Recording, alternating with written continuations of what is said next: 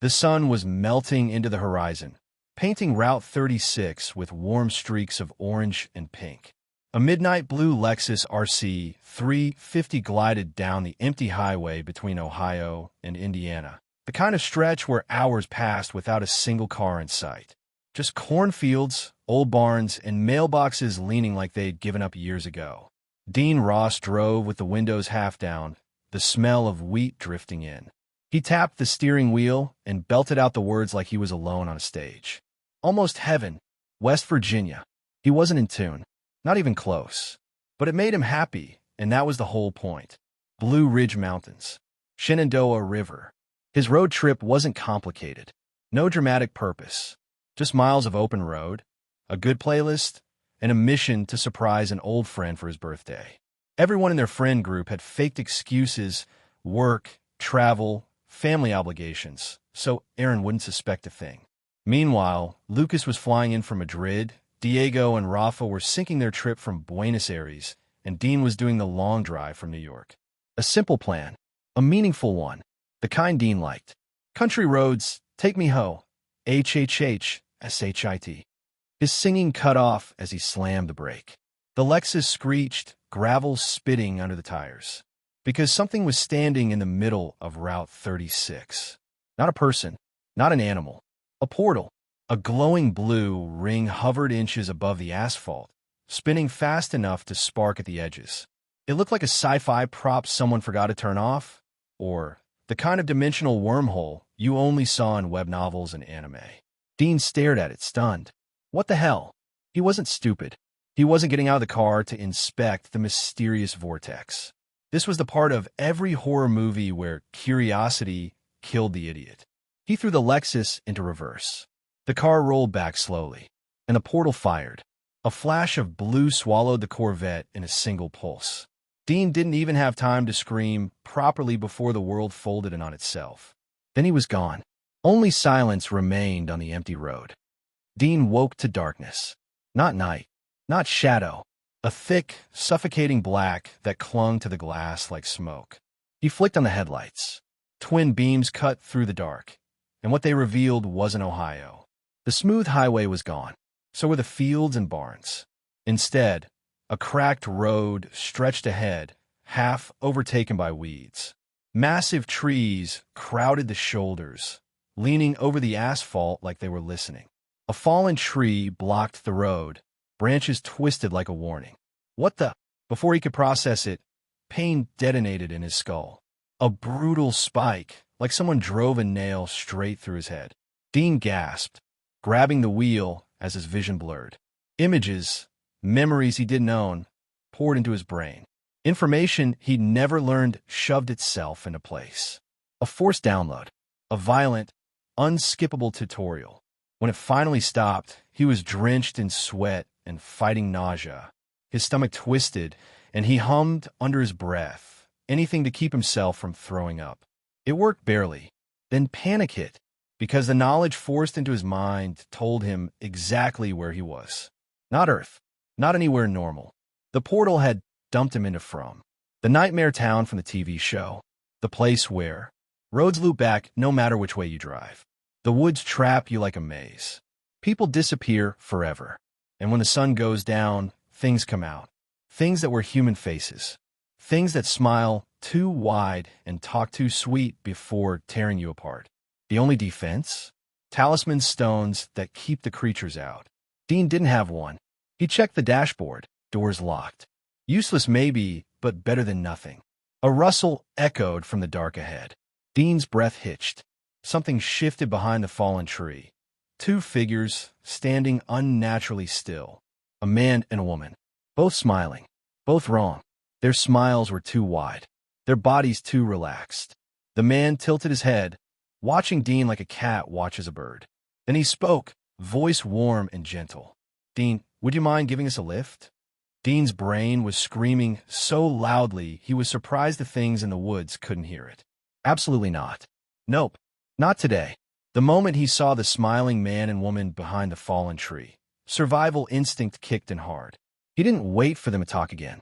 Didn't wait for the creepy, soothing voices to start worming into his skull. His hand slammed the gear shift. Reverse. Hard turn. Tires skidded, gravel shot everywhere. The Lexus whipped around like it was auditioning for Fast and Furious Survival Edition. Then he floored it. The engine roared. The seatbelt dug into his chest. He didn't care. All that mattered was distance, getting as far from those smiling nightmares as humanly possible. Because Dean knew how the creatures worked. He'd seen the show. They didn't always attack right away. They talked first. Soft voices. Sweet smiles. They got inside your head. Then they tore you apart. Not him. Not tonight. Sweat rolled down his forehead, even with the cool night air blowing in through the barely cracked windows. His hands were locked onto the wheel, knuckles white. His breathing was too fast, too shallow. Every rustle in the trees made him flinch. He'd seen one of those monsters rip through a damn horse in a single motion. Muscle bone gone. If they could do that, the Lexus door was basically a soda can. He forced a deep breath in through his nose, out through his mouth.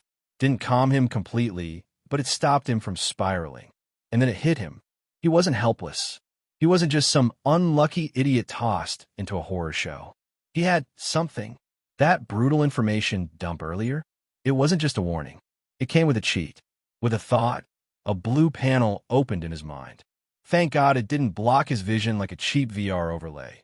He could still see the road. World Travel Panel. Name, Dean Ross. Age, 23.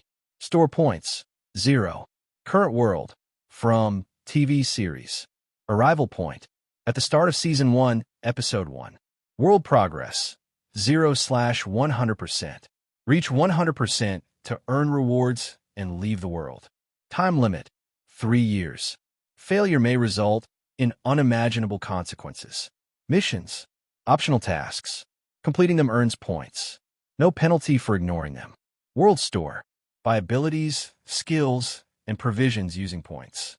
Start a gift pack. Start a gift pack, Dean muttered. Yeah, that screaming clicked me. He mentally tapped it. The panel shifted smoothly to a new display. Starter gift pack, 100 points. M9 pistol, Beretta, plus 24 bullets. First aid kit, stored in your personal inventory space. Only World Store items can be stored. Dean blinked. Wow, 100 points, a gun that won't help me, and a first aid kit for when I get turned into spaghetti. Incredible. He knew the rules. Bullets didn't do jack to the monsters in from. You could empty a magazine into one of their smiling faces, and all you'd earn was regret. The first aid kit? Useful, if he survived long enough to use it. Still, the pocket dimension storage was a nice touch. At least he could access the items instantly. But 2 out of 3 items were glorified paperweights. All right, he thought. Let's see if I can buy something that won't get me murdered in the next 5 minutes. The starter pack closed. The World Store expanded like an RPG shop menu. 3 categories. Abilities, supernatural traits, physical boosts, passive perks. Skills, combat styles, survival training, technical expertise. Provisions, consumables, and other supplies. Dean mentally scrolled through the lists and immediately noticed a problem. Anything he couldn't afford with his 100 points? Hidden, gone, deleted like it never existed. At first, he figured the system was just being practical. But then reality sank in. He would never see any high-tier items until he could afford them. No saving up, no goals, no dreaming of invincible anti-monster mode. Just, here's your poverty menu. Enjoy. Great, Dean grumbled. It's like walking into Walmart, and they've taped over every aisle except the clearance section. Even so, he wasn't out of options. 100 points wasn't much, but it was something. He swallowed hard, wiped the sweat from his forehead, and focused on the abilities tab. Because if he wanted to stay alive until sunrise, he needed something, anything, that could help him survive the night. Hey everyone, welcome to FanFic Canon. Thanks for hitting play. I'm thrilled to bring this fan-made story to life for you. If you enjoy the ride and want more narrated fanfics, smash, subscribe, and tap the bell so you never miss an episode. And if you want audiobook of a novel of your choice, join my Patreon. Request any title that's freely available online, and I'll produce a full narration just for you. Now, let's dive into today's adventure. Dean took a breath and looked at the Abilities tab, where around 7 options glowed on the panel in a tidy list. Abilities. 1. Suspiciously lucky coin flip, 5 points. Flip a coin that somehow always lands in your favor, unless it's life or death. 2. Reverse psychology aura, 20 points. People are 25% more likely to do something if you say not to do it. 3. Speed whisper, 50 points. Can whisper directly into someone's ear from up to 15 meters away. 4. Ghost veil, 100 points. Become completely undetectable to all monsters for 7 seconds.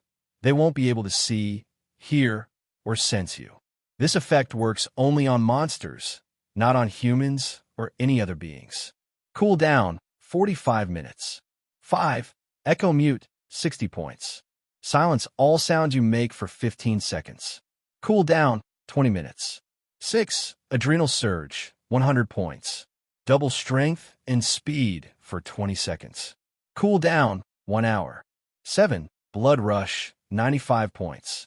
Push past exhaustion for 30 seconds. Once the 30 seconds are over, you fall unconscious. Cool down, 1 hour. One ability in particular caught his eye, Ghost Veil. 7 seconds of being completely invisible to those creepy bastards out there. But before making any concrete decision on what to buy, Dean decided to have a look at the skills and provisions available for him to acquire. Skills. 1. Nap Anywhere Protocol, 45 points. Can fall asleep instantly, even in danger. Helps in regaining mental stamina. 2. Professional Side-Eye, 15 points. Grants the ability to silently judge others so intensely they feel vaguely guilty. 3. Keen Eyes, 60 points. Enhances visual perception. Spot movement in the dark and notice small details others would miss. 4. Silent Step, 100 points. Greatly reduces noise made when walking or running. Useful for sneaking past monsters or enemies. 5. Iron Will, 80 points. Grants high resistance to fear, panic, and mental pressure. You can think clearly in stressful situations. Provisions. 1. Rusty Pocket Knife, 5 points. Barely sharp, but it's better than nothing. Good for close defense or utility cutting. 2. Lighter plus half pack of matches, 15 points. Firestarter Kit. Works even if it's damp, but limited uses. 3. Canned rations, 3 meals, 80 points. Enough food to keep you going for a day. 4. Flask of clean water, 50 points. 1 liter. Purified and safe. Crucial in a place where water may not be. 5. First Aid Kit, basic, 40 points. Bandages, antiseptic, and painkillers. Heals minor injuries and stops bleeding. 6. Flashlight plus spare batteries, 80 points. Strong beam, lasts about 8 hours. Batteries can be swapped 3 times. Dean went through every glowing word on all the 3 tabs, reading each line like it might decide whether he lived or got torn apart tonight. The list wasn't long, but that almost made it worse. 7 abilities, 5 skills, and a few provisions that really didn't seem to be useful as per his current situation. He had exactly 100 points to spend. One shot. It was like being starving with a vending machine that only had a handful of snacks. You could stare at it for hours and still overthink which one to grab. Some of the skills and abilities were tempting right away. Iron Will? That was a good don't lose your shit power, especially in this nightmare town, where fear could get you killed faster than teeth and claws. Silent Step? Well, come on. Being able to move around without a single sound was straight out of every stealth video game he'd ever played. But none of those made him feel what Ghost Veil made him feel. One word came to mind when he read it. Untouchable. 7 seconds. 7 beautiful, glorious seconds where monsters couldn't see him, hear him, smell him, sense him. Nothing. In this hellhole, that was like getting handed a God mode button. He could think of at least a dozen ways it could save his ass. Sure, the cooldown was annoying. 45 minutes between uses meant he couldn't just spam it every time a monster appeared. He'd have to use it smart. But still, Ghost Veil was the only one that made him feel like maybe, just maybe, he had a fighting chance here. There was just one problem. Ghost Veil was only useful if there was somewhere safe to run to during those 7 seconds. If he hit it too early, he'd end up invisible in the middle of the damn street. Once it ran out, he'd be back in plain sight, surrounded, with a monster licking its lips. That would be less survival and more suicide with extra steps. So yeah, you need to know that a safe door was close by, and more importantly, that someone behind it would actually let him in. That's where his weird, almost cheating knowledge came in handy. This wasn't Dean's first time seeing this messed up little town. He'd seen from, watched the show, binged the hell out of it. He already knew a few of the locals. Not personally, but enough to make some educated guesses about who'd slam the door in his face and who'd open it. 2 names stood out instantly, Boyd Stevens and Kenny Lou. Boyd was a damn rock. No nonsense, tough, a leader through and through. He could be suspicious of strangers, sure, but Dean was 90% sure that Boyd wouldn't just leave him out there to die. Kenny was the other good bet. Younger than Boyd, maybe not quite as battle-hardened, but a solid guy with a good heart. Dean remembered moments from the show where Kenny risked himself for people he barely knew. If Kenny was the one at the door, there was a good chance Dean would make it inside before anything sharp and hungry caught up to him. He thought about the layout of the town. If he triggered Ghost Veil at the right spot, he could make it to Boyd's place in time. Same for Kenny's. But this town didn't exactly like playing fair. Streets could be blocked, or worse, one of those smiling freaks could be standing right in front of his target house. Hell of a gamble, Dean muttered, keeping one eye on the road to make sure he didn't crash into a monster or a tree while weighing his options. The thing was, every scenario he ran through ended with Ghost Veil being the winner. Every other option either helped him avoid trouble or made him better in a fight, but neither of those meant much if something caught him out in the open. Ghost Veil was the only one that was basically a big red button that said, "Not today, Satan." Dean let out a long breath and closed the glowing tabs in his head. They faded away like fog in the morning sun, but Ghost Veil stayed stuck in his mind like an itch he couldn't reach. He wasn't buying it yet, at least not now. No, first he needed to make sure Boyd and Kenny were actually inside, awake, and willing to let him in. From what he remembered, nights in this town meant everyone stayed locked up until sunrise. If he could get their attention before things got bad, maybe they'd give him some kind of sign, a flash of light, a quick wave through a window, anything to tell him where to go. Then he could buy Ghost Veil, make the run, and not die like an idiot. That thought stayed in his head as he rolled into the edge of town. It was quiet, too quiet, the kind of quiet that made you feel like the world had stopped breathing. The street lamps gave off a weak, yellow glow that didn't seem to reach very far. Dean slowed the car. His headlights cut through the empty street, but the beam felt small, like the dark was swallowing most of it. Then it happened. A soft metallic ping echoed in his head, and the world travel panel popped up in his head. It was like a notification you get on your phone. Mission assigned. Objective: survive until sunrise. Time remaining till sunrise: 30 minutes. Reward: 200 points. Dean let out a slow breath. Okay, that was something. Not exactly, oh, thank God, relief, but more like the feeling you get when you realize the rope around your neck might snap before it kills you. Before this, he was banking on Boyd or Kenny opening a door for him. He was pretty confident they would, maybe 90%, even 95% if he was being generous.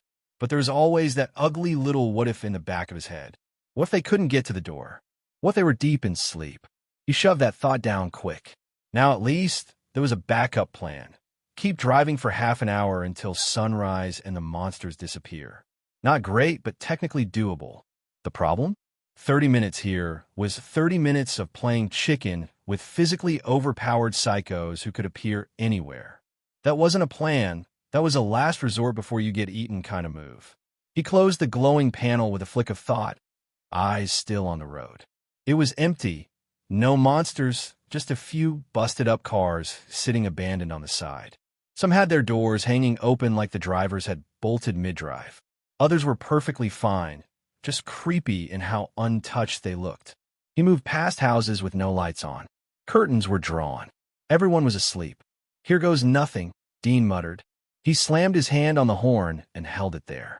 The honking sound ripped through the silence, spreading to the surroundings. wasn't just a beep, it was a giant middle finger to the night. If anyone in this town was awake, they'd hear it. If not, the noise was enough to wake them. And if monsters were nearby, well, they already knew he was here. He'd seen enough of them to know these things didn't just wander. They knew when someone was outside. Like they had cameras hidden in every shadow. Like how those two monsters appeared at the fallen tree, a few moments after he came out of the portal. So no, the horn wasn't giving him away. They were already on him. This was just letting any humans know that someone out here needed help. Not a stupid move, just desperate, which, to be fair, usually looks the same. Dean kept honking while his eyes scanned every nook and cranny. At first, nothing. Then he saw it. Light. Curtains twitched. A window flickered. A porch light blinked on. Dean's shoulders loosened just a bit. Good. People were waking up. But then his headlights hit the end of the street, and his stomach dropped. 3, no, 4 figures were standing on the road. They hadn't been there a second ago. Just poof. Now, they were there, standing perfectly still, smiling, always smiling. Oh, you've got to be kidding me, Dean thought as his face tensed. His first thought, reverse. Get the hell out of there. But the second he glanced at the rearview mirror, his gut twisted. 3 more, just standing there in the middle of the road behind him. Same creepy smiles. Same dead, hungry eyes. Great. Boxed in, he thought as his heart beat faster. Backing up was now suicide, as the speed would be slowed down considerably and the control would not be that good compared to driving ahead. He didn't have a choice. He hit the gas. Hard. The car shot forward. He swerved just enough to keep from getting too close to the smiling freaks in front. He didn't dare meet their eyes for long. On TV, they were creepy, but in real life that smile felt wrong, terribly wrong. He pulled the car back onto the road once he was past them. When he saw he'd made it without any of those freaks of nature clinging on, he finally let out a breath. Fuck, that was close. Dean's hands were sweaty on the wheel. He didn't lift his finger from the horn, letting it blare on. Somehow, the sound made him feel safer, like if it kept going, he was still alive. Okay, you've bought yourself a few seconds. That's it. Just loop back around. Don't stop. Don't hesitate. And don't crash. Finally, Dean let his thumb slip off the horn. The sound stopped, and the night went quiet. He did it because he had reached the edge of town, where there were no more houses. Soon, both sides of the road were swallowed by massive trees. The road stretched out ahead, feeling endless due to the dark. He'd watched enough of from to know what this meant. No matter how much anyone tried, they would loop back to the town, cursed and never leave this place. Still, his foot pushed harder on the gas. A few minutes later, the trees thinned out and the town came back into view. The same houses, the same air whispering that he wasn't leaving. Dean looked up and down the road, his nerves tense. Nothing. No monsters on the road. It was like they had melted into the dark night, gone as if they'd never been there. He slowed down the car and slammed down on the horn again. The sound tore through the silence. This time, more porch lights flicked on one after another. Curtains shifted, windows lit up, and soon half the houses on the street were glowing with light. But still, no one called him over. Just silent houses, watching. Dean's jaw clenched. Come on, somebody give me a fucking sign. Anything. That's when it hit. Music. Blasting. Deafening. His stereo lit up. The volume shot up on its own. AC/DC's highway to hell blasted from the speakers, so loud the rearview mirror shook. And it didn't stop. The sound kept getting louder every second. Dean's eyes jumped to the dash. His ears rang, the noise stabbing so sharp it felt like they were bleeding. What the— oh, come on, no. He twisted the knob, slammed the buttons. Nothing worked. The music only got louder, the bass hitting his chest like a punch. Fuck, Dean yelled, punching the dashboard. The stereo didn't budge. Louder and louder. The volume spiked up every second, drowning everything else. Dean didn't stop. He pulled back his fist and smashed the stereo again. Once. Twice. The stereo broke apart. Plastic and glass snapped and sparks flew. And finally, the music stopped. Dean breathed in and out rapidly, his knuckles aching. Yeah, that's what I thought, you piece of— His head snapped back to the windshield, and his stomach dropped. Too close. One of them was right there, its face pressed near the edge of the windshield by the passenger's seat, dead eyes staring in. That awful smile on its creepy-ass face stretched wider, like it was about to split its face in two. Shit! Dean roared, jerking the wheel. The car swerved, tires screeching. But it was too late. The monster's hand shot out. Its pale fingers, which seemed to have turned into claws, grabbed the window frame. The glass shattered like paper, crumbling into shards that spilled across the seat next to him. Metal screeched as the frame bent like tin foil under the pressure of that monster's claws. Dean's heart pounded. His throat locked, a scream stuck inside. He slammed the gas, and the engine roared, pulling the monster off balance. Its arms scraped down the side, and its claws brushed against the door until it slipped free. He kept one hand tight on the wheel as he glanced at the wrecked passenger side. The handprint was still there, pressed deep in the metal. Proof. That wasn't just a creepy grin anymore. That thing was strong enough to tear the car open like a soda can, all while he was still driving. He pressed harder on the gas, but his mind was racing too fast to calm down. Panic gripped him, and he kept imagining the monsters closing in. If they had grabbed him from both sides at once, he would have been dead. The thought of them ripping his arms off made his stomach turn. In the middle of the panic, one thought came to him.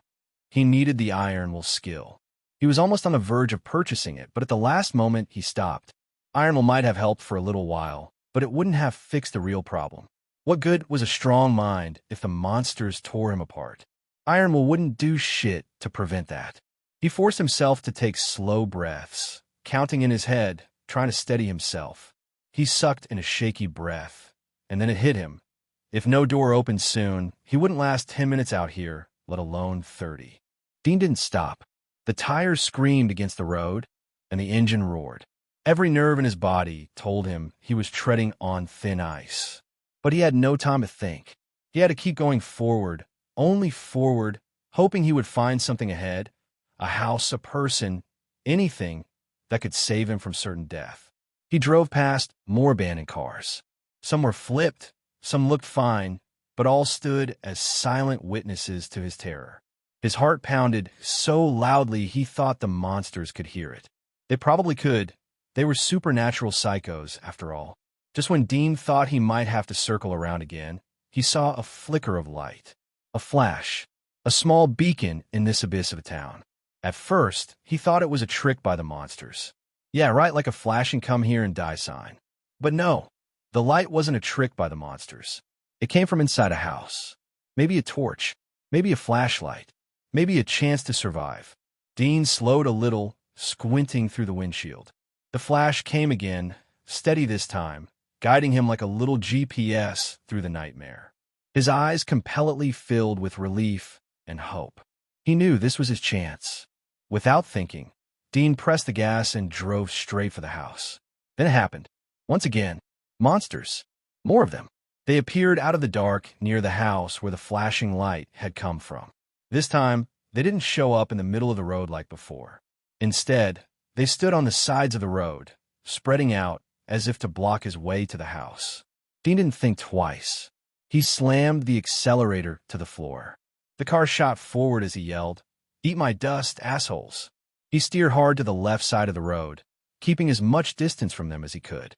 In the middle of it all, he opened the store panel and purchased the Ghost Veil ability. His heart hammered as more monsters appeared, now standing in the front yard of the very house he was aiming for. It was all or nothing. Dean pressed harder on the gas. Just as he passed the monsters, he yanked the wheel and took a sharp turn, launching the car straight into the front yard. The tires screamed, rubber burning as the car drifted. It finally skidded to a stop in the yard, landing just behind the monsters and creating a temporary barrier between them and the house. Dean shoved his door open, activating Ghost Veil as he jumped out. 7 seconds. He had 7 seconds. "Open the fucking door," he shouted at whoever was inside the house. The door of the house moved, just a crack at first, as a man's face appeared, eyes wide, peering out. Dean ran for his life across the front yard, nearly falling, counting every second in his head. The man's eyes went wide as he saw Dean charging at him like a raging bull. With a quick grunt, he yanked the door open just enough. Dean didn't hesitate. He dove forward, scraping his shoulder and arm against the frame as he fell through the doorway and rolled hard across the floor. The man slammed the door shut behind him, and a sharp click of the lock echoed through the room. Holy shit! Dean panted still on the floor for a moment, heart pounding, lungs burning, trying to catch his breath as the sound of the lock felt like a lifeline. Outside, the monsters slowly circled the car, smiling as always. They didn't seem too bothered that their prey had escaped. In fact, the smiles on their faces made it feel like this had been their plan all along. Then, just as quietly as they had come, they slipped back into the darkness. Inside the house, the second the lock clicked shut, a panel popped up in Dean's head. Mission complete. Survive until sunrise. Reward, plus 200 points. Dean cursed under his breath. The sun wasn't even up yet, but maybe the system figured him being behind a locked door was good enough. Monsters couldn't claw through doors, right? Unless some idiot cracked one open. For once, the thing cut him some slack. He sat up on the floor, chest heaving, sweat dripping into his eyes. His shoulder throbbed where it had smacked the door frame on the way in. Across from him, the guy who'd let him in hadn't moved an inch, still standing stiff near the door, staring at it like he expected monsters to punch right through the wood. Dean coughed, his voice filled with sincere gratitude. Thanks, man. Seriously. If you hadn't opened that door, I'd be monster chow by now. The guy finally looked at him, face pale, lips tight, but he managed a nervous half-smile. Don't mention it. He paused for a second before muttering under his breath, almost himself, You're lucky. Real lucky. Dean rubbed his shoulder as it stung a bit. While doing so, he sized the guy up, broad shoulders, rugged, the type of dude who had leader written all over him whether he wanted it or not. Dean already knew the name, of course, but had to play clueless. Dean. Name's Dean Ross. The man, finally sure no monsters would break through the door, smiled at Dean. Boyd Stevens. Dean gave a dry chuckle, trying to hide the recognition. So, Boyd, not that I don't appreciate the rescue, but what the hell were those things out there? Creepiest sons of bitches I've ever seen. Boyd hesitated.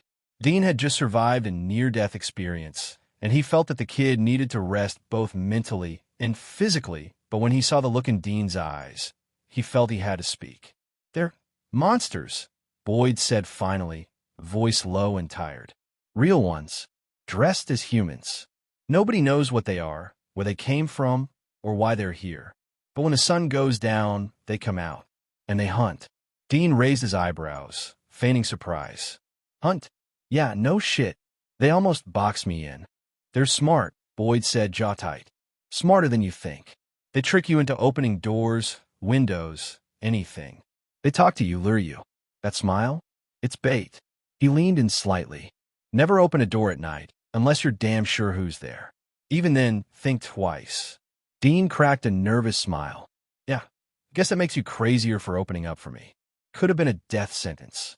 I've never seen those things run like that, Boyd said, eyes narrowing as he replayed it in his mind. That's why I let you in. If you were one of them, you wouldn't have been out there screaming, open the fucking door, while running for your life. Dean leaned against the wall, his breathing slowly returning to normal. So, he muttered, wiping sweat from his forehead. What the hell is this place? I was driving on the highway, hit a tree in the road, kept going in circles, and somehow ended up back in the same place. And then those monsters showed up. Boyd hesitated, choosing his words carefully. That's how it happens. Doesn't matter what road you take or how far you drive. You end up right back here. This place doesn't let you go. Dean tilted his head, pretending he hadn't heard. Doesn't let go? Like a spider web? Trap. Exactly like a trap, Boyd said, voice flat and heavy. Everyone here? Same story. People were traveling, living normal lives, then suddenly they're here. Once you're in, you don't get out. At first, Dean said nothing. Anyone hearing that would naturally feel disbelief, suspicion, and a whirlwind of other emotions. He let himself appear to go through the same turmoil, pretending to process it all, before finally muttering, Well, ain't that just peachy? He scratched his jaw and asked louder, So we're stuck. Just us and a bunch of grinning psychos outside, waiting for dinner. Boyd stayed silent.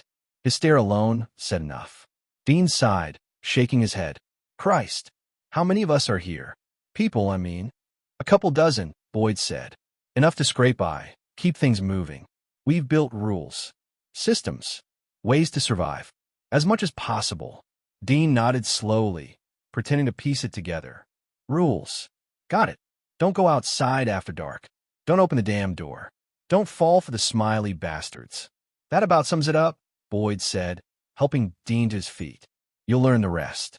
Everyone does. Or they don't last. Dean pushed himself up, legs shaking like wet noodles. His back hit the wall as he steadied himself, half expecting the door to bust open and those smiling freaks to pour in. But thankfully they didn't. Boyd pointed at the couch. Sit down. Catch your breath. Dean didn't argue.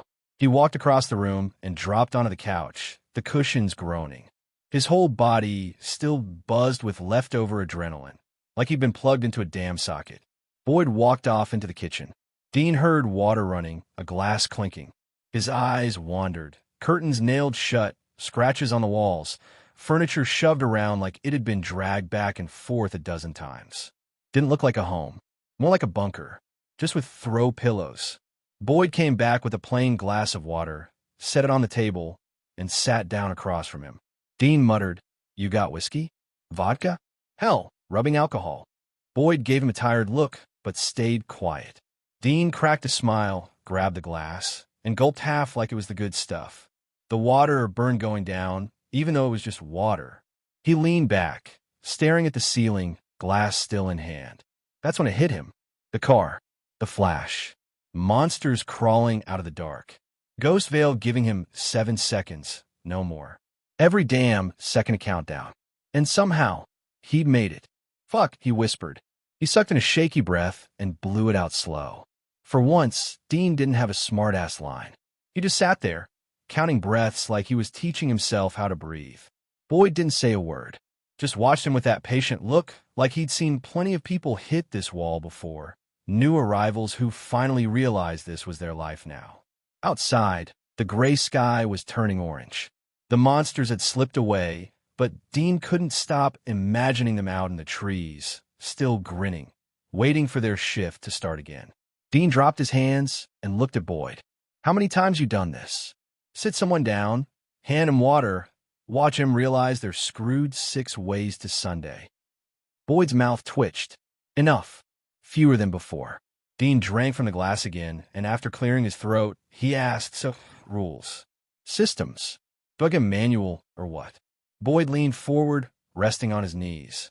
You saw the talisman on the door? Dean frowned. The what? Boyd nodded toward the wooden carving by the door. Dean hadn't noticed it before. He'd been too busy not dying. But as he had watched the show, he knew that every house in the town had one. That keeps them out, Boyd said. As long as it's there and you don't open the door, you're safe. Step outside after dark, you're not. Dean squinted at the carving. Wait, that little piece of wood keeps those freaks away? No garlic, no holy water, no silver bullets, just arts and crafts. Boyd said it flat. It works. Dean raised his hands. Hey, no complaints here. If a wood carving keeps my neck attached, I'll hang one around my neck. Hell, I'll tattoo it on my ass.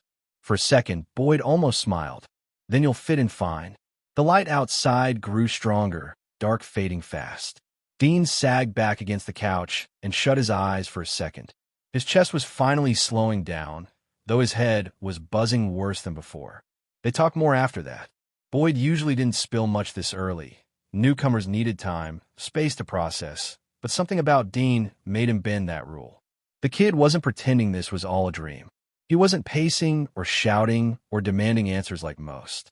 He was listening, sharp-eyed, sarcastic, sure, but taking it in. So Boyd told him, not everything, never everything, but more than he normally would. He explained the town, how nobody really remembered arriving the same way, just driving down some road that shouldn't have been there and ending up here. How there was no getting out once you were in. How the sun went down and the monsters came out smiling, patient, waiting. Dean didn't interrupt much. He just sat there, glass turning in his hand, sometimes tossing in a half-smile or muttered curse. When Boyd finished laying down the basics, Dean finally gave him his story. Or At least, the parts he was willing to share. The car ride, the fallen tree, the sudden drop into this nightmare. He skipped the portal thing. No way, he was telling Boyd about the system in his head. It stayed locked tight. But the rest he laid out straight. Boyd listened like he always did, quiet, steady, not judging, not pushing. When Dean trailed off, Boyd filled the silence with more truths. He told him about the two places people lived. The town itself, where folks like him tried to hold some order together, and Colony House up on the hill, where things ran loose. Two ways of surviving, two ways of coping. Neither perfect, both necessary. Dean raised his eyebrows. So, what? You people flip a coin when new meat shows up? Town life or treehouse cult?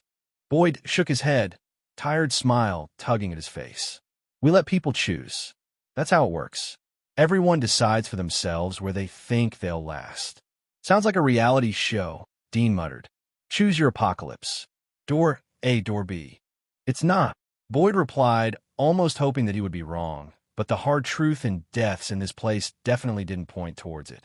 Boyd stood finally, stretching his back with a groan. He looked toward the window, eyes narrowing like he was already counting problems waiting out there. How about to make rounds? Patrol the streets. Check the wards. He looked back at Dean. Take the day. Think on what I said. Meet people. You'll need them. And then, after patting Dean's shoulder, he was gone, the door clicking shut behind him. Dean sat alone on the couch with the empty glass still in his hand. The silence grew heavy.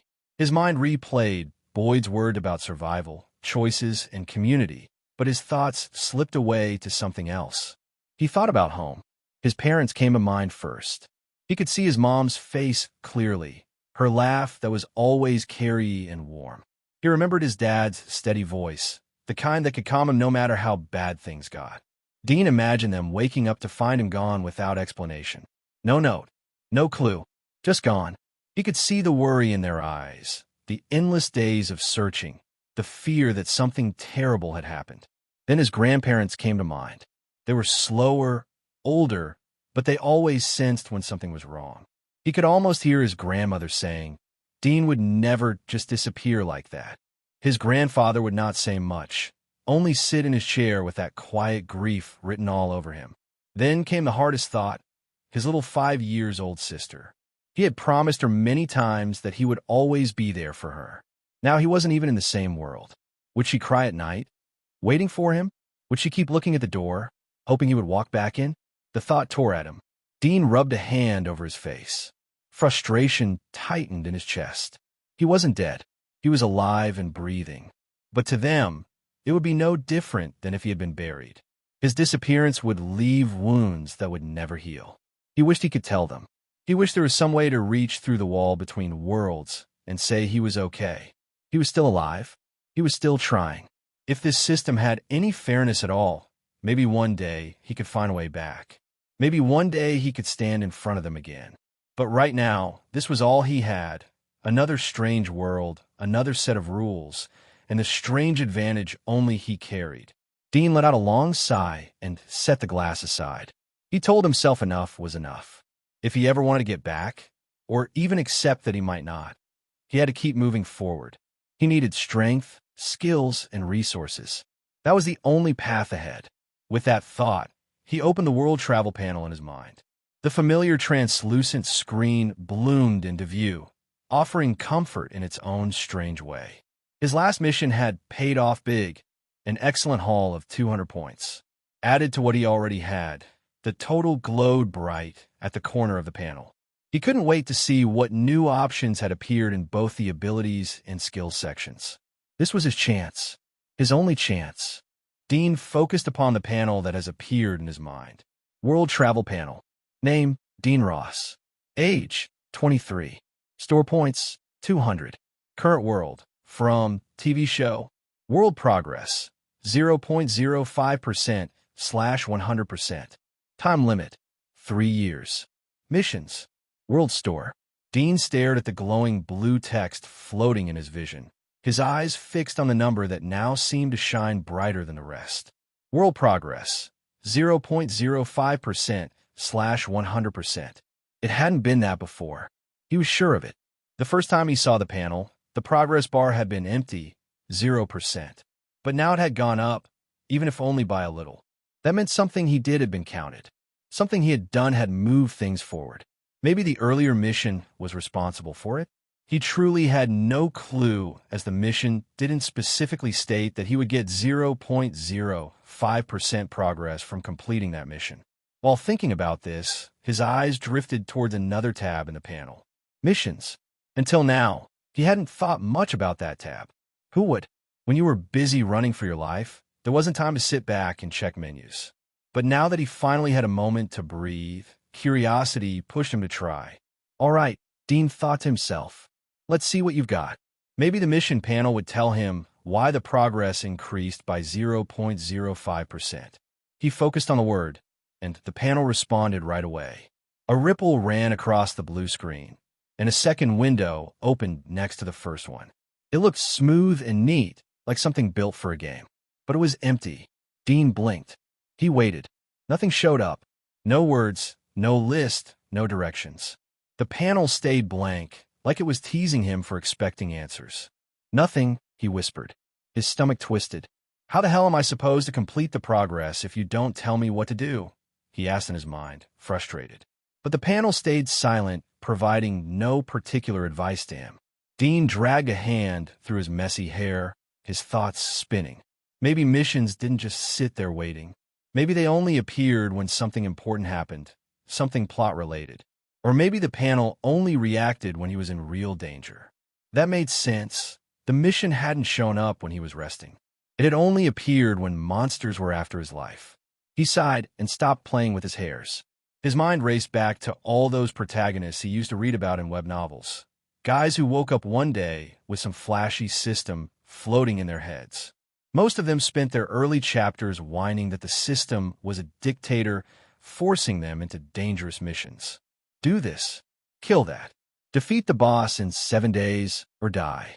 And if they failed, punishments. Penalties. He used to roll his eyes at those system protagonists with no free will. Now he understood both sides of the coin. He didn't want to be controlled either. The very idea of some cold, mechanical voice hijacking his life and dictating his every step made his skin crawl. Yet his own situation wasn't much better. Apart from the 3-year ultimatum hanging over his head, his system didn't guide him at all. No clear path. No guaranteed missions. If he wanted progress, he had to walk into danger on his own, throw himself into the fire, and hope. Hope. The system might acknowledge it and assign him something. And even then, there was no certainty it would. It sucked. It sucked as hell. Still, Dean let out a slow breath. He couldn't deny it was better than those nightmare systems where every mission was compulsory, where failure meant instant death. At least here, he still had some measure of freedom. But that so-called freedom came with its own chains. Because now the truth was clear: no risk, no voluntary involvement, no mission. The realization hit him like a stone sinking into his gut. If he spent the next 3 years hiding, staying safe, waiting things out, then nothing would change. No missions would appear. Without missions, there would be no progress. And if the progress bar didn't reach 100% by the time the clock ran out, he had no doubt something terrible was waiting for him. Unimaginable consequences, that's what the system had stated. The words made his skin crawl. Death seemed like the obvious answer. Maybe the panel would just shut him down, like turning off a light. But what if it was worse? What if death wasn't the punishment, but the mercy? What if the panel had something much crueler waiting? Eternal nothingness? Being trapped here forever? Or something his mind couldn't even picture? Dean closed his eyes. Maybe that was the whole point. Maybe the panel wasn't letting him sit on the sidelines. Maybe it wanted him to take part, to change things, to step into the fire instead of avoiding it. That would explain the 0.05%. His decision to fight, to survive when it mattered, had been enough to move the bar forward. The thought troubled him. He wasn't a soldier. He wasn't a hero. He was just Dean, ordinary, human, unprepared, and definitely not that Dean Winchester from the damn Supernatural TV show. But maybe the panel didn't give a shit about any of that. Maybe it didn't care who he was, or what he could or couldn't do. Maybe the only way forward was to change, to adapt, whether he liked it or not. Dean looked at the blank mission panel one more time, his jaw tight. Fine, he thought softly. If you won't hand me missions, I'll make my own. The panel glowed quietly, giving no response. But Dean didn't need one. He made up his mind. For now, though, there was one last thing to check.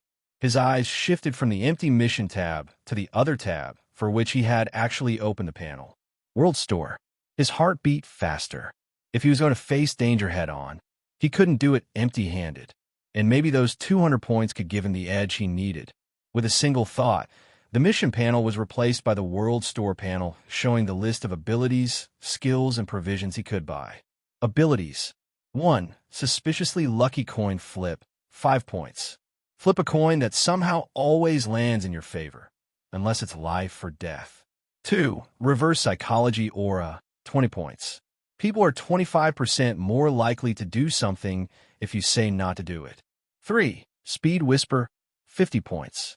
Can whisper directly into someone's ear from up to 15 meters away. 4. Echo mute, 60 points. Silence all sound you make for 15 seconds. Cool down, 20 minutes. 5. Adrenal surge, 100 points.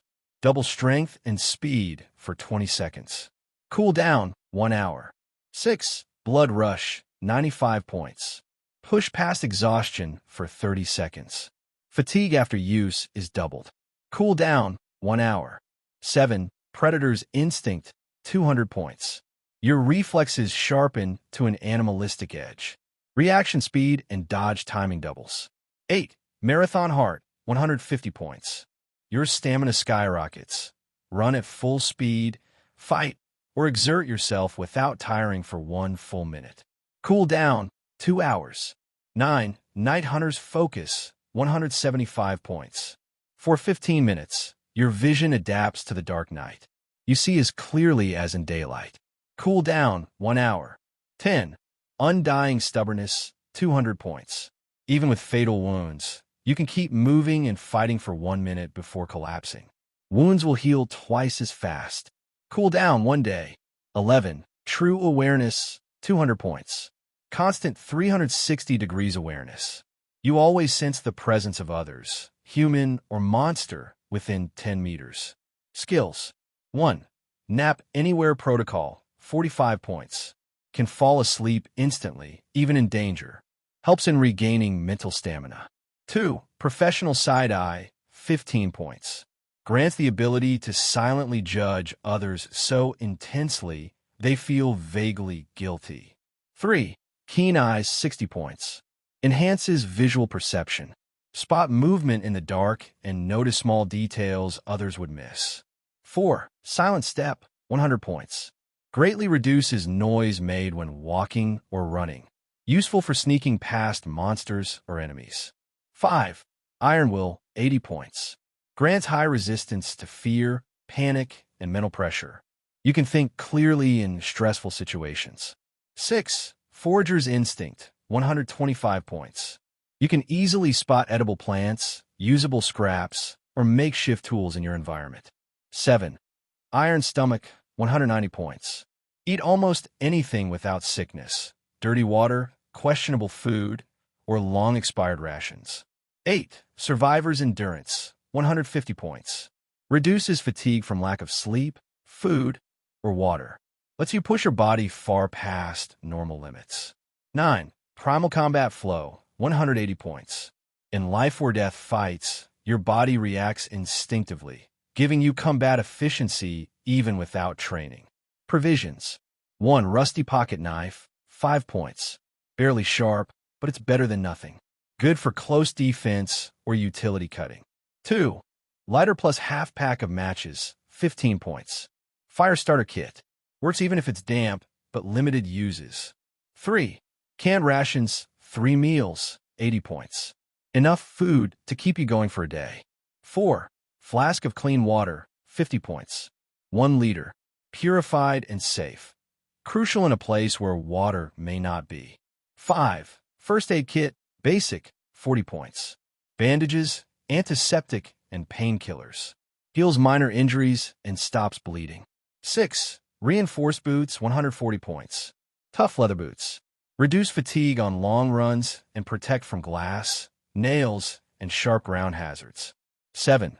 Flashlight plus spare batteries, 80 points. Strong beam, lasts about 8 hours. Batteries can be swapped 3 times. 8. Hunting bow plus 6 arrows, 150 points. Silent ranged weapon. Decent stopping power, if aimed well. 9. Protective vest, Kevlar light, 180 points. Absorbs some blunt and piercing damage.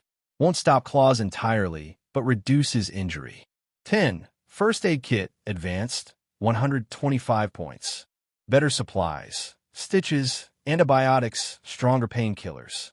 Can stabilize even serious wounds. 11.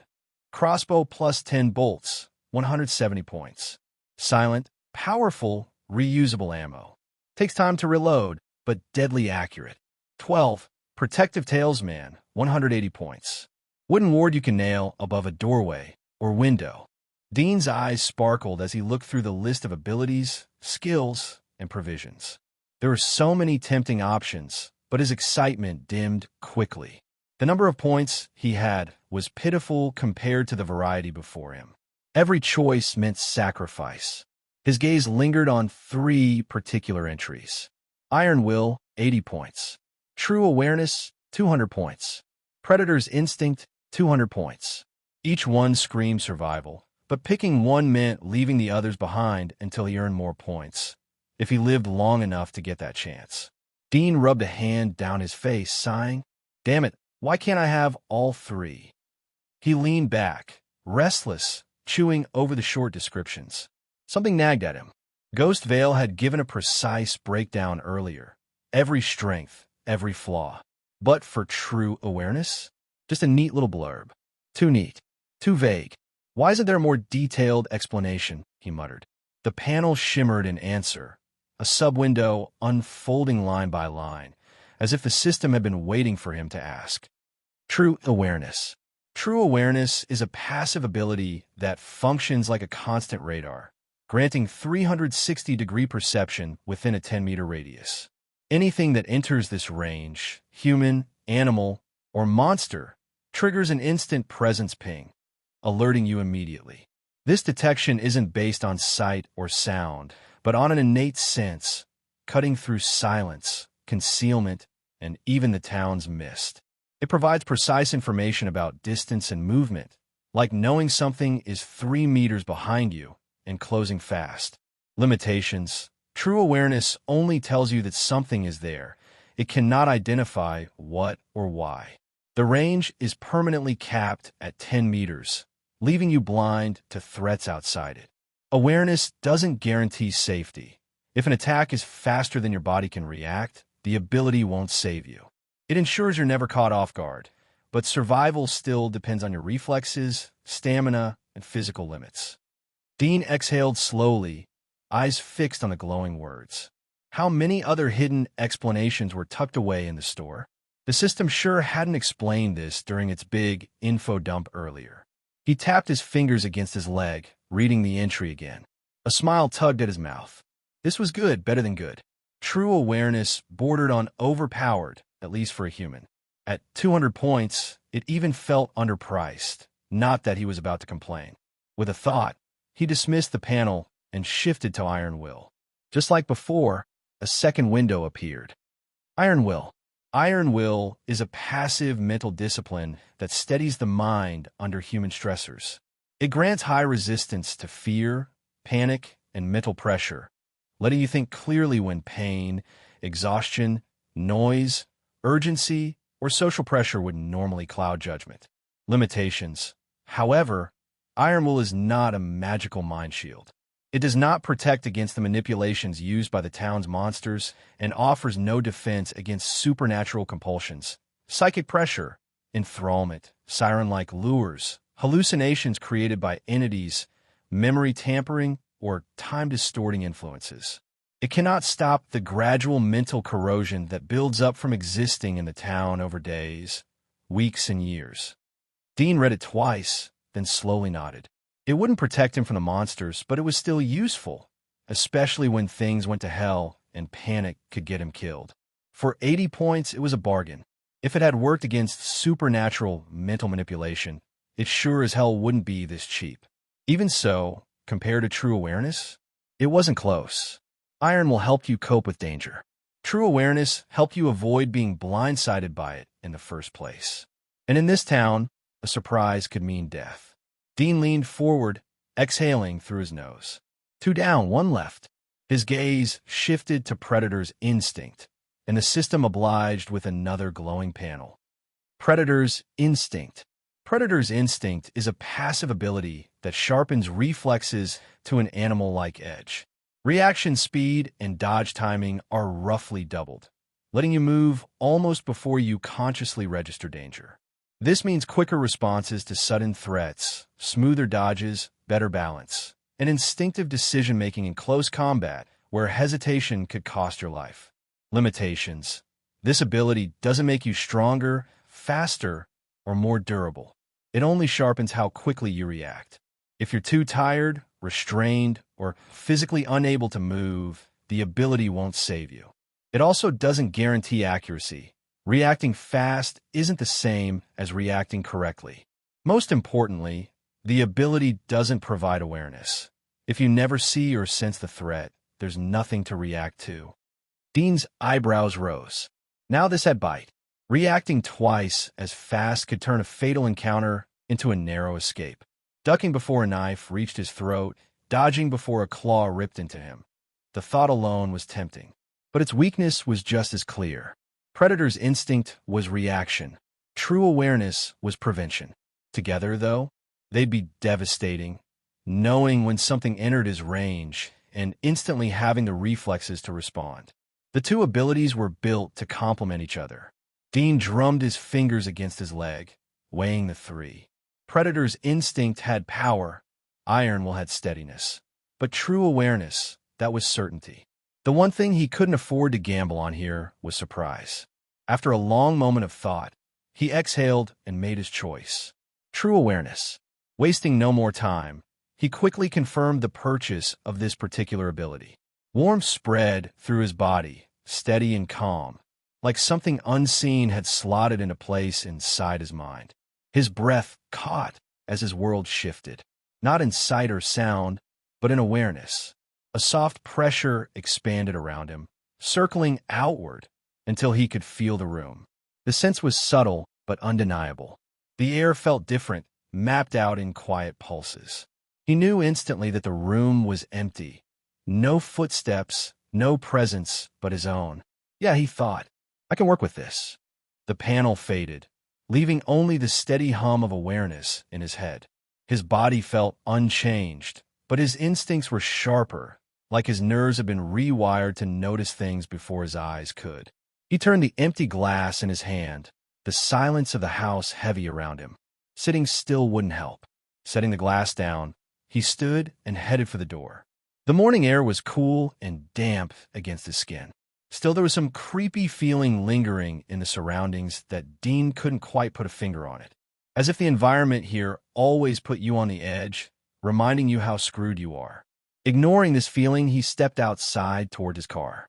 His car sat a few feet ahead in the yard, still marked by the monster's attack.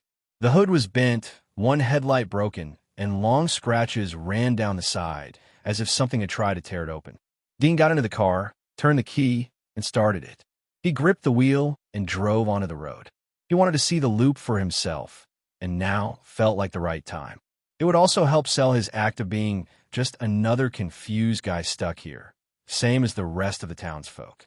The streets were quiet in the early morning, not a soul in sight. As he swerved the car back on the road, his mind ran through ways to earn progress points. Today would be important. The Matthews family was coming to town.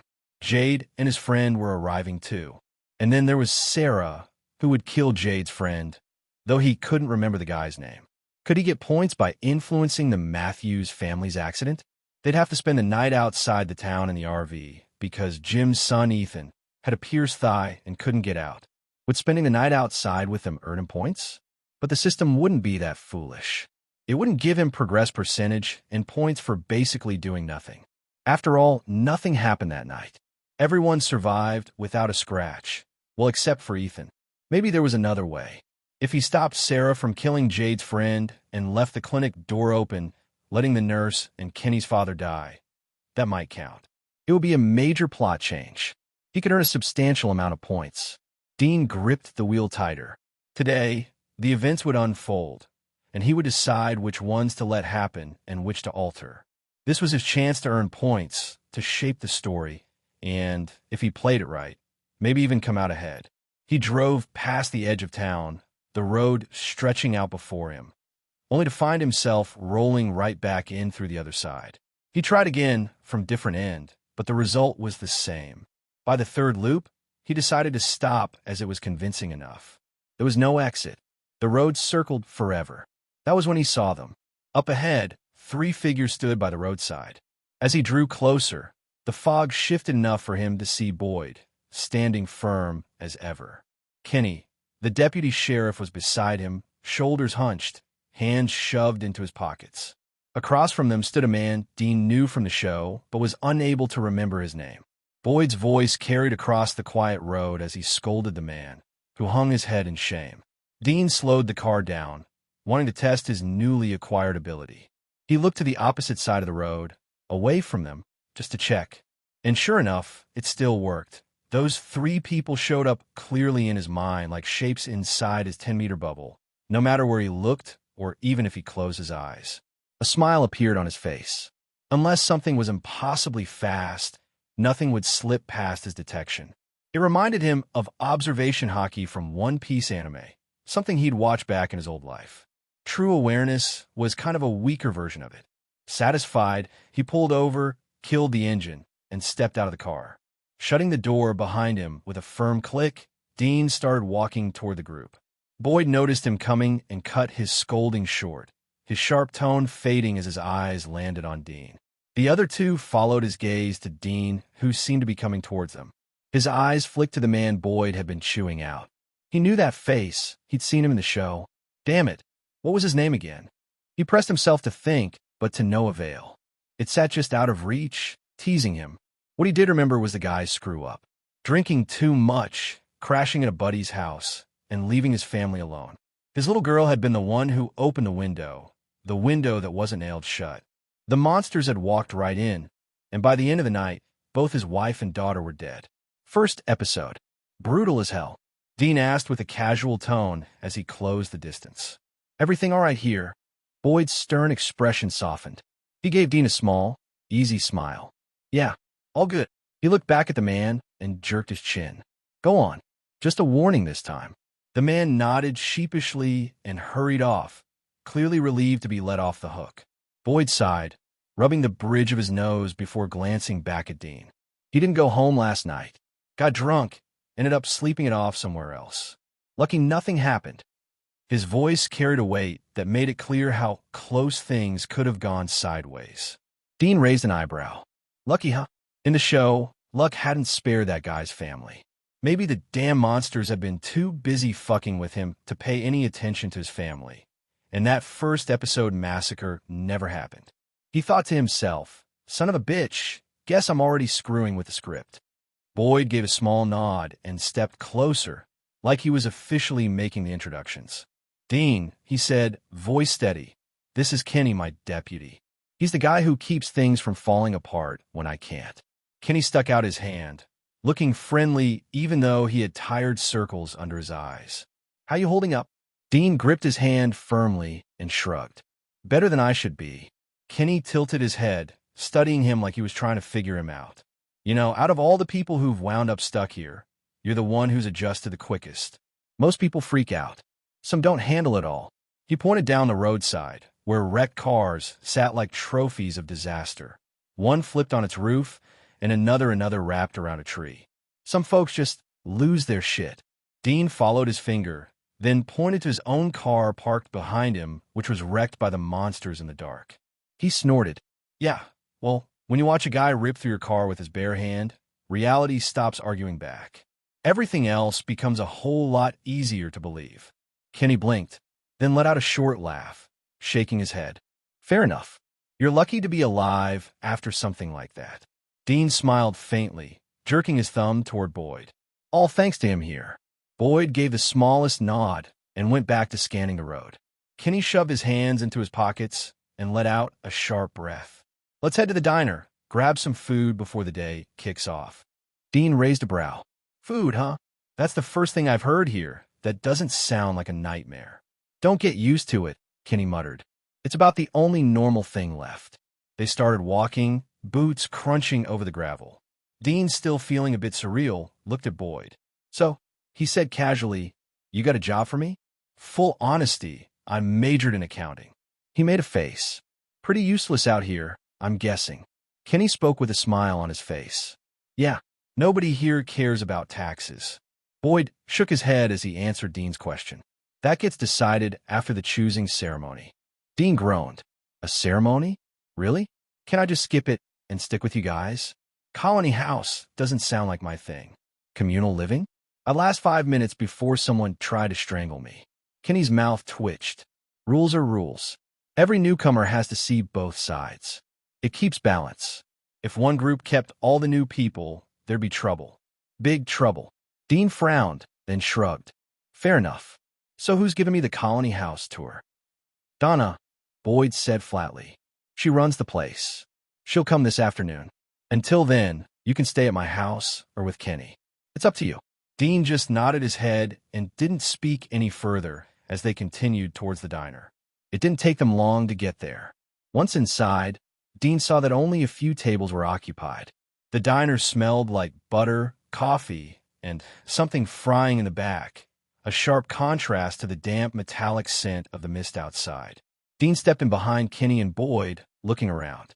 The place looked like a postcard version of small-town America. Checkered tiles, vinyl booths, a row of stools at the counter.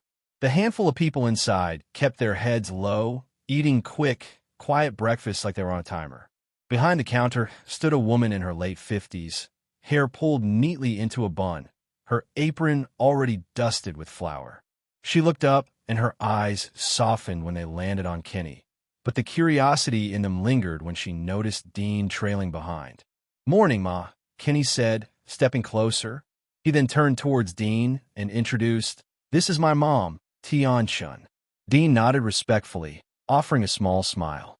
Dean Ross. Pleased to meet you. A small simile appeared on her face as he nodded in greeting to Dean. Welcome. She then turned to her son and muttered. Dean blinked, catching only the tone, not the meaning. Kenny nodded and replied, just as smoothly. Dean looked between them, brows raised. Okay, what are we saying here? You telling her I'm a serial killer or something? Kenny smiled faintly, shaking his head. Relax. My mom likes to make something special for new guests. It's kind of her thing. He paused, tilting his head. Anything you prefer? Dean gave a polite shake of his head. Honestly, anything would be good. I'm really not a picky eater. Pretty sure I lost that privilege the second I drove into this place. Kenny still pressed, his voice dry. Come on, everyone's got a favorite. Dean huffed out a short laugh. All right, fine. I wouldn't say no to scrambled eggs. Kenny turned back to his mother and spoke in their language again, his tone lighter this time. Tion's eyes brightened, her face breaking into a wide, enthusiastic smile. She bustled toward the back kitchen, already calling instructions to someone unseen. Dean leaned slightly toward Kenny. I gotta admit, that sounded way more exciting than just eggs. Kenny shrugged, deadpan. That's because you don't know how seriously she takes her little ritual. Trust me, you'll eat it and never look at diner eggs the same way again. Dean smiled. Well, good to know I've got at least one thing to look forward to here that doesn't involve monsters ripping cars apart. From the corner, Sarah stepped closer, a stack of plates in her hands. She set them down on a nearby table, then glanced at Dean. Welcome, she said, her voice uneasy, like she didn't quite want to open the conversation, but felt obligated. Dean gave her a small nod. Thanks. Just rolled in the morning. Didn't exactly get the welcome brochure, but I'm piecing it together. Sarah didn't smile. She just gave another quick look at Boyd, then Kenny, before muttering, It's not easy here. And with that, she moved off again, busily wiping down another table. Dean watched her go, then leaned back against the counter, muttering under his breath, Friendly bunch you've got here. Kenny's eyes shifted toward her, lingering a moment before he spoke. Don't take it to heart. This place wears people down. Sarah's been stuck here longer than most. It leaves marks you can't always see. So, if she comes off sharp, just try to understand. Dean remembered what Sarah was going through during the first few episodes and what she was about to do. He gave Kenny a small nod, but stayed quiet. His thoughts shifted to the passive, true awareness ability of his. It was always active, like a second sense. Without looking, he could feel everyone within 10 meters. The people coming in, Kenny's mom moving around, Sarah clearing tables, even the townsfolk sitting in their booths, all of them appearing like points of light in his mind. What surprised him most was how easy it was and how it didn't tire him out. No weakness, no strain, no ache in his body or mind. It didn't drain his energy or break his focus. It was just there, steady and constant. That thought made him feel relieved. This was something he could rely on all the time without worrying about wearing himself out. In a place like this, it gave him a real edge. The thought made him smile faintly. For the first time since he arrived, he felt like he had something working in his favor. He went back to talking with Kenny while the diner carried on around them. Oil sizzling, dishes clattering, soft voices filling the room. For a moment, Dean felt a small taste of normal life. Meanwhile, Sarah moved from table to table, stacking dirty dishes in her arms. As she passed the counter, her eyes flicked toward Dean, quick and sharp, one narrowing as if she was trying to figure him out. The look only lasted a second, but it made the back of Dean's neck tingle. Then she turned away and slipped into the back. In the kitchen, Sarah dropped the dishes into the sink with a loud clatter. Her hands moved fast and unsteady, almost like she was panicking. She stopped for a moment, listening to the muffled voices coming from the front of the diner, then quickly pushed through another door into the storage room. Inside, shelves of cans and bags of flour filled the dim, shadowy space. She pressed her back against the door, her chest rising and falling fast. Her eyes darted to the small window high above, as if someone might suddenly look in.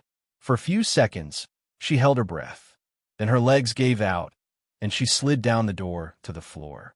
Her hands trembled as she pulled back her sleeve of the left arm. Her skin was hot, and it felt like something was moving under it. She bit her lip to stop herself from screaming. Letters slowly appeared on her arm, rough lines glowing faintly as if burned into her skin. The pain grew worse. Her breathing became uneven, her eyes filled with tears, and she bit back a scream as the words finished carving themselves into her flesh. She forced herself to look down through the pain and read the words cut into her arm. Kill Dean. The red letters on Sarah's arm flared, glowing hot as if carved into her skin. The pain was sharp and brutal. Then suddenly it stopped. The glow faded, the sting vanished, and her arm looked normal, smooth, clean, like nothing had been there. Sarah stared at it, frozen. Her chest rose and fell in quick, panic breaths. Every muscle felt tense, as if she had been running until her lungs burned. The pain was gone, but her mind still screamed. She ran her fingers over her skin to feel something, raised letters, a scar, a burn. Nothing, just regular skin. She tilted her head back and hit the door lightly, blinking as her eyes watered. She almost laughed, but only managed a shaky exhale. The words were gone from her arm, but not from her memory. "Get your shit together," she muttered. Her voice cracked. She pulled her sleeve down, wiped her face with her hand, and forced herself to slow her breathing. Her legs shook as she held onto the shelf and pulled herself up. She muttered a curse and got to her feet. Just as she balanced herself, the storage room door swung open and hit her from behind. Sarah yelped, flailed, and went face first into a box of old clothes. Dust exploded around her like someone had set off a smoke bomb. "Oh!" a voice shouted. Coughing, hacking on lint, Sarah shoved herself upright and found Tion, Kenny's mom, frozen in the doorway with a tray clutched in her hands. Her eyes were wide like she'd just hit a kid with her car.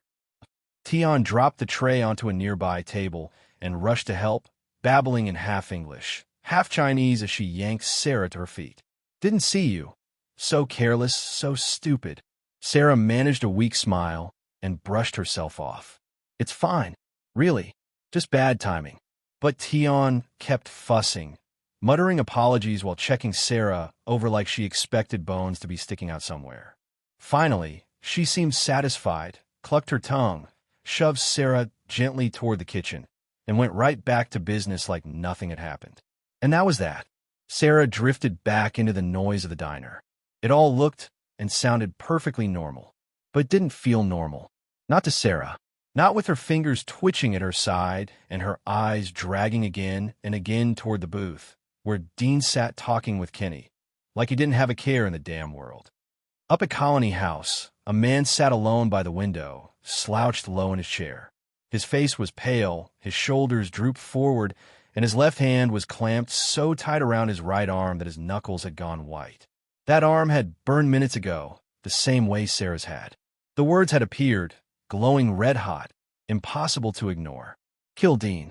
Now the skin was blank again, smooth as if nothing had happened, but the command kept hammering in his skull. Over and over. If Dean had been here, he would have known at once. This was the man, the one who had opened the window at Colony House that night. The one whose single intentional mistake had let the monsters inside. People had died because of it. Kevin pressed his forehead against the cool glass and let out a shaky breath. Until this morning, he hadn't even known who Dean was. Then he heard the whispers. Some new guy. Some unlucky bastard who'd managed to survive the night and the monsters. He let out a low, broken laugh. It's for her, he thought to himself. It's always for her.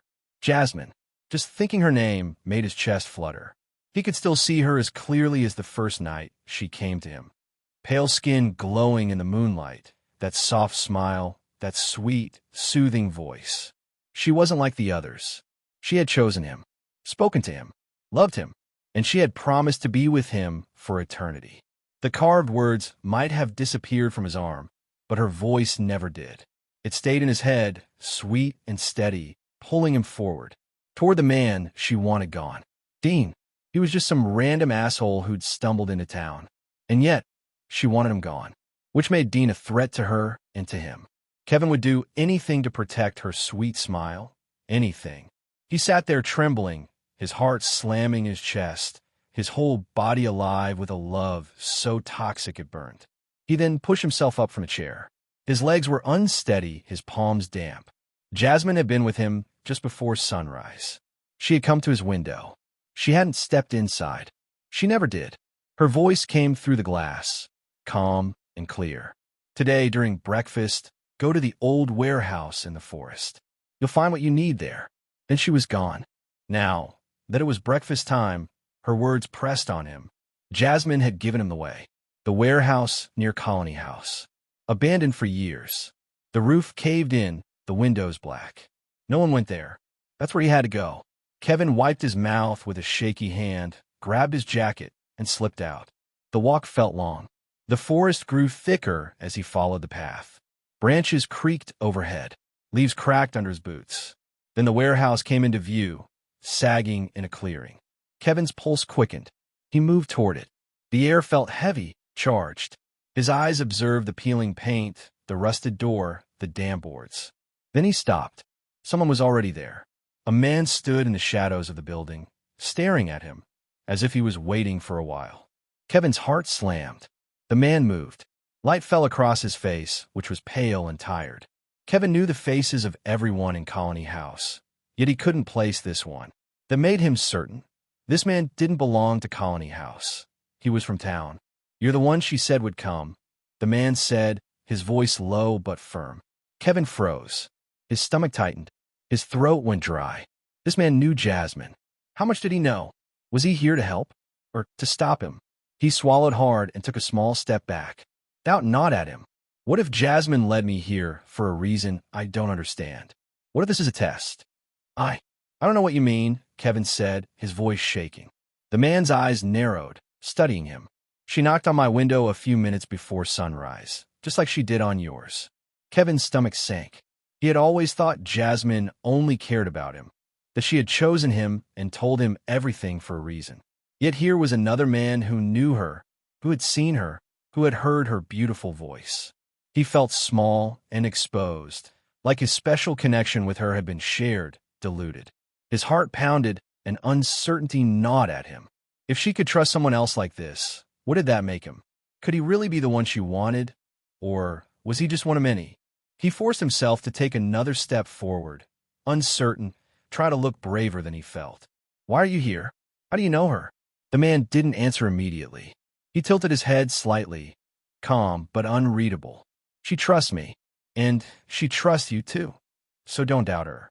I am here because she wanted me to make sure you didn't falter. Kevin's heart hammered. He felt relief knowing that she trusted him. But more doubts came to his mind. What if I fail her? What if I ruin this?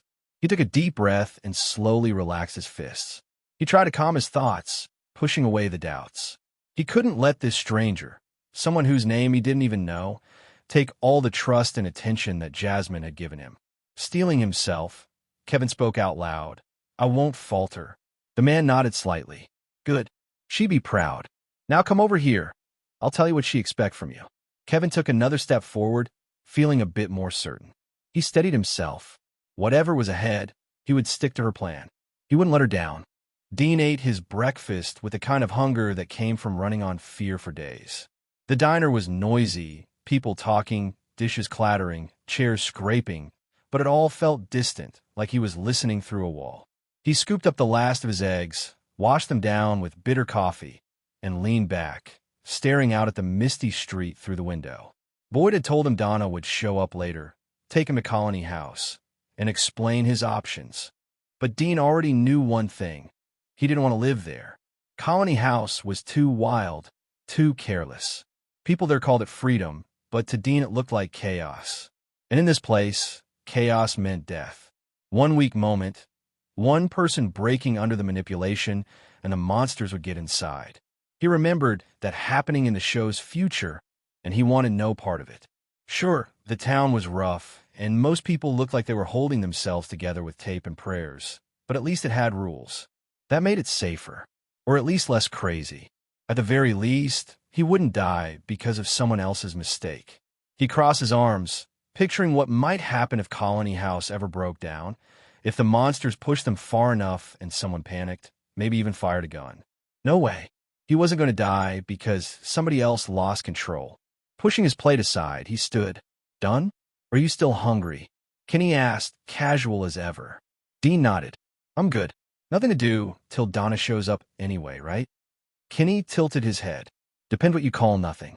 Town small, but you'd be surprised what there's to see if you've got someone showing you around. Dean smiled. You volunteering? Guess so, Kenny said, glancing back to murmur something to his mother before heading out with him. Dean chuckled, thanking Tion for the breakfast, then looked at Kenny. All right, I'll take the babysitter. They walked out into the dull, gray daylight. The empty streets spread around them. Dean found he didn't really mind having the guy with him. They hadn't even known each other for a whole day, but it already felt comfortable. Maybe that was just because of what they were going through. Sometimes you could live next to someone for years and barely know them, and other times two strangers could feel like friends right away. His grandpa used to say war made brothers quicker than peace ever did. Maybe this was the same thing. Kenny pointed out a small row of houses, introducing people, places as they walked. Dean nodded, only half listening. The houses looked neat in that forced way people try to fight back despair. Like clean curtains and swept porches could keep the monsters at bay. You're going to meet a lot of folks today, Kenny went on. Some will talk, some won't. Depends how they're doing that day. Sounds like everyone's barely holding on, Dean muttered. Kenny nodded. That's not wrong. The time blurred as they walked the crooked streets. Kenny introduced him to Christy at the clinic, sharp-eyed, tired, hair tied back with a rubber band. She looked Dean over like she was checking for cracks. Any injuries? She asked. Not today. Good. Try to keep it that way. They stopped by the hardware store, where a big man named Tom barely looked up from fixing a lantern, only giving Dean a wave. Everywhere they went, Dean saw the same thing in people's faces. Tiredness carved deep, hope stretched thin, but still hanging on. Kenny filled in the blanks. Who had lost who was coping, who wasn't. Dean listened, though it was too much to remember. By the time they circled back toward the diner, the sun was over their head. They sat on the post office steps, sharing a bottle of water. Hell of a day, Dean muttered. Told you the town was bigger than it looks, Kenny said. Dean rubbed his face. Guess so. Kenny nodded, and after talking with him a bit more, he took Dean's leave and went off to his duties. Just as he was about to step onto Boyd's porch, a voice called out, "Dean!" Dean turned his head and saw Sarah walking toward him. As she got closer, he saw her features clearly. She had a warm smile and bright eyes despite the fatigue on her face. "Yes?" he asked. Sarah stopped a short distance away and smiled even more softly. She raised a hand like she wanted to apologize. "I'm sorry," she said gently, "about my behavior earlier. I was really stressed back then." Dean shook his head. "Don't sweat about it. I know how hard it's been for you guys." Sarah's eyes stayed on his for a beat longer. "Thank you for being so understanding." Then she asked, tilting her head, "Do you have a minute? I'd like to get to know you better." Dean hesitated. His mind raced. He remembered how she had treated Ethan, gentle and loving at first, then she tried to kill him. And now, with the supernatural stuff in this town, who knew what she was being told to do? Finally, he nodded. "Sure, why not?" He pointed to a chair on Boyd's porch and sat down. Sarah sat next to him, careful to keep some distance. Dean's eyes flicked to her hands and posture. Nothing looked off, no weapons. But he stayed cautious. "Wait, is that why she stared at me in the diner? Did some supernatural force tell her to kill me like they told her to kill Jade's friend and Ethan? Since Jade hasn't arrived yet, and I'm the only new person, does that mean I've replaced Jade's friend on her death list? Fucking hell." His expression hardened.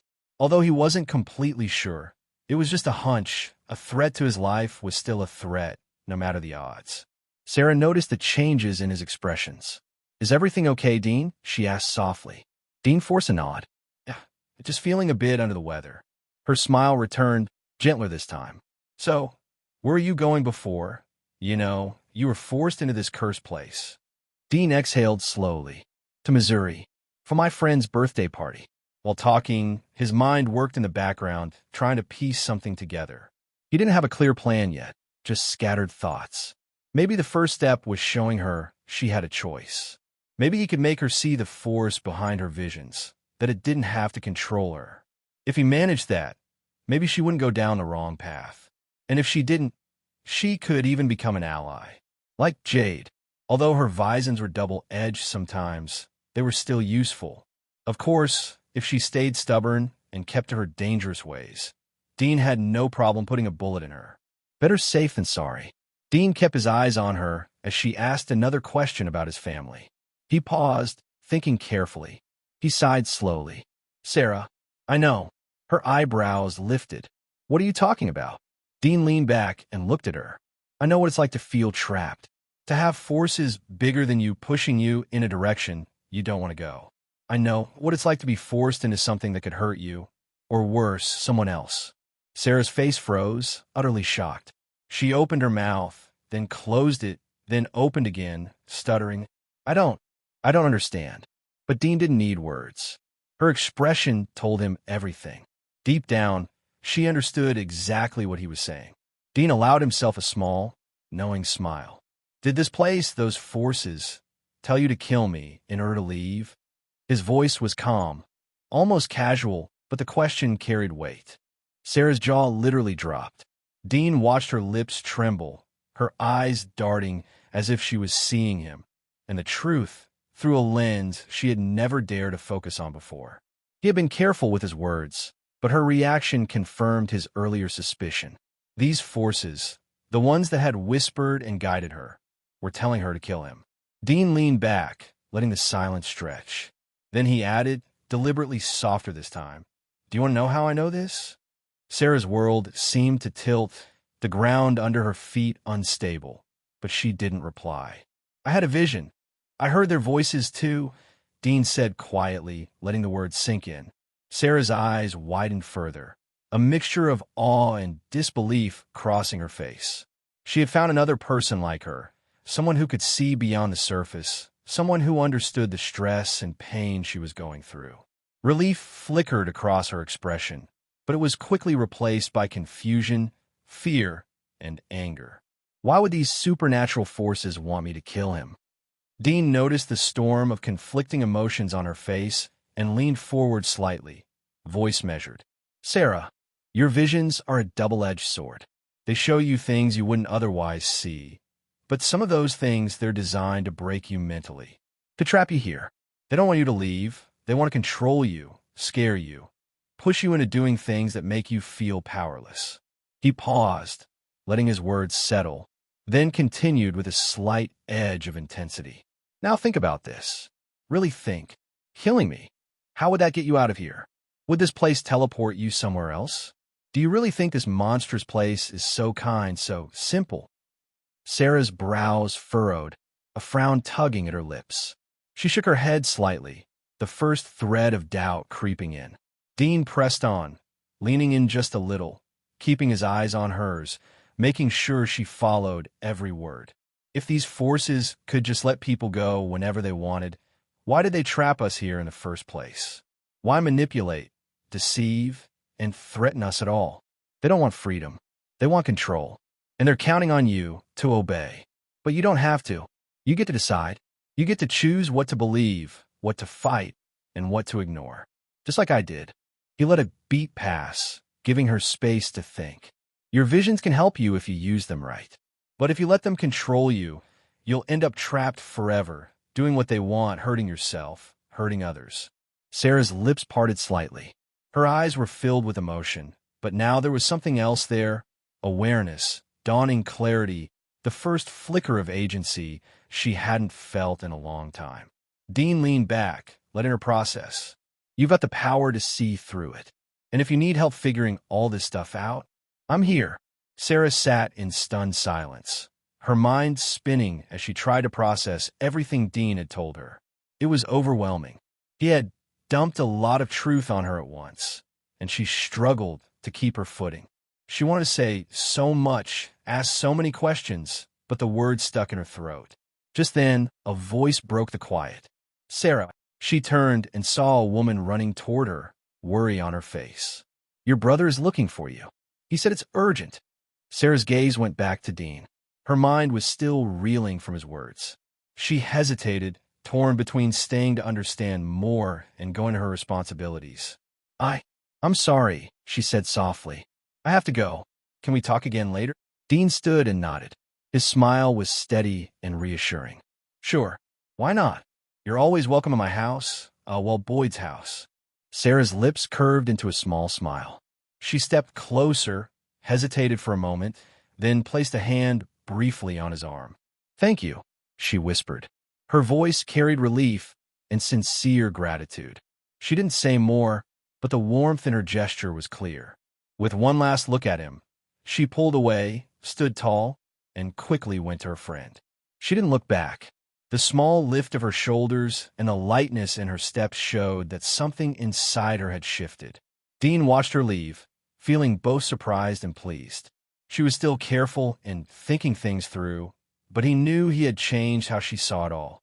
How much it would matter, only time would show, but he was sure that he had at least stopped her from having thoughts of killing him or anybody else for the moment. Usually, something like this wouldn't happen. People rarely trusted strangers so easily, especially with such heavy and unsettling truths. But Dean had been careful. His lies were veiled with truth, subtle enough to guide her thinking without making her suspicious.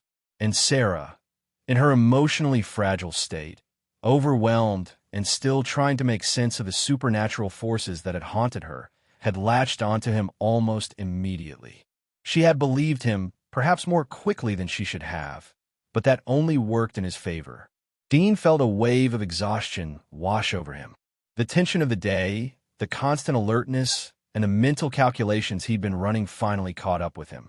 He went into Boyd's house, sat on the couch, and lay back, letting his body rest. Before long, the day's weight pulled him into a deep, much-needed sleep. When Dean woke up, he felt quite refreshed. After drinking a gallon of water and washing his face, he headed back to his car, popped the door open, and tried fiddling with the stereo that had gone dead after he'd punched it earlier. No luck.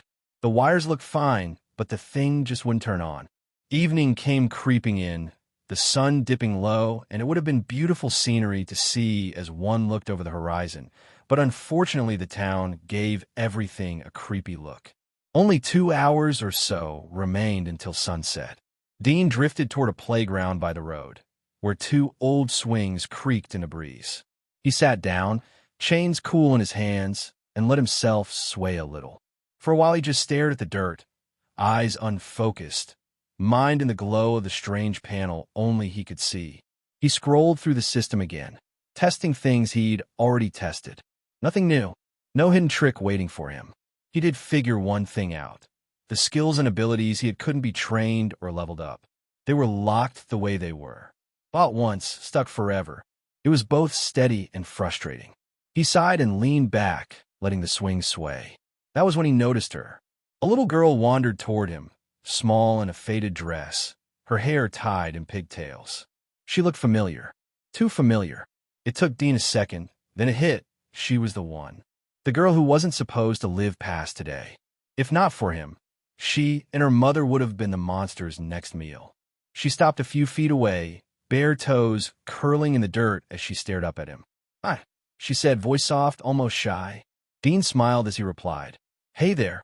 She tilted her head, eyes narrowing in that curious way only kids managed. "You knew?" "Yeah," Dean said. "Guess I am." Her gaze flicked toward the houses, then back to him. "Mama says new people get scared a lot." Dean chuckled under his breath.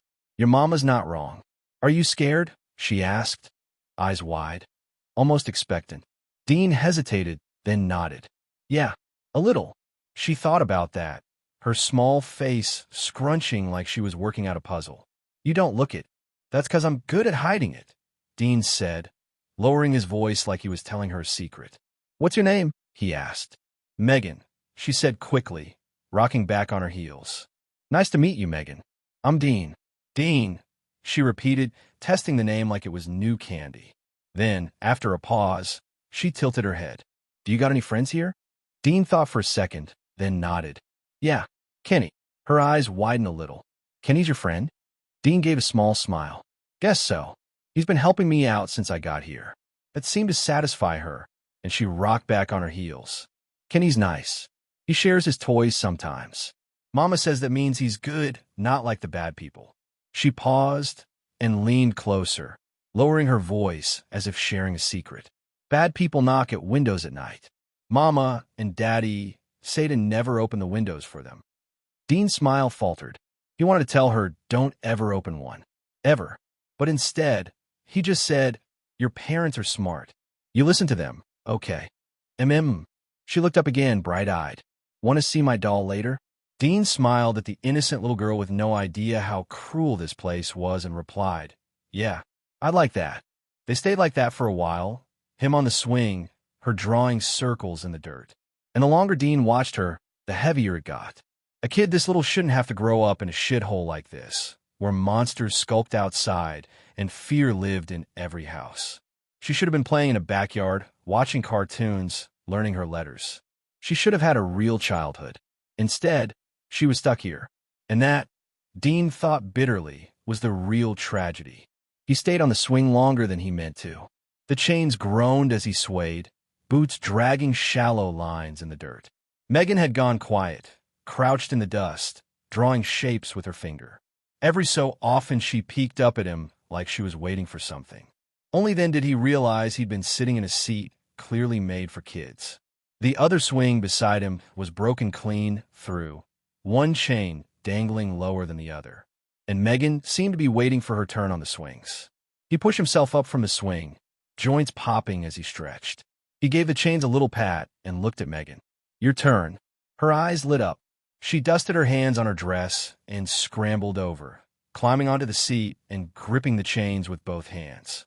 Dean started to head off toward the post office, figuring Donna would turn up soon for that colony house tour. But before he got more than a few steps, her voice called out, "Wait!" Dean stopped and turned. She was staring at him from the swing, legs dangling. "Don't go yet." He raised his brows. "You need something? Play with me," she said softly, holding the chains tight. Dean huffed a laugh. "Play, huh?" She nodded, her pigtails bouncing. He rubbed the back of his neck, feeling pity for the girl who had no kids of her age to play with, and spoke, "All right. You want to push?" Her grin spread so wide it almost split her face. Yes. Dean grabbed the chains just above her tiny hands and gave the swing an easy tug, sending her forward and back. Faster, she squealed. Dean chuckled. Hold on tight. She kicked her legs and let out a laugh that rang down the street. Dean couldn't help smiling. For a moment, it almost felt normal. More, she demanded. He pushed again, steady and careful. Not trying to send you into the clouds, you know. You can't, she shouted over her shoulder. I'm too big now. Dean barked a laugh. Big? You're what, 20 pounds? I'm 6, she declared proudly. 6 pounds then. She gasped and twisted to glare at him mid-swing. No, I'm a big kid. Yeah. Dean smirked. Big kid, huh? Yes. She kicked harder, trying to make herself go faster. Dean gave her another push. All right, big kid. You win. She giggled, gripping the chains tighter. After a moment, she called back. You gotta play too. Dean frowned. I'm playing. I'm the one pushing, aren't I? No, she said, shaking her head so hard her pigtails whipped. You sit, and I'll push. Dean eyed the little plastic seat and then his own size. If I sit on that, with my weight you won't be able to push the swing, big kid. She pouted. Not fair. Dean crouched beside her, steadying the swing with one hand. Tell you what, I'll keep pushing and you keep swinging. Deal. She thought about it, then gave a thoughtful nod. Deal. He pushed again, and she squealed in delight. From the porch of a nearby house, the screen door creaked open. A woman stepped out, wiping her hands on a dish towel. She froze for a second when she spotted them. Her daughter swinging, her daughter laughing. Her name was Lauren. Dean had seen her once earlier that day, when Kenny introduced him around, but they hadn't spoken more than a polite nod. Now she stood there on the porch, lips parting like she meant to call out. But she didn't. She just stood and watched, the corners of her mouth twitching upward as if she barely remembered how to smile. It had been too long since she'd heard Megan laugh like that. Dean caught her watching and gave a small nod, still keeping one hand on the chains. She talked me into it, he said quietly, almost an apology. Lauren shook her head, soft. Don't stop. Dean blinked, but she was already folding her arms, leaning on the railing, watching her daughter with a look that carried both relief and sadness. Megan noticed her mom finally and shouted, Mama, look how high. Lauren gave a little laugh. I see, sweetie. Dean gave the swing a little more force, careful not to overdo it, making Megan shout with joy again. That got Lauren smiling again. She hadn't seen her daughter this loud, this animated in months. The sound of boots on the porch steps made her turn. Frank came out, wiping sweat off his brow, shirt still marked from whatever work he'd been doing inside. He followed her gaze, frowning at first, then softening when he saw his daughter squealing on the swing. Her giggles turned breathless, softer now. Dean slowed the swing until it scraped the dirt. He crouched beside her. All right, champ. I gotta talk to your mom and dad. Think you can swing on your own? Megan pouted. But, hey, Dean said gently. I'm not going anywhere. I'll be right over there. He nodded toward the porch. You show me how high you can go without me. She studied him, serious, then nodded. Okay, but you gotta watch. Dean grinned. Deal. He gave her one last push, then stood. She started pumping her legs, determined to prove herself. He dusted his jeans and headed to the porch. The boards groaned under his boots as he stepped up.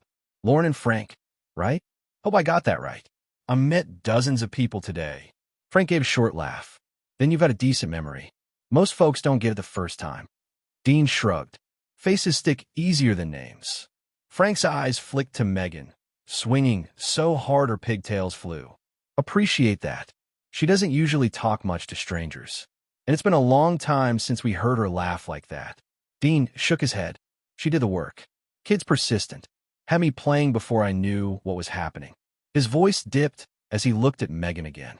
She reminded me of my little sister, Emma. Lauren's arms folded on the rail. Her voice softened. I'm sorry. Dean gave a dry smile. Why? She's alive. Just not here. Lauren's eyes dropped to the swing, her daughter's laughter carrying across the yard. That's why. Once you're here, you don't see them again. Nobody gets out. The words hung heavy. Dean didn't answer. He just watched Megan, her little hands gripping the chains, her laughter bright in the evening sun. He finally pulled his eyes from the swing and turned back to the couple. His voice low, steady but sharp. "Megan told me something earlier," he said. "Said those monsters knock on her window at night. Try to trick her into letting them in. You know anything about that?" Lauren's expression tightened, and she nodded. "Yes, but I don't let her open it. I tell her every night, don't listen, don't move, don't touch the window." Dean sighed. "Kids are curious. You can tell them 100 times, but what if you're not quick enough one night? God forbid she cracks it open even an inch." He shook his head. "It'd be over." Frank lowered his eyes, guilt written all over his face as he replied, "Yeah, I know. I was just working on nailing the windows shut, making sure the place is locked down. Should have done it sooner." Dean asked, "Need a hand with it?" Frank shook his head quickly. "No, it's done. Everything's secure." Dean gave a short nod and turned towards Megan after she complained that he wasn't paying attention. On the swing, Megan laughed again, pumping her legs as high as she could. The sound carried through the yard, light against the weight of their conversation. Frank's gaze slid to her, and though he forced a small smile, the guilt never left his face. Just then, Dean noticed someone walking down the road. A woman with a strong build for her age and long strides, moving like she belonged here. "Here's my cue," Dean muttered. He turned back to the porch. "Thanks for the talk. And you," he pointed at Megan, still swinging hard. "Don't let go of those chains, big kid." "I won't," she shouted. Dean gave her a two-finger salute, then looked to her parents. "Have a nice evening." Frank nodded. Lauren just hugged her arms tight, eyes following Dean like she wanted to say more. Dean didn't wait. He stepped off the porch and walked toward the woman. She stopped when he did, her sharp eyes sizing him up. "Dean," he said, holding out his hand. "Donna." Her handshake was firm, almost like a test. Dean smiled. "You part of the welcoming crew?" "Something like that," Donna said. "Sorry I'm late. Got held up." Dean shrugged. "I've been keeping busy." He glanced back at Megan, then at her again. "So, you give all the newcomers a tour?" "Usually Fatima does," Donna said. "She's better at it. But this time I came myself." Dean raised a brow. "Special treatment, huh? I thought I was just another unlucky bastard." "You are," Donna said flatly. Then softer. "But the way you showed up, it's different." Dean gave her a look. "What's so special about it? Other than me still breathing?" Donna drew in a breath and gestured Dean to walk along with her towards the colony house. Then after a second or so she muttered, "When I came here, it was me and my sister. We drove in after dark."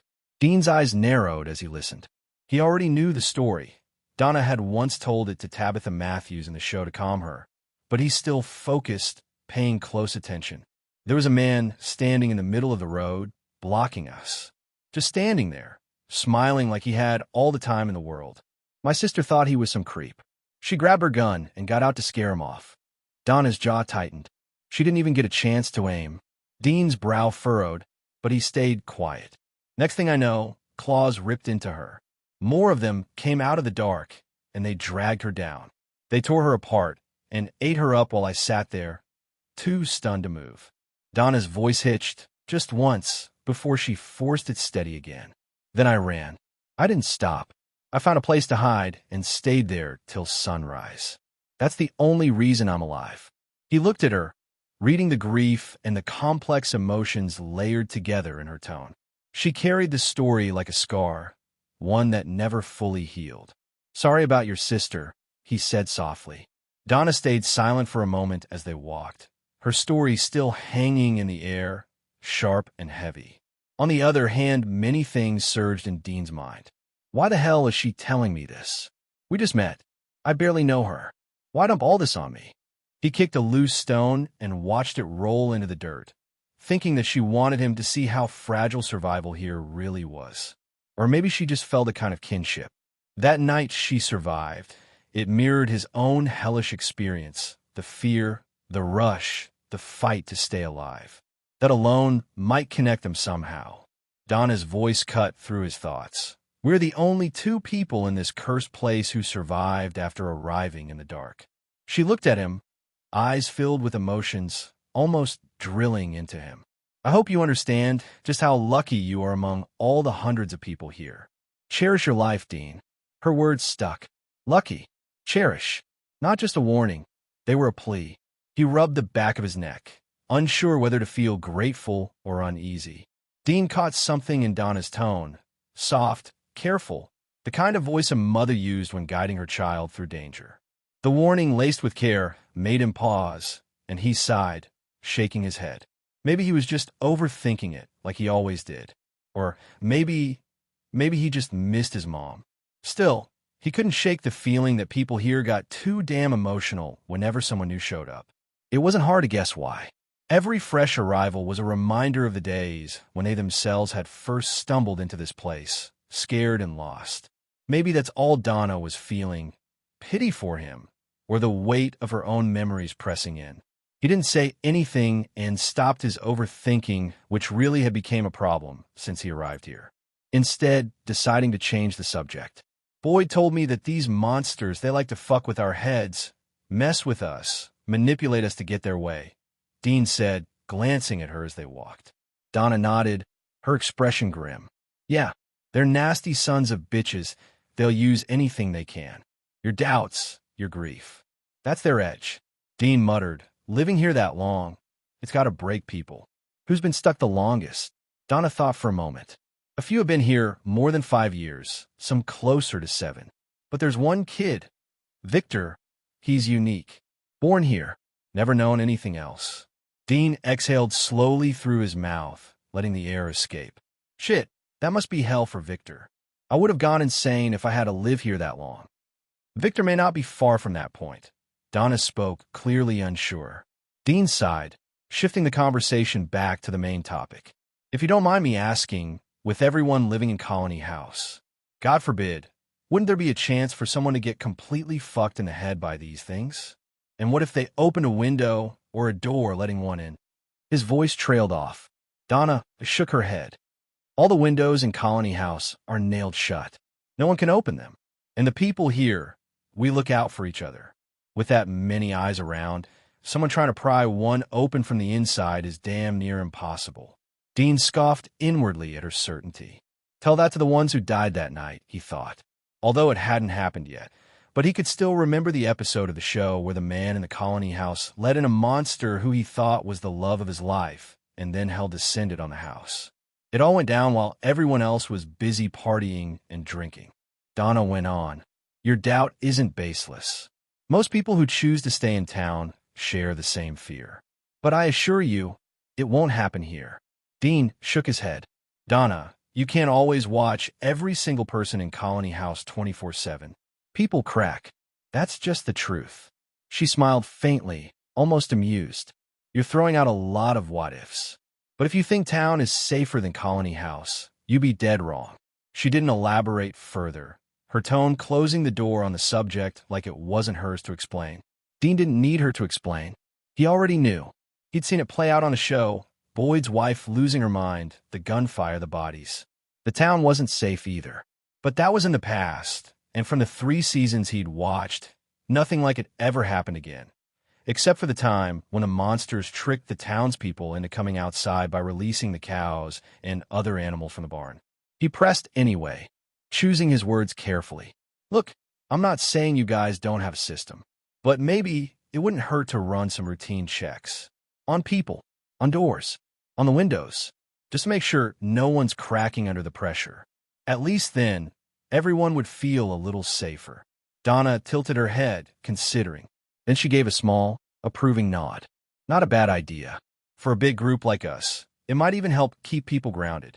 Dean shrugged, forcing a half-smile. Peace of mind can go a long way when you're living in a nightmare. Donna chuckled under her breath. That it can.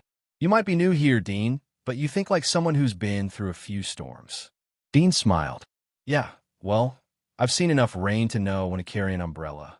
He waved it off and steered the conversion. So tell me, what's the real difference between town and Colony House? Besides the head count, Donna answered quickly. That's a long conversation. But the short version? In Colony House, we live. In town, they survive. Some folks prefer order, rules, curfews, all that. Here, we take what freedom we can, even if it comes with risk. Dean arched a brow. Freedom in a place like this sounds like a dangerous luxury. Donna shot him a sideways glance. Maybe. But some of us would rather burn out fast living on our own terms than rot away under someone else's rules. Dean rubbed his fingers, thinking, that kind of attitude is exactly why the massacre happened in the show. But he didn't say it. As they talked, the road opened up and the colony house came into view. Donna took him inside and started doing the introductions. One face after another, names flying at him faster than bullets. Dean tried to keep up, but honestly, his brain tapped out around the fifth handshake. She guided him through the chaos, explaining little things along the way. Rules that weren't really rules, traditions that kept people sane, and details that mattered if he ever decided to stay. Where the food was stored, how the watch rotations worked, why some doors stayed bolted no matter what. By the time they stepped back outside, he felt like he'd just run a social marathon. His cheeks hurt from smiling so much. Meanwhile, Donna, despite his protests, insisted on walking him back to the post office. As they neared it, she slowed, giving him this smug little smile. Now I'm sure where you'll choose to live. Dean smiled back, though a little bit of guilt stayed with him. She knew. She saw right through him. That he'd already picked the town. He was about to say something smart, maybe crack a joke to cover it up, but the sound of an engine cut through the evening.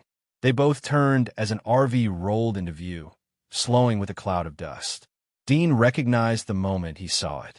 The Matthews are here, he thought, a creepy feeling running down his spine. And just like that, he knew this was the start. One fucked up mess after another, all ready to blow wide open. The RV rolled past them, kicking up dust behind it. Dean's eyes stayed on it. Victor and Tabitha sat up front, while their kids, Ethan and Julie, pressed their faces to the windows, looking around with curious eyes. Dean smiled inwardly when he spotted little Ethan. Well, at least Megan's got some new company, he thought. The RV soon disappeared into the trees, though its arrival had already drawn plenty of attention. Several people had stepped out of their houses to watch, curiosity written on their faces. Dean turned toward Donna. People come around here often? Donna blinked, caught off guard. 2 new arrivals in one day was rare. She shook her head. Nah, it's been dead quiet for months before you showed up. Then, almost under her breath, she muttered, Is this some kind of sign? Things are about to change. I can feel it. Dean raised an eyebrow. He was a bit surprised by how intuitive this woman was. They started walking again toward Boyd's place. In the distance, they could see Boyd already outside, Kenny and Father Catry beside him. Looked like they'd been having some kind of gathering before the RV rolled in. Now Boyd was busy telling the folks who had come out of their houses to head back inside. Don't stand around staring, he warned them, reminding everyone how hard their first time had been for each of them. One by one, the curious faces disappeared, shutters and doors closing again. By the time Dean and Donna reached Boyd, the street had grown quiet. Donna stepped forward first. It's not long before sunrise, she said firmly. We have to get them out of that RV before it's too late. Boyd gave her a short nod, as he was thinking about doing the same thing. Dean greeted Boyd, Kenny, and Father Catry, who returned the gesture. Dean looked at the group and then voiced his doubt. How are you planning on getting them out of that thing? From where I'm standing, it looks like some random townsfolk trying to hustle new arrivals. If it were me, I'd think scam first, apocalypse second. Kenny sighed, shoulders dropping. Yeah, you're not wrong. That's happened more times than I'd like. Folks see strangers knocking, warning about stay inside before dark, and they think it's a setup. By the time they get it's real, it's too damn late. Dean smiled smugly. Guess both you and me should be thankful that I didn't need any convincing. Saw enough with my own eyes to get the picture. Kenny gave a tired smile. That's the only reason we didn't waste breath on you. Most people, we've got to drag them out kicking and screaming before they believe us. Some never believe it all. Father Catry folded his arms, voice calm but heavy. And every time someone refuses, it costs lives. Not just theirs. He looked at Boyd. We can't afford hesitation. Boyd sighed and spoke, his voice sharp and clear. Kenny, let them drive around 2 more times. They'll see soon enough that every road comes back here. After that, we're done wasting time. He paused, then added, bring out the car spikes. Same as always. If they won't stop on their own, we'll make sure that RV doesn't keep looping around until sundown. Kenny gave a quick nod and rushed off to bring the spikes. Boyd's voice lowered, but it stayed firm. Better to wreck some tires than watch another family get ripped apart on their first night. Father Catry made the sign of the cross, whispering under his breath, while Donna glanced at the trees, already thinking about how close the shadows were getting. Dean looked at the group, then muttered, "Hell of a welcome wagon." As Kenny hurried off to fetch the spikes, the RV showed up again, rolling out from the far end of town. This time, instead of speeding past, it slowed as it reached them.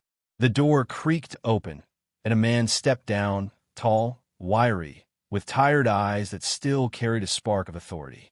He walked up cautiously, glancing at Boyd and the others before speaking. "Excuse me," the man said carefully, his tone polite. "Could you help me out?" He continued after a pause. "I think I've been driving in circles. I was wondering if you could point me in the direction of the highway." Boyd spoke after a second or so. "Just keep following the road up to that hill, and you'll see." The man frowned slightly, puzzled by the vague directions, but still gave a small nod. "All right, thank you." He offered a quick, appreciative smile before heading back to the RV. Meanwhile, Dean's mind was racing. He knew what was coming.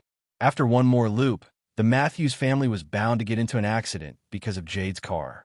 The thought pressed on him. Should he step in? Maybe warn them to slow down? That way, the accident could be avoided. It would definitely count as a major change in the story. It might even boost his progress percentage. But the other side of it hit him just as fast.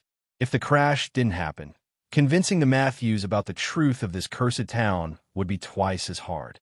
Jim only trusted Boyd in the show because Boyd had helped them after the wreck, and Ethan had needed patching up.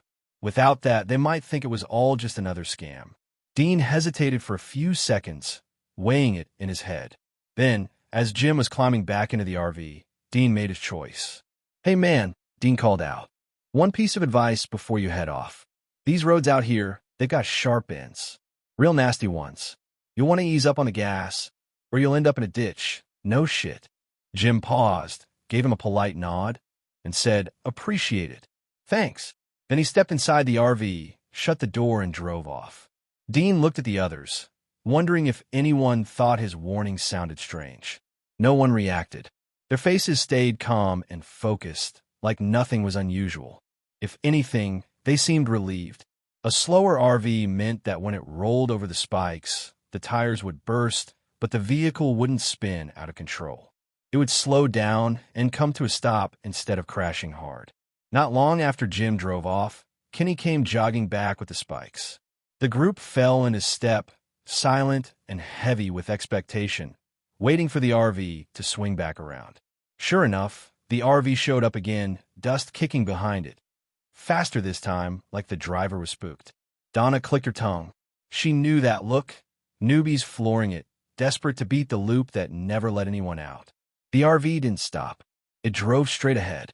Once the RV was out of sight, Kenny dropped the spikes across the far side of the road, quick and careful, then sprinted back. Everyone waited, tense, ready for the hit. But nothing happened. Minutes went by, and the RV still didn't show up. Dean frowned, a knot forming in his chest. Had his warning changed nothing? Did the crash still happen somewhere out of sight? He didn't have time to puzzle it out. The sound of an engine rose again, but this time from another direction. The RV came back into view, not from the road it had first shown up on in the earlier loops. This time it rolled out of the same road it had gone down before. Dean's brow furrowed. That wasn't supposed to happen. The vehicle slowed, then stopped near them. The driver's window slid down, and Jim leaned out, voice sharp and urgent. "There's been an accident," he shouted. "We need your help, please." The sudden shout made everyone jump. Boyd's eyes narrowed, his calm mask giving way to alertness. "What happened?" he demanded, stepping closer to Jim. Jim spoke quickly. "We barely dodged it. Some car. It came out of nowhere, completely out of control. We swerved just in time, by a hair, but it couldn't stop. It crashed right into the trees ahead." Without waiting, Jim looked back urgently from the RV. "Quick, follow me." Boyd nodded. "Kenny, bring the truck. Father Catry, get Christy ready." Kenny and Father Catry moved immediately, working fast and efficiently. Within moments, The truck was ready, and Christy was prepared. The group, except for Donna, climbed into the truck. Boyd checked quickly to make sure everyone was settled. Jim stayed in the RV and drove ahead, leading the way to the crash site. The engine started with a roar.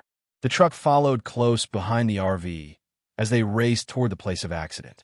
Dean, who too had climbed in the truck, felt his attention slip for a moment. A notification from his world travel panel had popped into his mind. World progress percentage reward, 0.5%. Dean blinked and frowned. He realized the 0.5% reward was for changing the plot, stopping the RV from getting into an accident. But he still didn't understand why he got the earlier 0.05% without any notification. He closed the panel with a quiet sigh, shaking his head, and looked back at the road ahead. Just as he refocused, another notification popped into his mind. Dean groaned in his mind and rubbed his temple. Isn't there a silent button for this? He thought. But he knew he couldn't ignore it and opened the panel again. Mission panel. Mission objective. Personally help the new arrivals survive the night. Reward. 100 points per person survived. World progress 1.2%. Dean stared at the words for a moment. Every life he kept safe from the town's dangers counted toward his mission points. That meant the Matthews family, along with Jade and the other guy whose name had slipped his mind. If they survived, he could earn about 600 points in total. For a moment, his heart beat faster. 600 points could mean a big upgrade, new skills and abilities. The system hadn't shown him the full limits of what points could buy, but he already knew they were his ticket to survival in this cursed town. Then reality hit him again. If the mission was offering that much, it meant the danger would be huge. Survive the night. It looked simple in words, but Dean knew the truth. He pressed his lips together and leaned back in the seat. Although dangerous, this is a huge opportunity, he thought quietly. What should I do? What should I do? He kept asking himself. He tapped his fingers on his leg, weighing the options again. Missions weren't compulsory. He had learned that already. The system didn't punish him if he ignored one.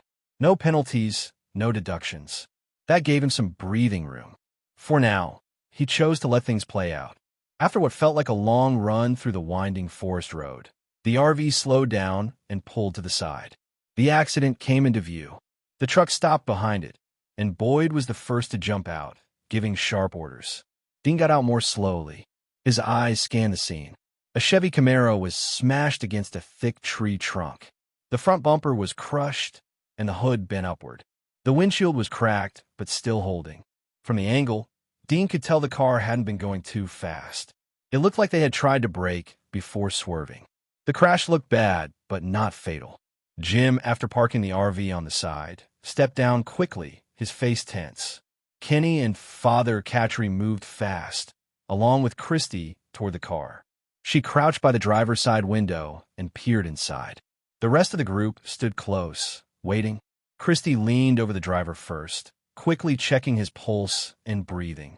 She brushed back his hair, pressed lightly against the cut on his forehead, then moved on to the passenger. Her hands worked fast, steady, checking his head, his airway, his chest. After a moment, she straightened and looked at Boyd. Both of them are unconscious, but it's just light injuries. No threat to their life. Boyd and Jim let out a long sigh of relief, the tension in their shoulders easing. She continued, "We still need to get them both out carefully and take them to the clinic." Dean stepped forward before anyone else could volunteer. "I'll help," he said quietly, already moving toward the Camaro's door. Kenny gave him a quick nod and joined in. Father Catry came around the other side of the car. The three of them followed Christie's instructions. Dean pulled at the driver's side door until it opened with a sharp creak. The smell of oil and smoke rushed out, but the car wasn't about to catch fire. He leaned in, slid one arm behind the driver's back, and lifted slowly as Christy cautioned, "Careful." Kenny helped take the weight, and together they eased the man out. Father Catry spread a blanket nearby, and they set him down. Dean then moved to the passenger side, where Jade slumped against the seatbelt. Father Catry unbuckled him, and Dean slid his arms under Jade's shoulders while Kenny steadied his legs. They lifted him out inch by inch, Christy keeping watch, before laying him gently on another blanket by the truck. Boyd gave a short nod. "Good. Let's get them loaded. Jade's friend was lifted into the front seat of the truck. A jacket rolled behind his head for support, whereas Jade was laid carefully in the back, where Christy could keep an eye on him. Once everyone was secure, Boyd gave the order, and the convoy started moving again. Now the truck took the lead, and the RV followed behind it. Dean sat near the back, his thoughts drifting until Kenny's voice pulled him out. "What about the Matthews family?" Kenny asked. His voice was low but direct. "There's not much daylight left. We don't have much time to pull the Spikes plan." Boyd's hands tightened on the wheel. "Once we reach the clinic, I'll talk to them face to face. I'll tell them the truth, that the night is dangerous, that they need to stay. And if they don't listen," Dean pressed. Boyd's jaw tightened. "Then I'll make them listen. If reason doesn't work, I'll push harder. A gun on the table usually makes people reconsider their decisions." Dean leaned back, thinking it over. He didn't disagree with such approach. Boyd went on, voice lower. "That's the last resort. I'd rather not scare them more than necessary. If words don't work, I'll point to their kids. Parents will do anything to protect their children. If they see the kids are at risk, they'll stay without a fight." Father Catry, seated near the front, glanced back. "You can also lean on faith," he said gently. "Tell them to trust the people who've lived here longer. Sometimes hope works better than threats." Boyd didn't dismiss it. He kept his eyes on the road, his voice steady. "One way or another, they're staying the night, even if I have to drag them inside and bar the windows." In no time, they reached the town clinic. The truck stopped in front, followed by the RV. The doors opened, and the group moved quickly, carrying the two unconscious men inside. Christy guided them to the cots, pulled out her supplies, and Father Catry helped her, checking bandages and setting up what little equipment the clinic had. Jim parked the RV close by and climbed down. He had a worried and slightly frustrated look on his face. He stood at the door for a moment, watching Christy clean the cut on Jade's temple. Relief showed on his face when he saw they were not in mortal danger. But something else still weighed heavy on him. He walked over to Boyd, who stood near the entrance like a guard. "Hey," Jim said quietly, scratching the back of his neck. "Thanks for helping them. For helping us." Boyd gave him a short look and muttered, "Not a problem." Jim nodded slowly. He allowed a breath, frustration in his voice. "About the road. I need to ask what's going on. We tried leaving more than once. No matter which way I drove, the RV came back. Same road, same trees. We ended up right back here. Is there some detour I missed?" Boyd studied him for a moment. He chose his words with care. "It's not your driving. It's the town. The road doesn't let anyone out. You can drive from any point, but you'll always come back. Everyone here tried. We all ended up back where we started." Jim's eyes narrowed, and suspicion crept on his face. "Are you kidding me? That can't be real." Boyd's jaw tightened, but his voice stayed level. "The first time I came here, I didn't want to believe it either. But none of us are here by choice. You're not the first to roll in thinking you could leave. You won't be the last." Jim blinked and stared at Boyd as his mind replayed what the man had told him. "What?" he asked, almost laughing. "You're saying we're stuck here? That every road just loops back?" His tone was sharp and defensive. He shook his head quickly. "That doesn't make sense. That's not possible." His eyes narrowed. "Are you people doing this? Some kind of trick? Did you guys put the tree there causing us to take a detour?" Boyd didn't answer right away. His silence said more than words. Jim's suspicion grew. His voice rose with frustration. "If you think I'm just going to sit here and accept that story, you're crazy. I'll try again myself. I'll drive all night if I have to. You'll see." But even as he spoke, there was doubt in his voice. The memory of the RV circling back gnawed at him. His suspicion gave way to something worse. The thought that Boyd might be telling the truth. Boyd finally spoke, his voice calm and heavy. "I know how it sounds. I didn't believe it either at first. I thought it was a trick too. But it's not. You've already seen it. You drove the road. You watched it spit you back out." Boyd stepped closer, speaking in a steady tone. "I don't blame you for not trusting me. If I were in your place, I'd think the same. That someone set this up. That maybe it was a scam or a trap. But tell me, what would I even gain from that?" Jim stayed silent, tense. Boyd pointed toward the RV. "You've got a wife and kids in there. If I wanted to take from you or hurt you, Don't you think I could have already done it? You've seen this town. You know I've got people with me. If I wanted to overpower you, blackmail you, scare your family, I could. Easily. But I'm not. Because that's not what this is. Jim's jaw tightened. He looked back at the RV. He saw the faint outline of Tabitha's face in the window, her hand pressed against the glass, watching. Boyd lowered his voice. It was firm, almost fatherly. Think about your family. Really think about them. You need to understand what's at stake. This isn't just about you. If you keep pushing down that road, trying to prove me wrong, you're not the only one who pays the price. Your family does too.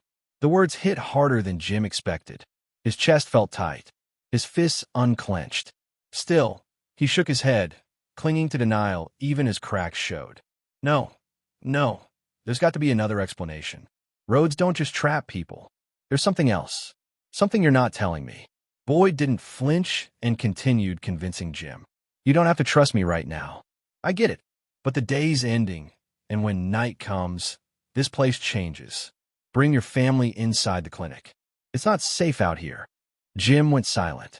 His face was still tense as he stared past Boyd, his mind racing with the weight of everything he had just heard.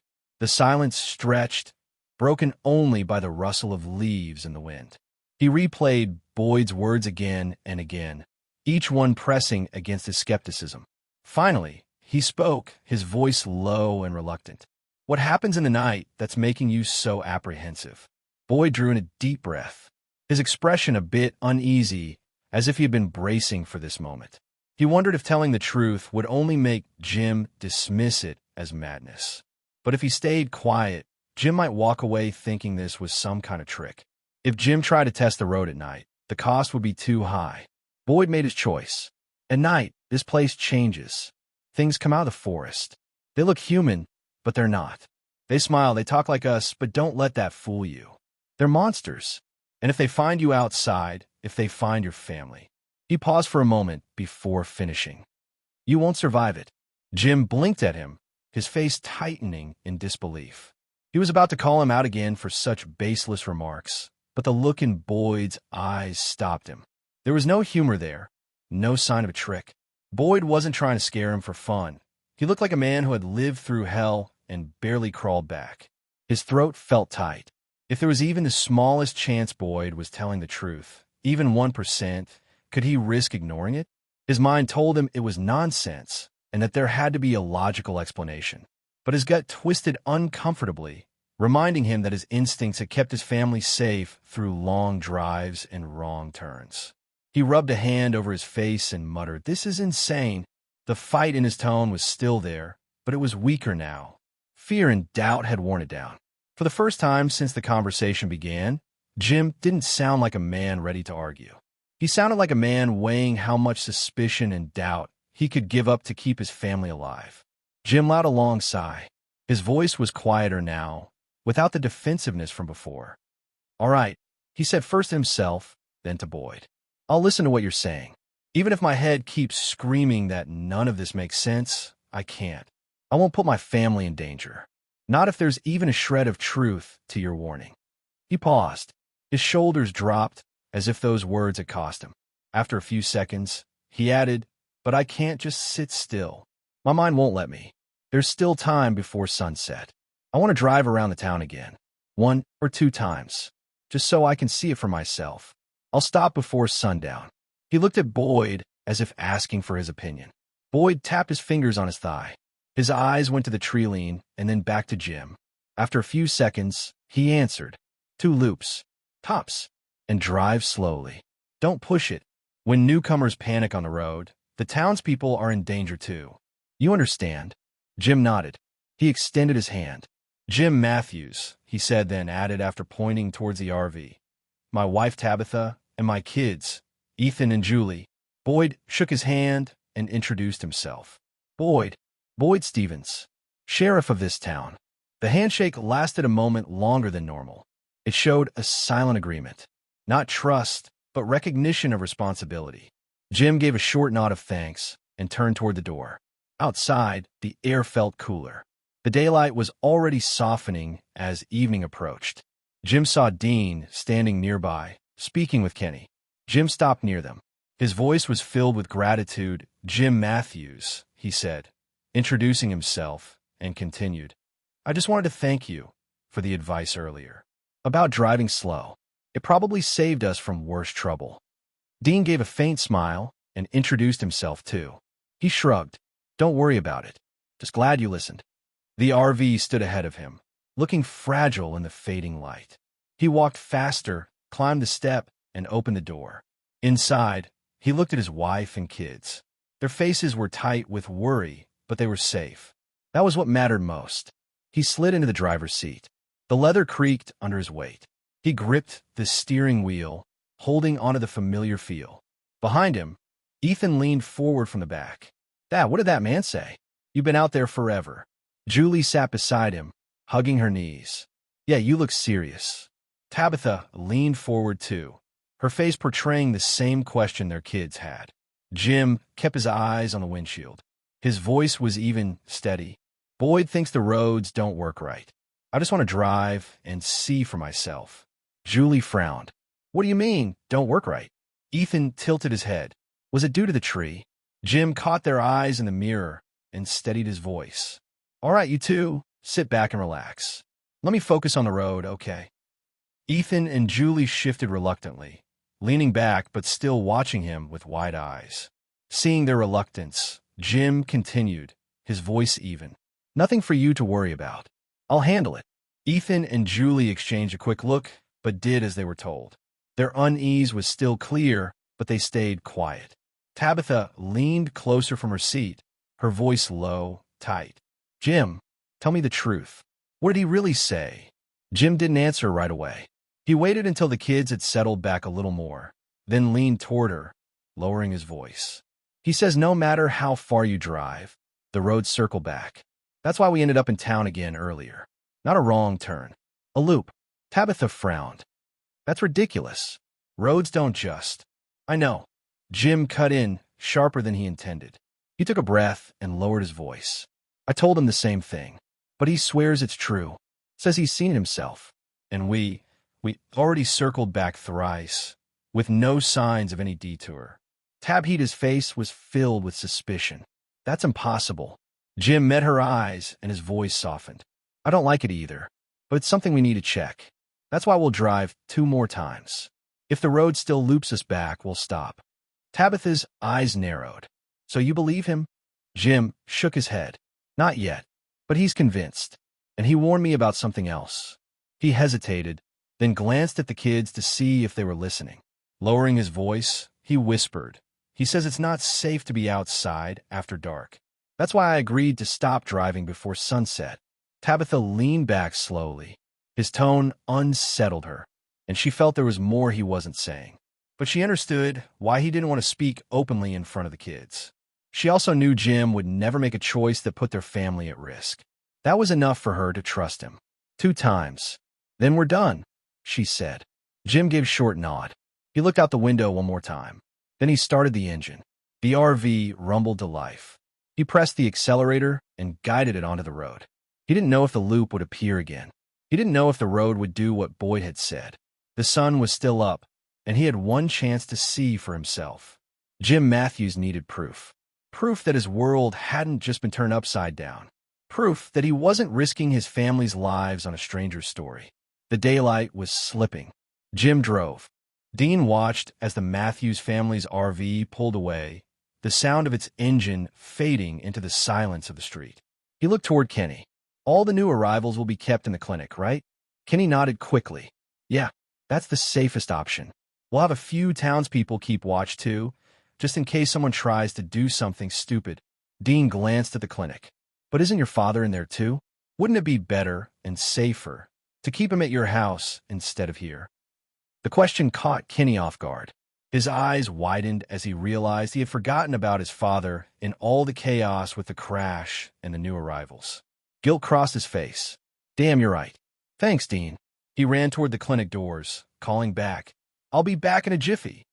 Dean nodded and watched him disappear inside. He took a breath, then walked over to Boyd. The sheriff stood with his usual serious expression, as if carrying the weight of the whole town. 7 new people in a single day, Dean said. "That's got to be a hell of a headache." Boyd had been lost in thought, but turned at Dean's voice. His reply was heavy. It definitely is. Every new arrival means more mouths to feed, more people to protect, and more chances for something to go wrong. I just hope no one dies. Dean nodded. Me too.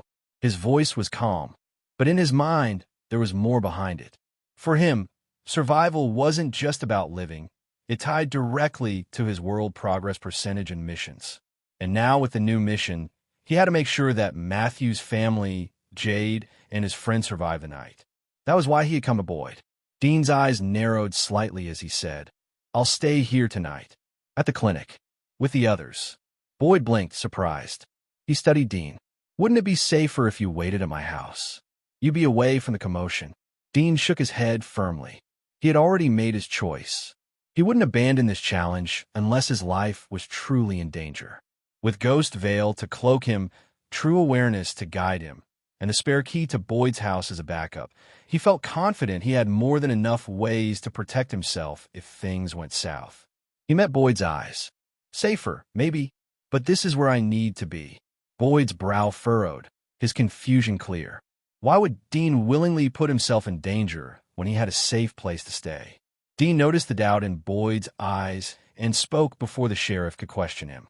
You saved my life before. This is the least I can do to pay you back. I'll watch over these people and make sure they don't cause problems. Boyd shook his head. Dean, you don't have to do that. You're new too. Nobody expects.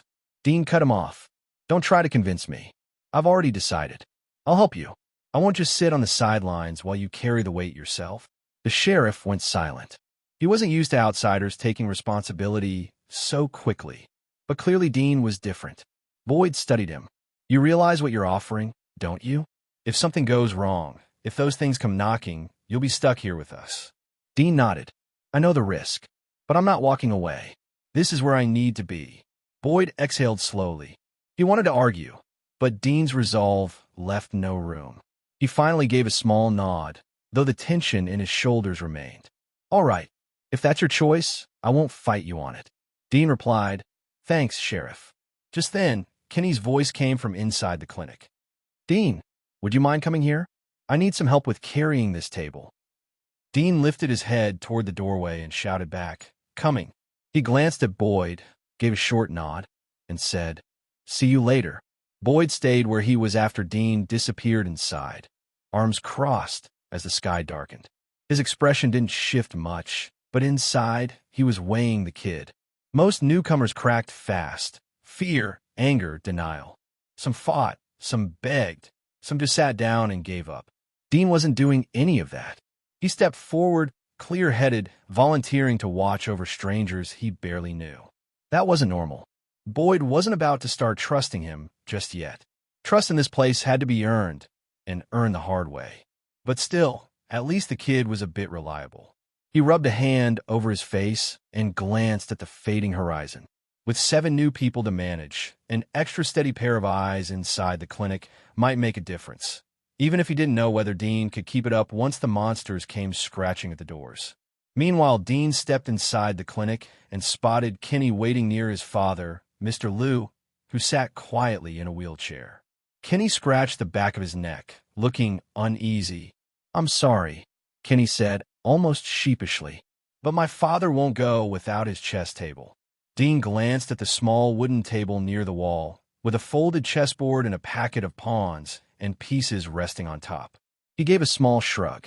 No trouble, he said, stepping forward. He bent down, lifted the table carefully, and tucked the board and packet under his arm, while Kenny took hold of the wheelchair handles and slowly pushed his father forward.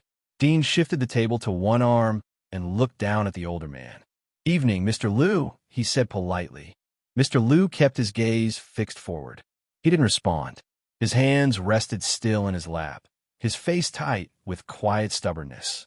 Kenny noticed the awkward pause and spoke quickly. Don't mind him. He's upset he can't stay here at the clinic. Dean gave a small nod, not pushing further. Together, they stepped out of the clinic and started walking towards Kenny's house. His mom was still at diner, closing everything up so nobody was home at the moment. The walk to Kenny's house wasn't long. When they reached the house, Kenny opened the door with his shoulder and maneuvered his father inside. Dean followed, setting the table and bore down where Kenny pointed. They worked quickly, arranging the chair and belongings so Mr. Liu was comfortable. Kenny fussed a bit, making sure his father had everything he needed. Dean stood back quietly, waiting until Kenny was done. Finally, Kenny straightened and gave Dean a grateful look. Thanks. Really, that would have been a pain to handle alone. Dean just nodded. No problem. They stepped back outside together, closing the door behind them. As they walked, Kenny shoved his hands into his pockets. So, I hear you're going to stay with us at the clinic tonight. Dean arched an eyebrow. You were eavesdropping? Kenny gave a crooked grin. Well, you guys weren't exactly whispering. Dean smiled faintly as he replied to Kenny's earlier question. I am. Kenny went on, his tone thoughtful. It's a good thing, though. Most people would have chosen the safer option if they had it. My dad always said this place forces people to show who they really are, and most of the time, it's not pretty. But you volunteered. That means something. Dean glanced at him, curious. Means what? Kenny shrugged. That you're not like the usual newcomers. And if you're willing to stay with us when night falls, well, that makes me feel a hell of a lot better about the next few hours. Hey, we're all in this together, right? Dean smiled at him. Yeah, we are, Kenny replied as they passed by the diner. Up ahead, Tian-Chin stood outside, pulling down the shades and locking the door. Kenny raised a hand. Hey, Ma, he called. I already took Dad home. He's set up and comfortable. Tian-Chin turned to the sound of his voice. Her face softened, though her eyes still showed the weariness of the long day. Good, she said with a nod. Dean gave her a polite nod. Evening, ma'am. Tian, still making sure the lock was secure, glanced up. She offered a small, polite smile. The night will be hard, she said in Chinese. Dean didn't understand the words until Kenny explained to him. He kept his tone steady. Yeah, looks like it. Tian stepped closer, brushing her hands against her apron before folding her arms. Her gaze moved between Kenny and Dean. You boys be careful, she said firmly. The clinic's going to be crowded, and crowded means unpredictable. Keep your head straight. Kenny nodded quickly. We will, Mom. Don't worry. Dean added after Kenny translated to him again. We'll watch each other's backs. Tian gave them both a long look, then let out a breath and offered a faint smile. That's all I ask. Go on now. Don't linger longer than you need to. Night's coming. Dean and Kenny nodded and started toward the clinic. Up ahead, the RV sat parked on the side of the road, its headlights dark in the fading light. The Matthews family had already finished their 2 loops and finally stopped, just as Jim had told Boyd he would. Dean and Kenny slowed a little when they saw Jim step out of the RV first. Tabitha followed right behind him, and so did their kids, Ethan and Julie. Not far from the clinic, behind the trunk of a thick tree, a man stood completely still. His eyes followed the new arrivals closely, every movement catching his attention. When his gaze landed on Dean, his face twisted. His whole body shook, as if something inside him was pushing to break free. Then a crazy smile formed across his face. That man was none other than Kevin, and in the fading sunlight, his smile promised nothing but madness. Jim stood frozen at the bottom of the clinic steps. His hand hovered near the railing, but he didn't move. Behind him, Tabitha stayed close, while the kids stood nervously in between their parents. Jim's face was full of tension, with his eyes shifting between the dark windows of the clinic and the fading sunlight. Dean and Kenny slowed their pace as they walked up. Dean studied Jim carefully, who seemed to be thinking hard. He could see Jim wasn't scared for himself. He was scared of making the wrong choice for his family. He glanced at Kenny, then back at Jim. After a short pause, he spoke. It's tough trusting strangers, isn't it? I mean, if anyone had told me what Boyd told you, I'd have thought the guy was crazy. Honestly, I probably would have laughed in his face. Jim looked at Dean, sizing him up. He didn't answer, but his expressions made it clear what was on his mind. Kenny frowned at Dean, confused. He whispered, "What are you doing?" Trying to convince him or scare him off. Dean ignored him. He took one step closer, keeping his hands visible. His voice stayed calm. "Look, I'm just like you. I only showed up this morning. Got here confused, thinking I'd lost my mind." Jim's brow furrowed, doubt appearing on his face. "This morning?" he asked slowly. "You're saying you've only been here one day?" Dean nodded with a small smile. "Yeah, Hard to believe, I know, but it's true. So I get it. All this stuff Boyd told you, it sounds insane. Jim's expression hardened. That was exactly what had been running through his mind. Boyd's story was insane, and now here was another man backing it up. It almost felt like they were working together. His jaw clenched. How do I know you're not part of it? That this isn't some setup? Dean gave a small laugh, not mocking but relaxed. He tilted his head. You don't. You really don't. That's the truth. You don't have a reason to trust me. Or Boyd. Tabitha's eyes flicked between the men. Ethan and Julie pressed closer to her, picking up on their parents' tension. Dean let out a slow breath, softening his tone. Think back to when you first stopped for directions. That was the moment, Jim. If Boyd had any bad intentions, that was when he would have shown them. If he wanted to take advantage of you, that was the perfect chance. Dean didn't go into specifics, didn't say how Boyd could have threatened them or taken what they had. Not with the kids standing right there. But the weight in his voice made the meaning clear enough. Jim froze. His mind replayed the scene. If the man had been a predator, he wouldn't have wasted time talking about rules or choices. If this was all some kind of scam, Boyd had already passed up the easiest chance to pull it off. Dean's voice stayed calm, almost gentle. That doesn't mean you have to like it, but it does mean you've seen how he acts when he has the upper hand. And that matters. Jim swallowed. His suspicion was still there, but doubt crept in. His eyes narrowed as he looked at Dean. And you? You're way too calm for someone who just got here. Dean chuckled quietly. Well, you're not the only one surprised by that.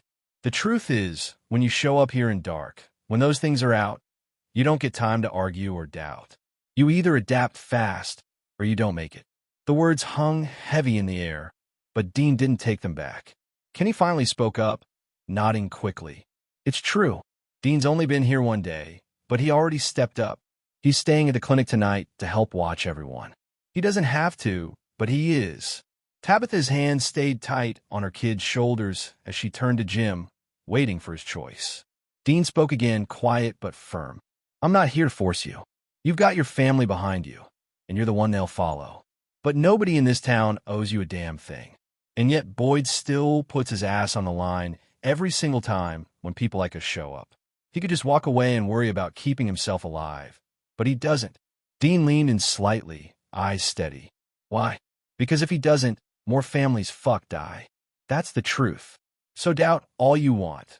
But don't ignore the fact that he's standing here, giving you a chance when he's got nothing to gain from it. Jim's hand gripped the railing tighter. He looked at Tabitha, at Ethan, at Julie, their pale, anxious faces trusting him. His throat tightened. At last, he gave a small nod. He turned to his family. All right, we're going in. Dean stepped back, letting them pass. His face was calm, but his mind was already moving ahead. Getting Jim inside was only step one. Surviving the night was the real test. Kenny glanced sideways at Dean as they followed. You know, he murmured, for someone who just got here, you sure talk like you've been doing this for years. Dean gave him a faint smile. Maybe I'm just a fast learner. After talking for a bit, they didn't linger outside any longer and stepped into the clinic. Kenny quickly locked the door and, after double-checking whether it's locked, he checked upon the talesman hanging by the door. The clinic's main room was already alive with chattings of people. Dean's eyes swept the space. A long, open area with two side windows facing the street, a counter lined with medical supplies on one wall, and stretchers along the back. At the far end, a short hallway led to the basement stairs and the rear exit, the only other door besides the front. Tom was the first Dean noticed. His size made him hard to miss. 3 others stood near the center of the room, faces vaguely familiar from Kenny's quick introductions earlier. Their names slipped from Dean's mind. The rest included Boyd, Christy, Father Catry, the nurse Gina, Jade and his friend, the Matthews family, Kenny and Dean himself. Donna wasn't there. She had gone back to Colony House to deal with some kind of fight that had broken out among her people. That made 16 of them in total. The room felt crowded, but not overwhelming. Chairs and small tables were shifted to the sides, giving just enough space for everyone to move around without tripping over one another. Boyd quickly took command, his voice cutting through the low noise. Listen up. We're not using the basement tonight. Too cramped to fit 16 people, Too easy to trap us in there if things go bad. We hold the main room." He gestured toward the Matthews family. "You stay at the back, close together. Safer that way." Then he pointed to two of the townsfolk. "You two, front door." Boyd moved on, glancing at the windows. "Catchery, you're on the right window. Take Mark with you." Mark stepped forward, and Boyd gave a nod of approval. He turned to Dean and Kenny. "You two, left window. Keep your eyes open." Finally, Boyd positioned himself with Tom at the exit. "We'll cover this side." Everyone shifted into place as per Boyd's order. Dean, who sat beside the completely covered glass, allowed a slow breath. For tonight, this was their ground to hold. Time dragged in the clinic. Everyone was wide awake, cramped together in the dim room. Kenny leaned against the wall below the left window with Dean. They spoke in hushed tones, swapping stories of who they'd been before this shitstorm. Dean found Kenny easy to talk to, someone who'd seen more than most and survived. Hours ticked by. Conversation faded. Silence took over. Everyone just wanted the night to hurry the hell up.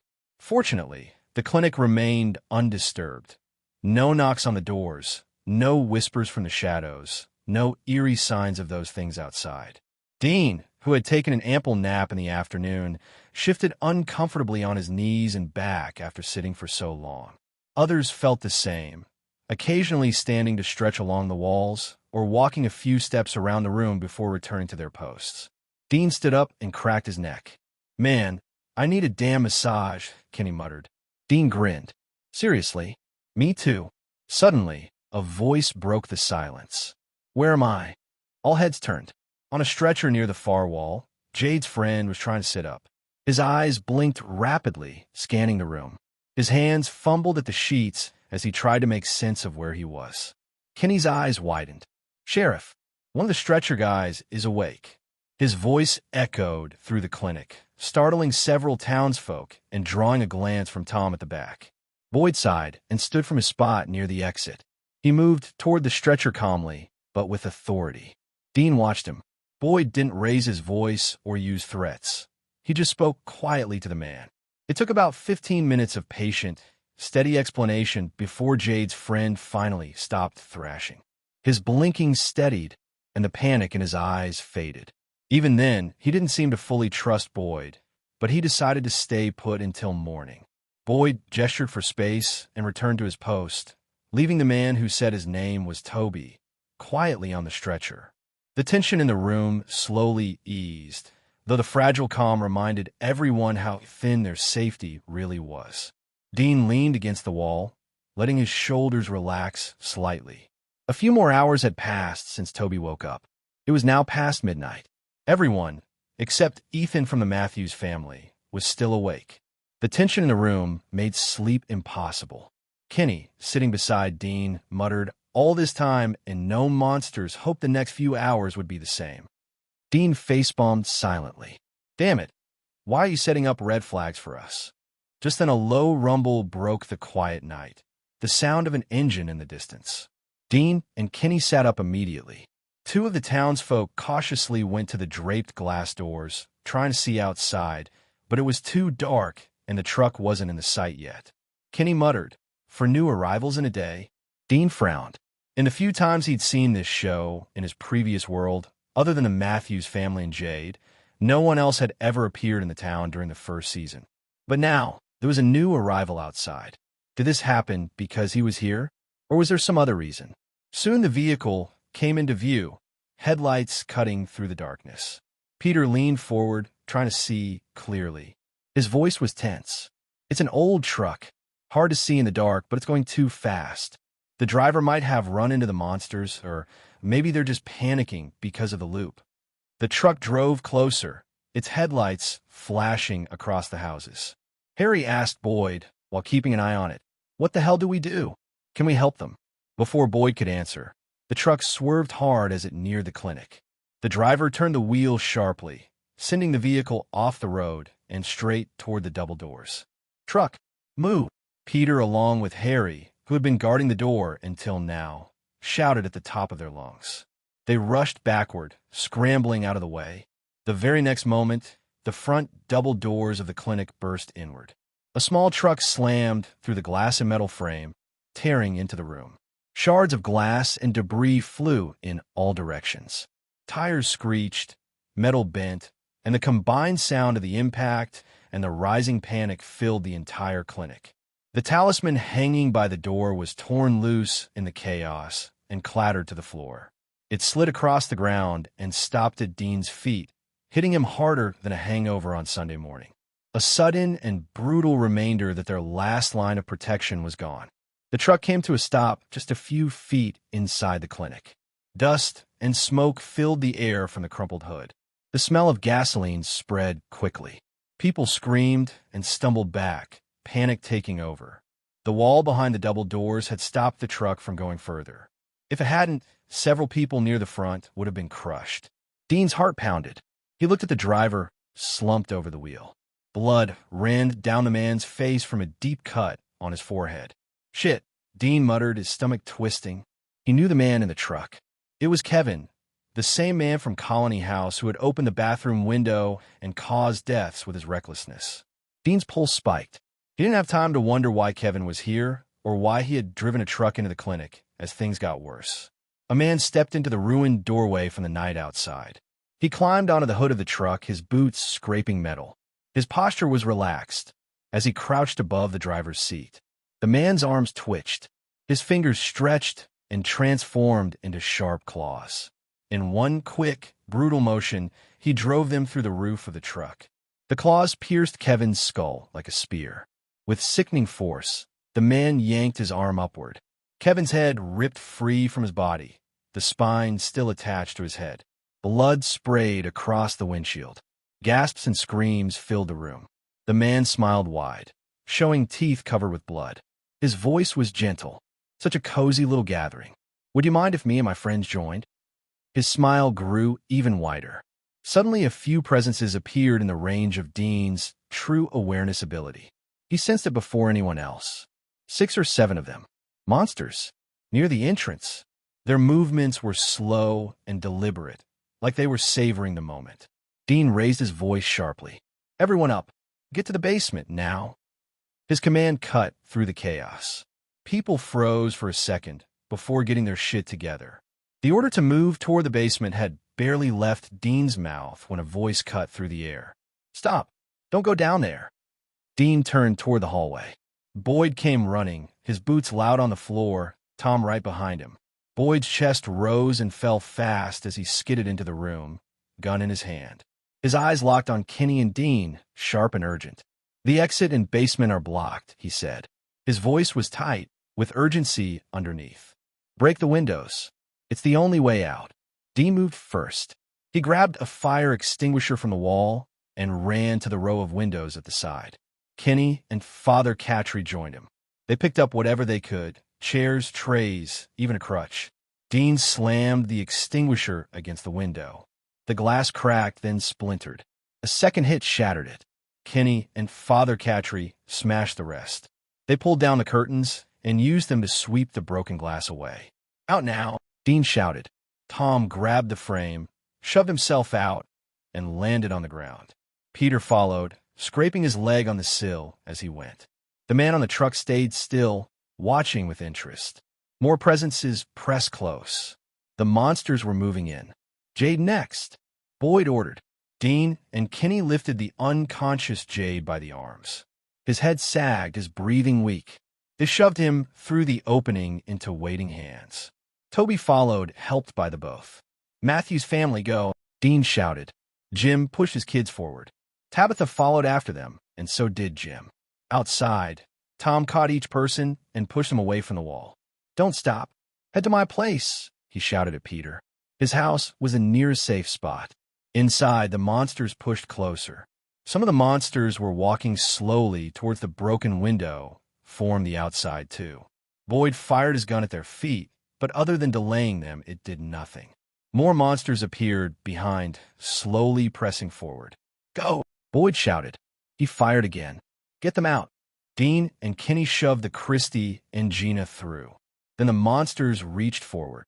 One swung at Boyd, its hand passing inches from his face. He pulled back, teeth clenched. Now Boyd, Catry, Dean, Kenny along with Harry and Mark were cut off. Monstrous claws reached from outside the window at them as more monsters gathered there. "Shit," Kenny said, backing away as jumping out wasn't an option now. Thankfully, Gina and Christy had already ran away following the group. Dean's pulse raced. "Other side, move." They ran. A monster swiped at them. Dean activated the ghost veil and smashed the extinguisher into its face, buying a moment. Another claw tore through Kenny's jacket but missed his skin. He stumbled, and Father Catry yanked him up. Dean had already reached the windows on the far side of the room. He swung the extinguisher with every ounce of strength he had left. The glass cracked once, then again, before finally bursting outward in a rain of shards. Cold night air rushed inside. "Go!" Boyd barked, shooting bullets at their legs. Dean didn't stop to think. He jumped through the broken frame, hit the dirt hard on his shoulder, and rolled across the ground. Pain shot through him, but he pushed himself back up. Kenny came down beside him a moment later, groaning and holding his chest. Father Catry and Harry stumbled out after them, with Boyd right behind.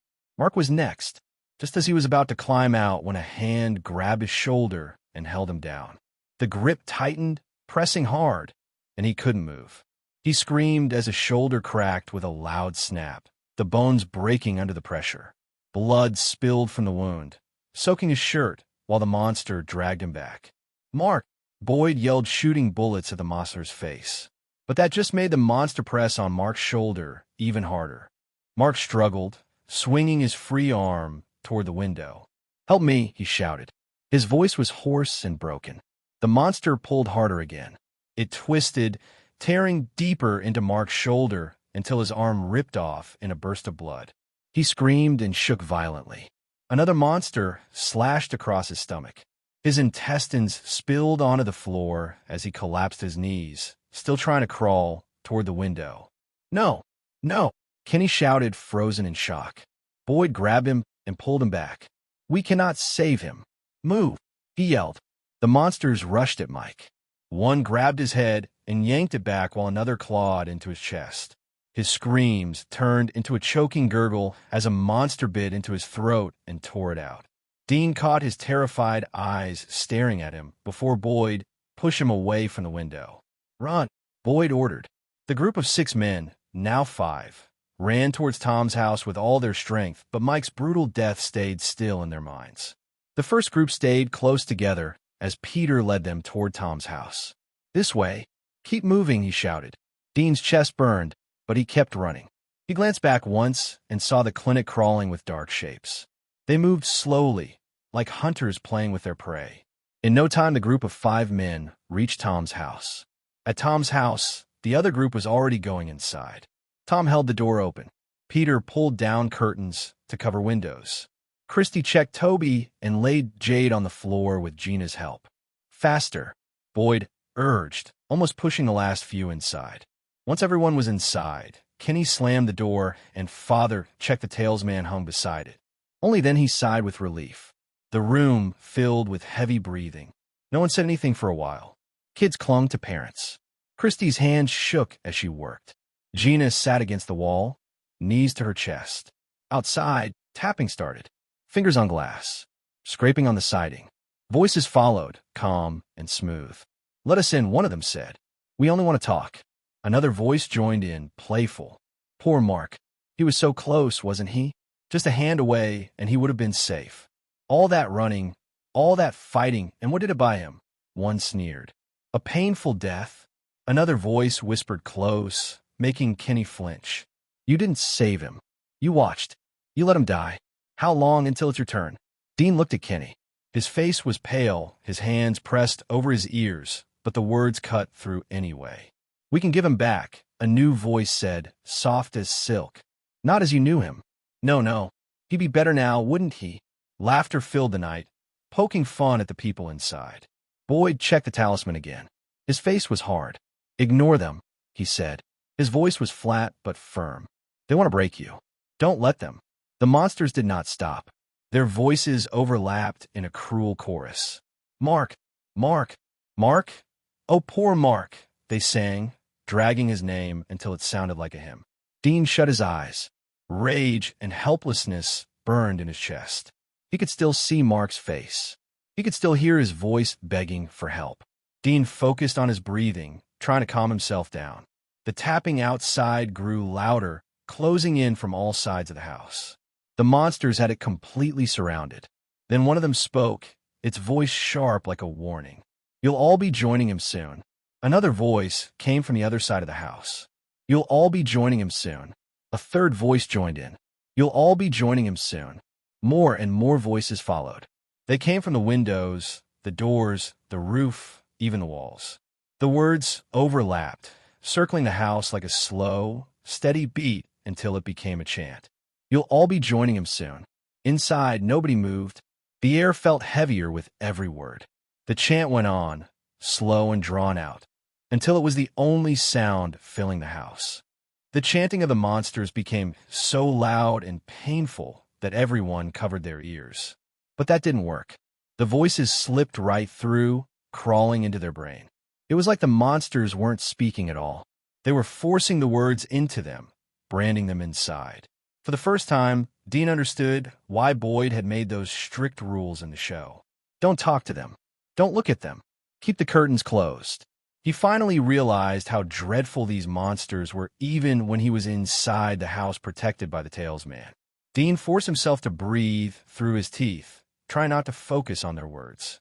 Just then, all at once, silence. The chanting stopped, as if someone had flipped a switch. It pressed down on the room like a heavy weight. Even breathing felt too loud. No one spoke. No one moved. It seemed like the monsters had left, as there was pin-drop silence outside. No tapping, no scratching, no whispers, nothing. Slowly, people lowered their hands. Their breathing was rough. Dean lowered his hands from his ears, too. His palms were sweaty, and his arms trembled. Though, now the chanting had stopped, countless thoughts hit him. Mark's face came back first, his wide eyes, the pale hand dragging him away, the tearing sound of flesh. Dean could still hear it in his ears. He had seen gore before, movies, shows, even bad clips online. He had rolled his eyes at cheap horror effects. He had even sat through films full of fake blood meant to make people squirm. But none of it, had prepared him for this. This wasn't fiction. This wasn't something he could turn off or ignore. It was real. His reality now. His head pounded like a drum. Death had brushed close enough to touch him once again, but it had taken someone else instead. He didn't know if it made him lucky or cursed. He closed his eyes, but the images replayed. Mark's scream cut short, Kevin's head being ripped off, the monster's voices circling. The truth hit him hard. Any second could be his last. The thought barely had time to settle when a notification panel popped up in his mind. Dean froze, startled, but without hesitation, he opened it. Mission accomplished. Number of people saved, 7. Reward, 700 points. Progress percentage 1.5%. Relief washed through him. Not because of the reward, but because of the words, mission accomplished. That meant they were safe. At least for tonight, the monsters wouldn't try to break in again. Dean dismissed the panel and leaned back against the wall. The words mission accomplished should have comforted him. They did a little. But even knowing the monsters wouldn't break in tonight, his head still pounded with those freaky chants. Panic. That was what it was. Pure panic. He had just watched people die right in front of him. No matter how much he told himself he was okay, his body didn't believe it. His muscles stayed tense, his heart kept racing, and his mind replayed the deaths over and over. That was when his thoughts turned back to the glowing panel. The system. His one lifeline in this nightmare.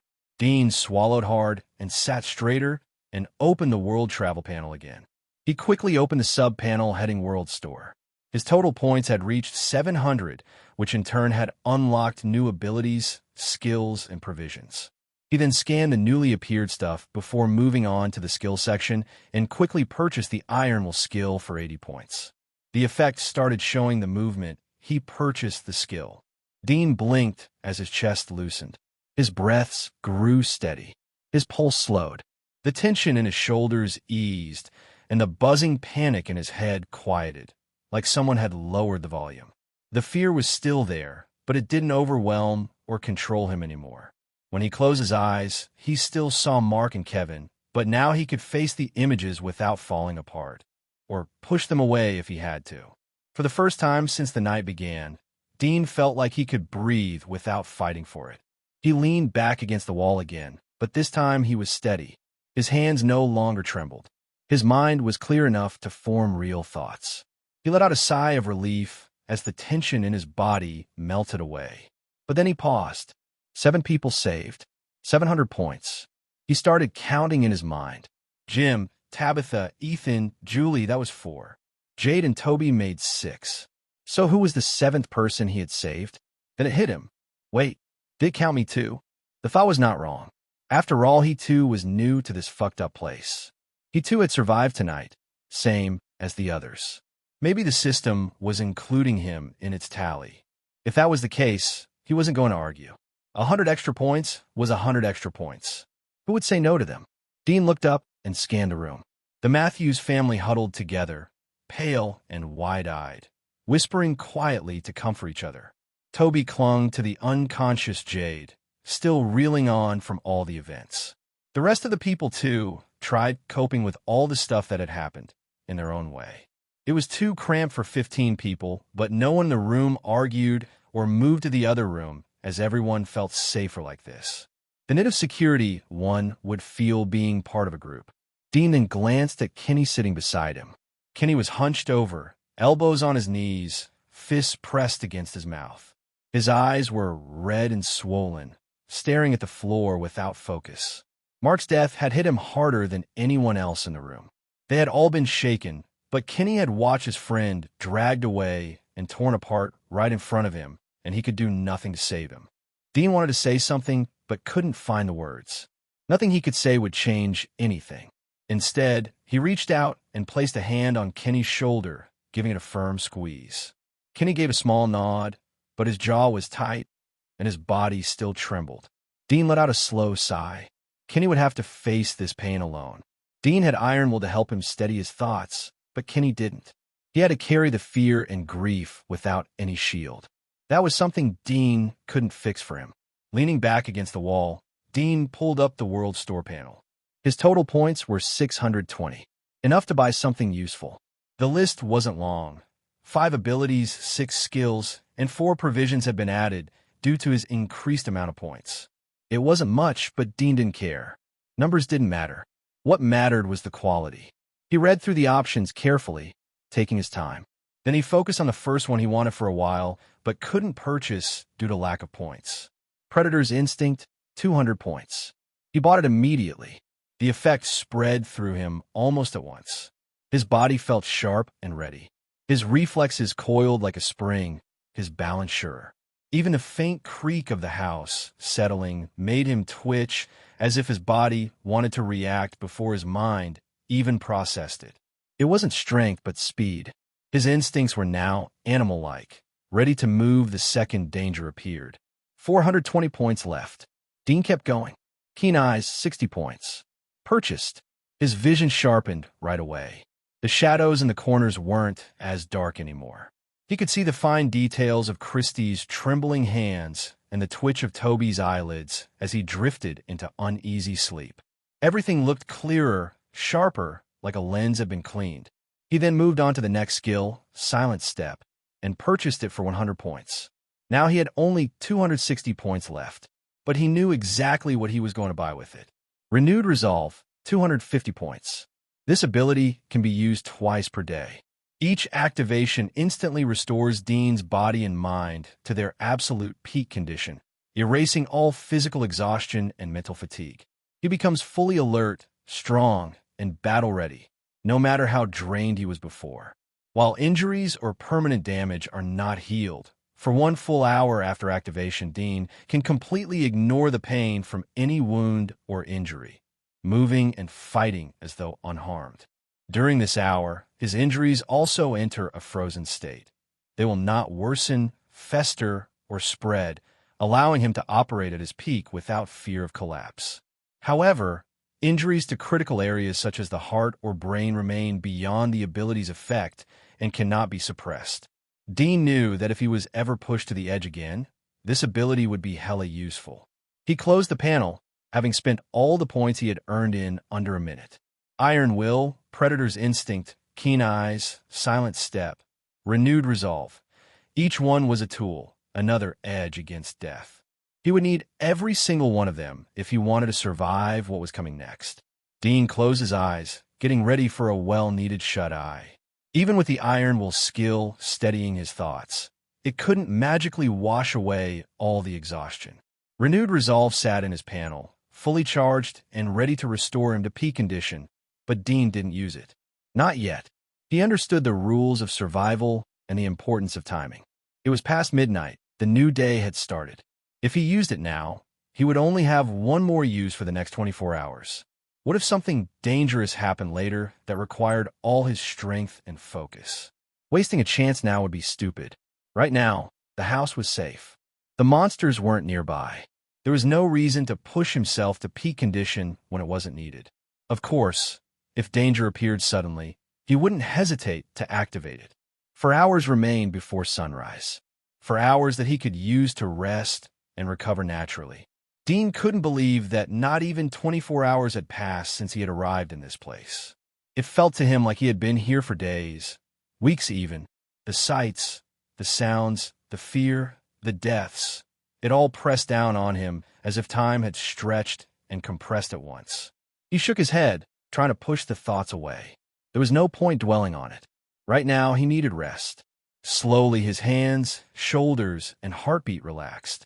Within minutes, Dean was fast asleep, letting exhaustion take him completely. Dean slept like a baby, no tossing or turning.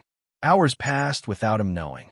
His body, worn out from stress and exhaustion, finally got the rest it needed. A gentle shake on his shoulder woke him. "Dean," a voice said. "Hey, wake up." Dean groaned, rubbing his eyes. The bright light stung as he blinked awake. Slowly, his vision cleared. He was still in the same room, but everyone else was gone. Only Kenny stood nearby. Dean shifted to sit up, and that's when he noticed his hands. Both were wrapped neatly in white bandages, a small part of his right arm, and his left palm covered where it still stung faintly. He flexed his fingers in surprise. "What the hell?" he muttered. Seeing him stare, Kenny spoke. "Christy did it after you fell asleep. You were out cold." Dean blinked. "I didn't even notice." Even his predator's instinct didn't fall up. Either it was because he was asleep or the ability detected that he wasn't in any danger in the first place. "You cut yourself on the glass yesterday, right?" Kenny asked, disturbing his line of thought. "Just some tiny ones," Dean said slowly, remembering how he'd cleared the glass shreds in the window for an escape path, ignoring the sharp edges as people scrambled through. He had felt the sting, but the adrenaline made him push past it. Now, the dull ache lingered under the bandages. "She's too good at this," Dean said quietly, shaking his head. "I didn't even wake up." Kenny gave a faint smile. "She's patched up worse in this place." Dean turned toward the window. Sunlight poured through the curtains in a golden strip. "What time is it?" he asked, voice rough. 9 o'clock, Kenny said. Dean froze. "What? 9? I slept that long? Why didn't you wake me up?" "Why? Did you have something important to do?" Kenny asked calmly. Dean frowned. "No, but still." Kenny smiled faintly. "You know how helpful you were yesterday, right? Breaking that window, helping people get out, staying back instead of running. You really helped." Dean shifted uncomfortably. "Didn't you, Boyd, and the others do the same thing?" "Yeah," Kenny said with a nod. "But you've been here only a day. You didn't freeze, you didn't run, and you thought of others first. People noticed. They were thankful. And honestly, we all thought you deserved a good sleep." Dean sighed, rubbing his neck. "You guys, I didn't do much." "You did enough," Kenny said firmly. Dean didn't argue. He stood with Kenny's help, feeling a sting in his palm as he moved, the bandages tugging slightly. The two stepped outside Tom's house. "How are you doing?" Dean asked. Kenny's face grew serious. "Better than yesterday." Dean looked at him. "Was Mark someone close to you?" Kenny didn't answer right away. His eyes darkened, and his jaw tightened. Dean stayed quiet, giving him time. At last, Kenny let out a long, heavy breath, ready to speak. "When we first got here," he said slowly, "other than Boyd, who gave us direction, Mark was the one who helped us." Dean stayed quiet, listening. "The first few days were the hardest, Kenny went on, telling Dean everything Mark had done for him since they arrived. To Kenny, Mark wasn't just another face in the crowd. He was the reason they had survived those first brutal days. Dean nodded after Kenny was done. Sounds like he was a good man. He was, Kenny said firmly, better than most. Brave, too. Dean listened quietly. He had no idea such a person existed in the original show, as he had never heard of this man before. Maybe Mark was there, just not explored yet, or maybe his story was meant to be revealed in seasons that hadn't aired yet. All he could say was, "I'm sorry I couldn't help him last night." Kenny shook his head. "Don't. You did what you could. None of this is your fault. Out there, it doesn't matter how strong or brave you are. The monsters always win." His fists tightened. Dean looked at Kenny, seeing the grief mixed with anger in his eyes. It made him feel a pang of guilt. He couldn't help thinking that if he had reacted a little faster, things might have gone differently for Mark. His mind went back to the night before. The chaos was still clear. The monsters breaking in, the screams, the rush of people running. He had his gun in the inventory, but in the heat of the moment, he had forgotten about it. If he had shot at their legs, maybe he could have slowed them down. Maybe Mark could have escaped. Still, Dean knew he hadn't just stood there. He had acted. He told people to head toward the basement. He smashed the windows to give them another exit. He fought to hold the path open, even when the glass tore his skin. He had done what he could in that frantic moment, even if it hadn't been perfect. He admitted to himself that he had been panicking too. His heart had raced, his hands had shaken, and his breath had been short. He wasn't calm or collected, but he hadn't completely lost control either. He had managed to do something, and for that he couldn't tear himself apart. A thought crossed his mind. If he had bought iron wool earlier, maybe he would have been sharper and steadier. Maybe he would have seen more options, but he couldn't dwell on it for long. What was done was done. All he could do now was make sure he used every tool at his disposal going forward. He pushed the guilt aside, keeping only a small trace of it as fuel. On the outside, he stayed quiet and steady. Inside, he made a promise. Next time, he would be ready. Dean was pulled out of his thoughts by Kenny. "Hey," Kenny asked, "you ready for breakfast?" Dean gave a small nod. "Yeah, breakfast sounds good." Kenny spoke as they both started walking toward the diner. "You'll want a full stomach before the ceremony. It starts in about an hour." Dean raised an eyebrow. "Ceremony? What about the funeral for Mark?" Kenny answered Dean's question. "Right after the ceremony, the funeral will take place," he said quietly, his voice heavy with loss. Dean didn't push. Death lingered everywhere here. After a pause, he asked the thing that had been eating at him since last night. "Yesterday," Dean said, "the guy in the car, he was from Colony House, right?" Kenny's jaw tightened, anger flashing across his face. "Yeah, that was Kevin. I had no idea he was completely under the thumb of the monsters." A frown appeared on Dean's face. Inwardly, he couldn't help the disgust boiling up. How much of a simp was Kevin to even agree to something like that? Pathetic bastard, he thought, selling out his own people because some freak whispered sweet nothings in his ear. If Kevin had lived through that crash, Dean would have put a bullet in his skull himself. Better to take out one dumbass traitor than let him keep feeding people to the wolves. "What did Donna say?" Dean asked, curious as to how all this went down. Kenny let out a long breath. "Boyd went up there this morning and ripped into her in front of everyone. Told her to get her people under control before somebody else ended up in a grave." Dean raised a brow. "Boyd yelled at her? That must have been something." "Yeah," Kenny said, half tense, half impressed. "Boyd doesn't lose it much, but when he does, people shut the hell up and listen. He told Donna their whole live free, live full bullshit doesn't mean anything if their freedom gets everyone slaughtered. Said Kevin's crap nearly wiped us all out."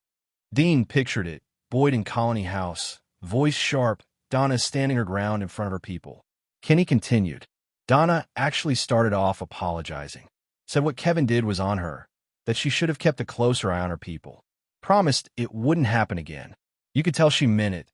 Looked shaken, like she knew how bad it almost got." He exhaled sharply. But Boyd didn't let up. He pushed her even harder. That's when she snapped back, said he had no damn right to tell them how to live. Her people chose Colony House so they wouldn't be ordered around. They argued back and forth a little, and then Boyd left. Tension's bad now. Like one more spark could blow the whole thing up. Dean grunted. That was the last thing they needed. Monsters outside were already enough of a nightmare. Infighting inside would only make survival uglier. They continued talking as they made their way to the diner. The sun made the streets look calm, but both men knew it was a lie. Night always came back. So did the monsters. When they reached the diner, people were already inside, speaking in low voices, the smell of food drifting out. Kenny pushed the door open and held it for Dean. Come on, he said. Let's eat while we can. Dean stepped inside and paused, taking in the room. The diner felt a bit louder than yesterday. Behind the counter, Sarah moved briskly, her hair tied back, sleeves rolled up. Tion stood beside her, working with the same focus, moving plates and pouring coffee like he'd been doing this his whole life. Despite the grim mood, both worked with steady hands, keeping the diner's rhythm alive. At one booth sat the Matthews family. The family looked worn out, but with the things that had happened yesterday, no one would blame them. Across the room, Jade sat with Toby. Dean's brows rose slightly. Jade had been out cold since he had arrived, but now he was awake, talking animatedly. His hands waved as he spoke, his voice loud enough for nearby tables to hear. If the road folds in on itself, Jade said quietly, it's not just a loop. It's a distortion, like a wormhole bending space. That's why we can't escape. It isn't the roads that are wrong. It's the space around us.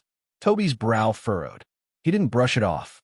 So you're saying the town is the center of the distortion, that everything pulls back here.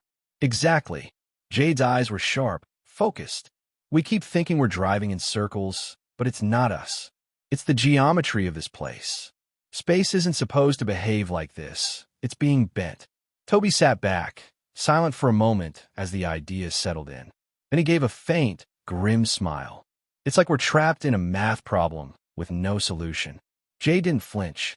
No, every problem has a solution. We just haven't found it yet. Dean gave Toby a nod as he passed, then another to the Matthews family, who returned it quietly. Without a word, he moved to the counter where Sarah was already watching him. How are you holding up? She asked softly, her eyes flicking toward the bandages on his hands. Dean gave a short shrug. Still breathing. Can't complain. Tion responded with a faint smile, his voice calm but steady. Eat more. Recover soon. She then set down 2 plates with eggs, bread, and fried potatoes. Kenny and Dean picked them up and headed to an empty booth. Just as they were about to sit, a loud clang echoed through the diner. They turned and saw Sarah on the floor behind the counter. A tray of utensils lay scattered around her. Her body shook hard, arms locked tight, legs kicking as she had a seizure. Her head hit the tiles with a dull thud. Dean froze for half a second, his instinct catching up faster than his thoughts. He shoved his plate down on the booth table and hurried toward the counter.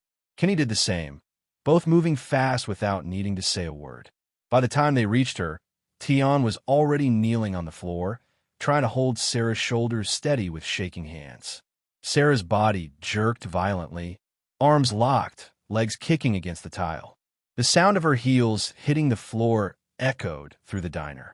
Dean crouched beside her, eyes sharp. Hold her head, Dean said firmly. His voice snapped Tion out of his panic.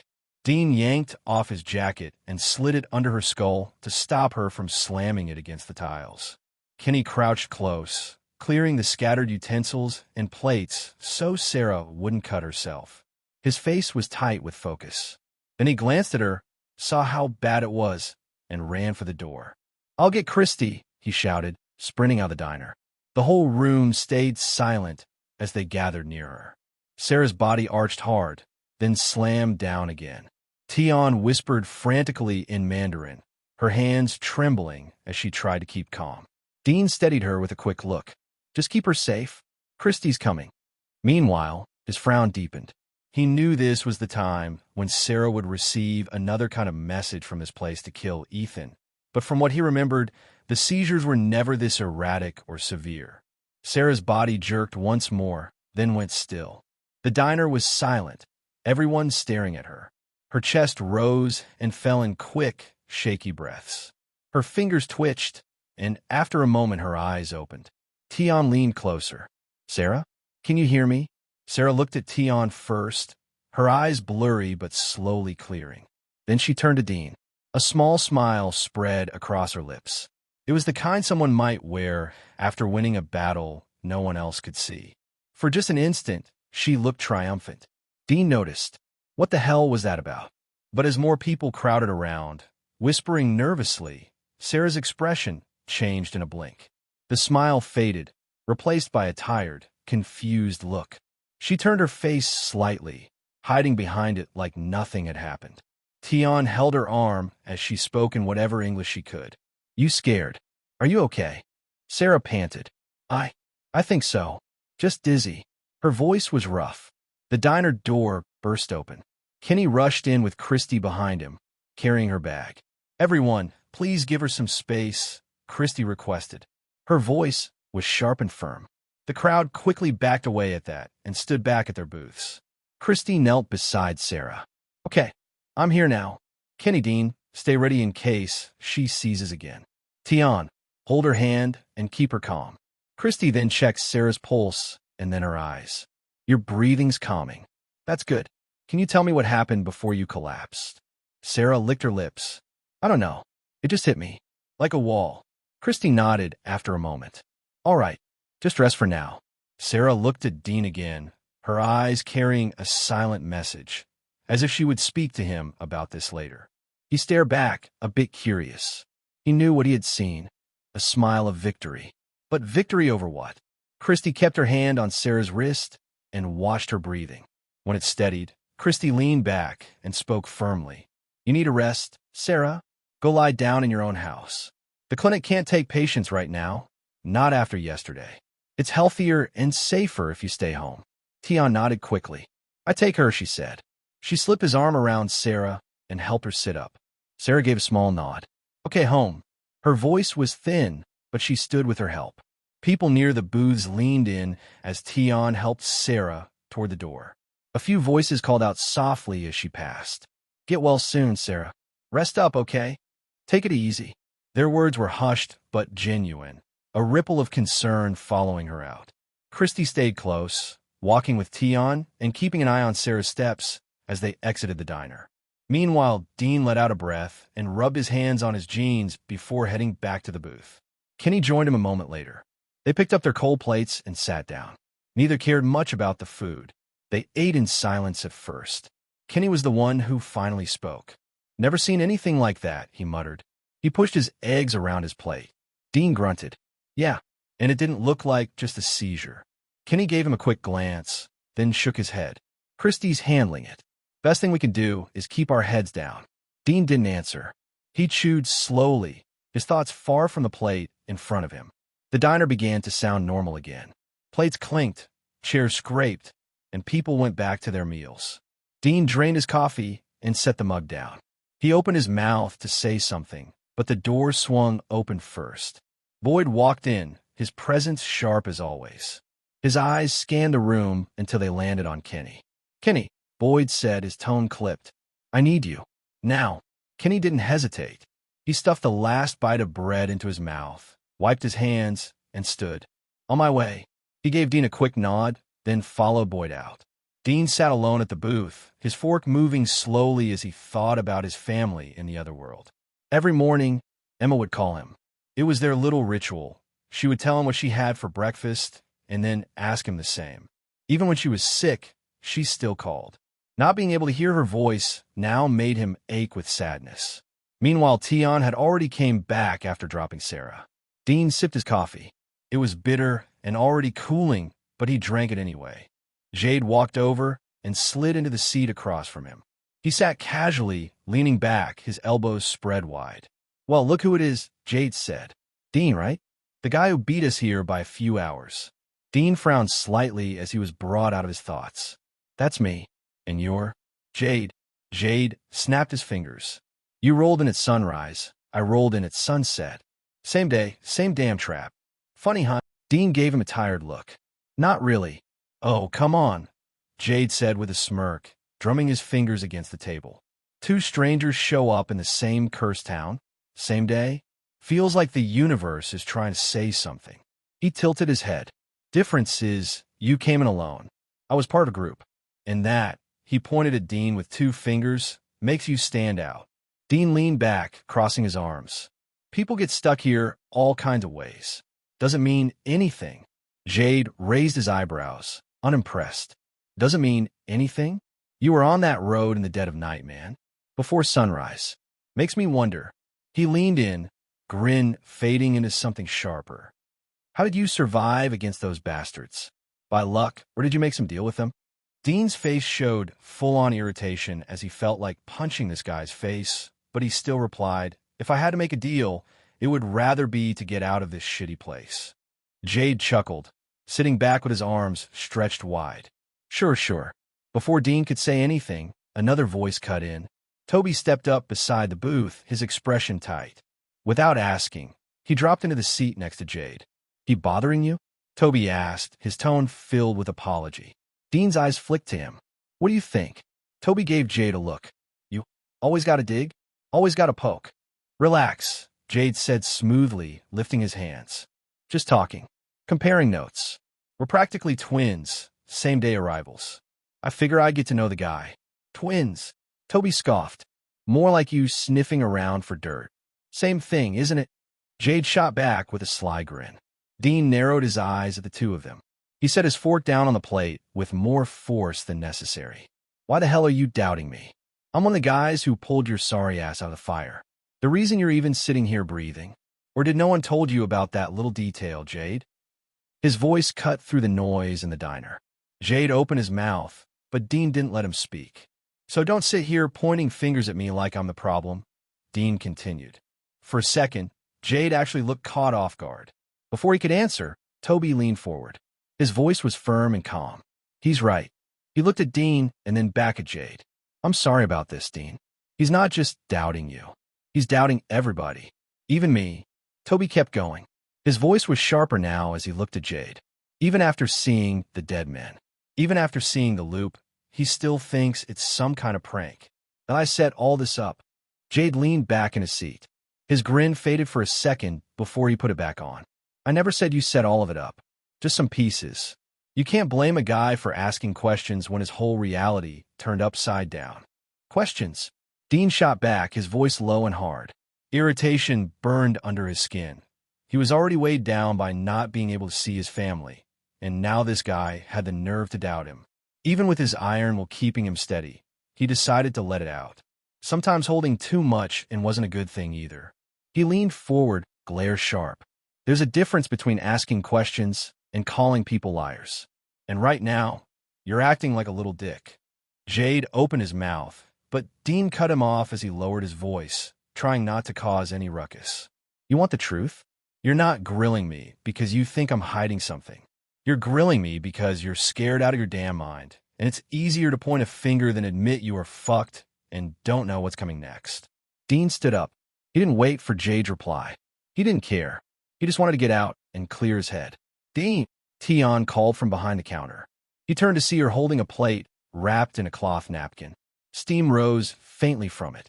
Sarah, breakfast. Can you take? She asked. Dean's irritation eased. He gave her a small smile and nodded. Yeah, I'll take it. She should eat something. The truth was, he wanted to see Sarah anyway. That strange smile she had given him in the diner still lingered in his mind.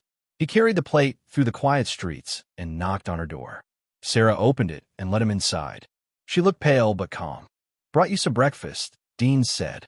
He set the plate on the table. His tone was light, but his eyes studied her carefully. How are you holding up? Sarah gave him a tired smile and brushed a strand of hair out of her face. Better. Just worn out. Where's your brother? Dean asked. Does he know about the seizure thing? Yeah, Sarah said. He was here a minute ago, but I made him go feed the animals. He worries too much. Dean gave a small nod. All right, so what was the vision about? What did the voices tell you to do this time? Sarah's voice was barely above a whisper. They told me to kill Julie, the little girl from the Matthews family. Dean was confused at her words. Julie, he said slowly, not sure he'd heard right. The Matthews kid? That's what they told you. Sarah looked down and twisted her hands in her lap. Yes, it was clear this time. The voices in my head, cold and absolute. It said, kill the girl. She shuddered and swallowed. Dean narrowed his eyes. He ran it over in his head. He'd been certain the target was Ethan according to the plot of the show. But why the hell did the message changes from Ethan to Julie? Dean thought and thought, but nothing came to mind. Sarah looked up and met Dean's eyes. "Do you know the best part?" she asked. "I didn't listen to them." Her voice was quiet but firm. "I fought the voices. I pushed them away. I fought with everything I had. The seizure came because I resisted. My body broke. But I didn't do what they told me." Dean watched her. Her face was tight, but she seemed clearer, stronger in a small, fierce way. "They haven't bothered me like that since," Sarah said. "Usually the whispering never stops. It claws at you for hours. But after that fight, nothing. Quiet." She pushed the plate Dean brought a little closer, as if the motion steadied her. "That smile you saw wasn't happiness," she added. "It was relief. It felt like winning a fight inside me. Like taking my voice back for a moment.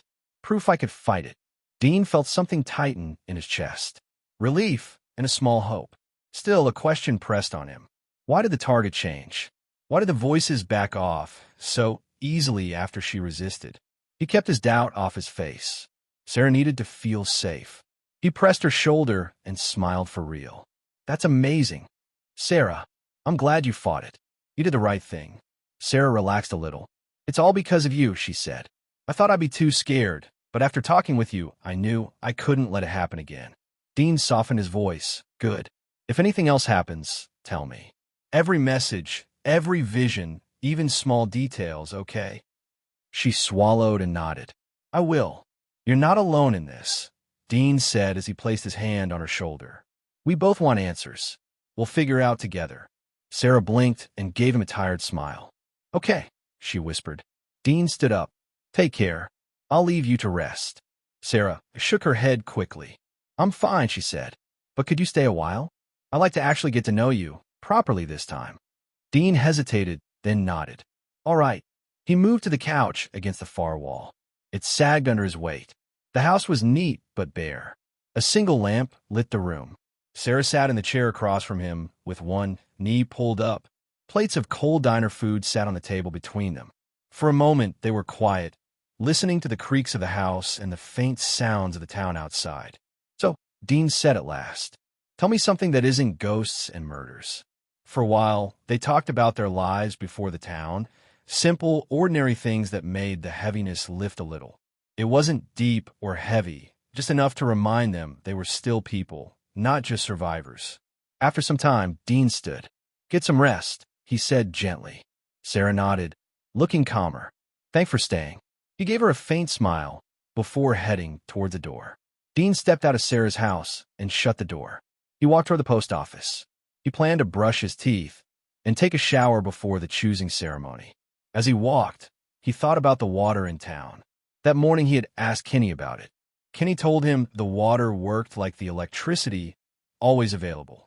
The taps ran without stopping, and the water was safe to drink. It sounded strange, but it was the only answer he got. The water flowed clean and steady. People didn't ration it or line up for it. Dean knew they wouldn't have lasted 7 years here if the water had been unreliable. Rain didn't come often in this place. Even when it did, it was never enough to keep a whole town alive. The endless tap water explained how people had survived. Still, Dean couldn't shake his doubts. Maybe the water wasn't as harmless as people thought. What if it contained something, some drug or chemical? That could explain why people saw monsters and heard voices. Maybe the water made their minds weak, blurring the line between real and unreal. It was only a theory, but it stuck with him. Then again, Dean himself hadn't touched the water right after arriving. He was careful, but even then, he saw the monsters with his own eyes. Donna had too. If the water was the cause, that wouldn't make sense. Theories came easy in this place. Everyone had one. Some said it was a government experiment. Others thought it was a curse or a time loop. Everyone made up answers to keep themselves steady. Dean walked back to his car, parked a little crooked on the street. He opened the trunk and pulled out his travel bag. Everything was still packed the way he'd left it. His towel, a tube of toothpaste, his toothbrush, and clean clothes. He carried them to Boyd's house. A few minutes later, he stepped back outside. His hair was damp his face clean, and he wore a fresh shirt and jeans. He felt better. The dirt of the night finally washed away. The morning air was cool, the sun bright, but not yet hot. He stood on the porch for a moment, looking at the empty street. The choosing ceremony wasn't until later. He still had time. He left the porch and walked down the road. Maybe he could find Kenny and spend time with him. As he neared Frank and Lauren's house, the sound of laughter and conversation reached him. On the porch, Jim and Tabitha Matthews were sitting in old chairs along with Frank and Lauren. Julie stood in the playground, arms crossed, watching over Ethan and Megan, who were running near the swing set. Their laughter was clear in the quiet morning. Dean stopped without thinking. Then Megan spotted him. Her face lit up, and she darted toward him with a squeal. "Dean!" she shouted, her voice carrying across the yard. Dean grinned as she ran up, nearly tripping over her own feet in her rush. He crouched slightly to meet her halfway. "Got a new friend, big kid?" he asked, smiling as he ruffled her hair. Megan giggled. "Ethan showed me how to jump, but I can go higher than him." She pointed back at her new friend. Dean chuckled. "Already beating him, huh?" Megan nodded. "He said I'm too little, but I'm not." Ethan called from the swing. "Don't believe her. She cheats." Dean raised his eyebrows at Megan. "That true?" he teased. She crossed her arms, smiling. "No, he's just mad I swing higher and faster." She then tugged his sleeve, bouncing with excitement, and asked, "Are you coming to play too?" Dean looked over at the porch, where the two couples were sitting, their faces calm in the soft morning light. Then he glanced back down at Megan, still tugging eagerly at his sleeve. "How about you play with Ethan for now?" he said gently. "I'll join in later, okay?" Megan's face fell slightly, her bottom lip poking out in a soft pout. "But you promise you'll come?" Dean smiled, crouching down again to meet her eyes. "Promise," he said clearly, giving her hair another affectionate ruffle. That did the trick. Megan brightened, gave a quick nod, and turned on her heel, shouting back at Ethan as she ran toward the swings. "My turn." Dean chuckled under his breath and rose to his feet. With a relaxed pace, he made his way up to the porch where Frank, Lauren, Jim, and Tabitha were seated. They looked up as he approached. "Morning," Dean said, offering a nod and a polite smile. "Morning," Frank returned with a nod of his own. "Good to see you, Dean," Lauren added, her voice warm. Jim said, leaning forward slightly, "Glad you're up and about." Dean's gaze shifted to the Matthews couple. "How are you guys holding up?" he asked, his tone gentler now. Jim exhaled slowly, rubbing the back of his neck. "Better than yesterday," he admitted. "Still a little shaken, I guess. But we're getting there." Tabitha, seated close beside him, gave a small, grateful smile. "Thank you for convincing us to go to the clinic yesterday." Dean shook his head. "No problem. You ought to thank Boyd, too. He's the one who kept pushing to make sure you got inside right away." Tabitha nodded. "We already did. He came by this morning. Actually, checked on us, made sure we were all right. I don't know how to thank him for that." Jim gave a low laugh, though there was no humor in it. "Feels strange to even say we're all right after last night. Because for a while there, I didn't think we'd make it." Dean leaned a shoulder against the porch railing, his expression steady. "You made it. That's what matters." "Barely," Jim muttered. He rubbed his face with both hands and sat back in the chair. "That thing, the monster, it was right there. I swear I could feel it breathing on me before running towards Tom's house." Tabitha's eyes tightened. She hugged her arms around herself as if she could still feel that cold presence behind her. And that fucking creepy smile of theirs, the way they walk like they have all the time in the world, like they knew we wouldn't be able to get out of here. Dean stayed quiet, letting them get it out. He knew that first close encounter carved deeper than words could explain.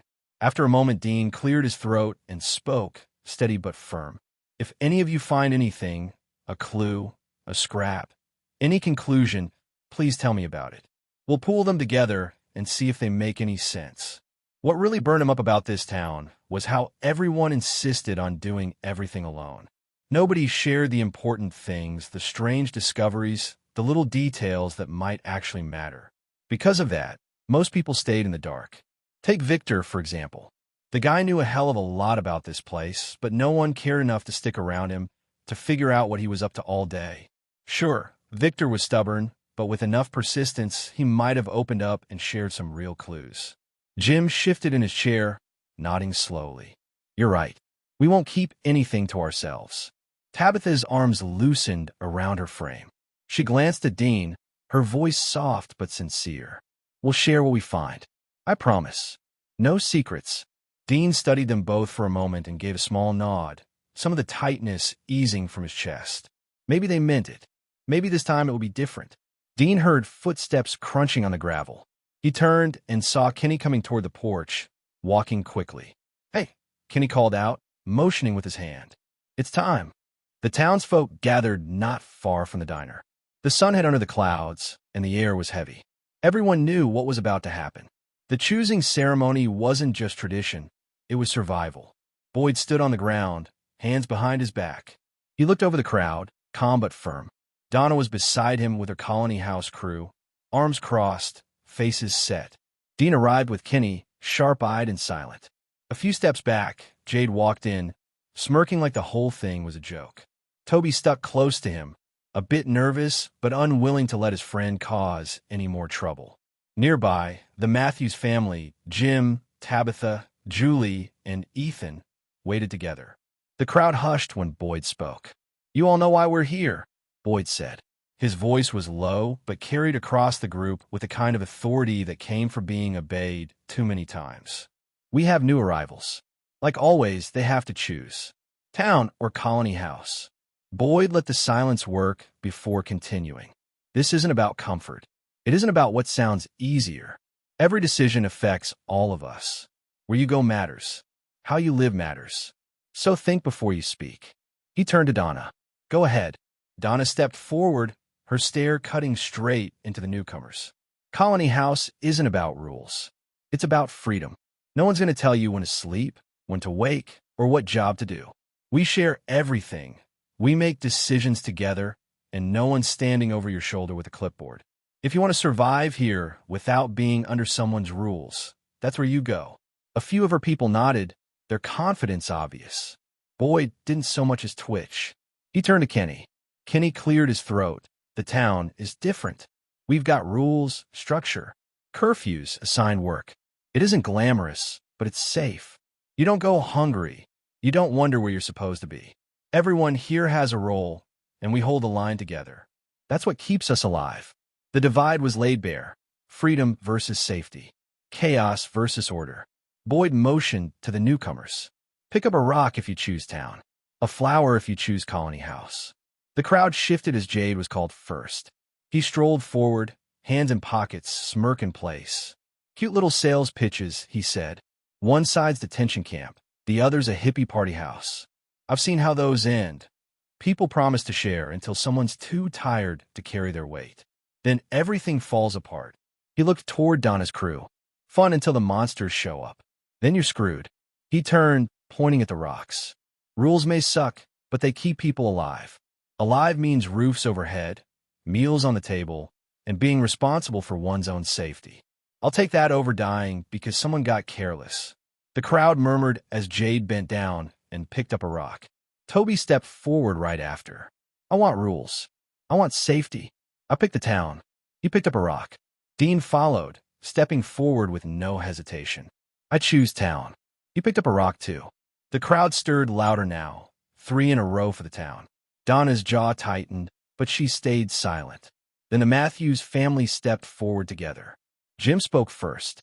We've thought about it. We want stability for our kids. We want structure. He reached down, picked up a rock. Tabitha, Julie, and Ethan followed, each picking up a rock one by one. The townsfolk nodded in approval, relief on their faces. Donna's people shifted uneasily. Boyd lifted his hand for silence. You've seen their choices. Jade, Toby, Dean, and the Matthews family all have chosen the town. That is final. No going back. The crowd broke into whispers, some relieved, some tense. Donna's glare swept across Jade, sharp and cold, but she turned on her heel and led her people away. The whispers faded as Boyd lifted his hand again. His voice softened, carrying a heavier tone.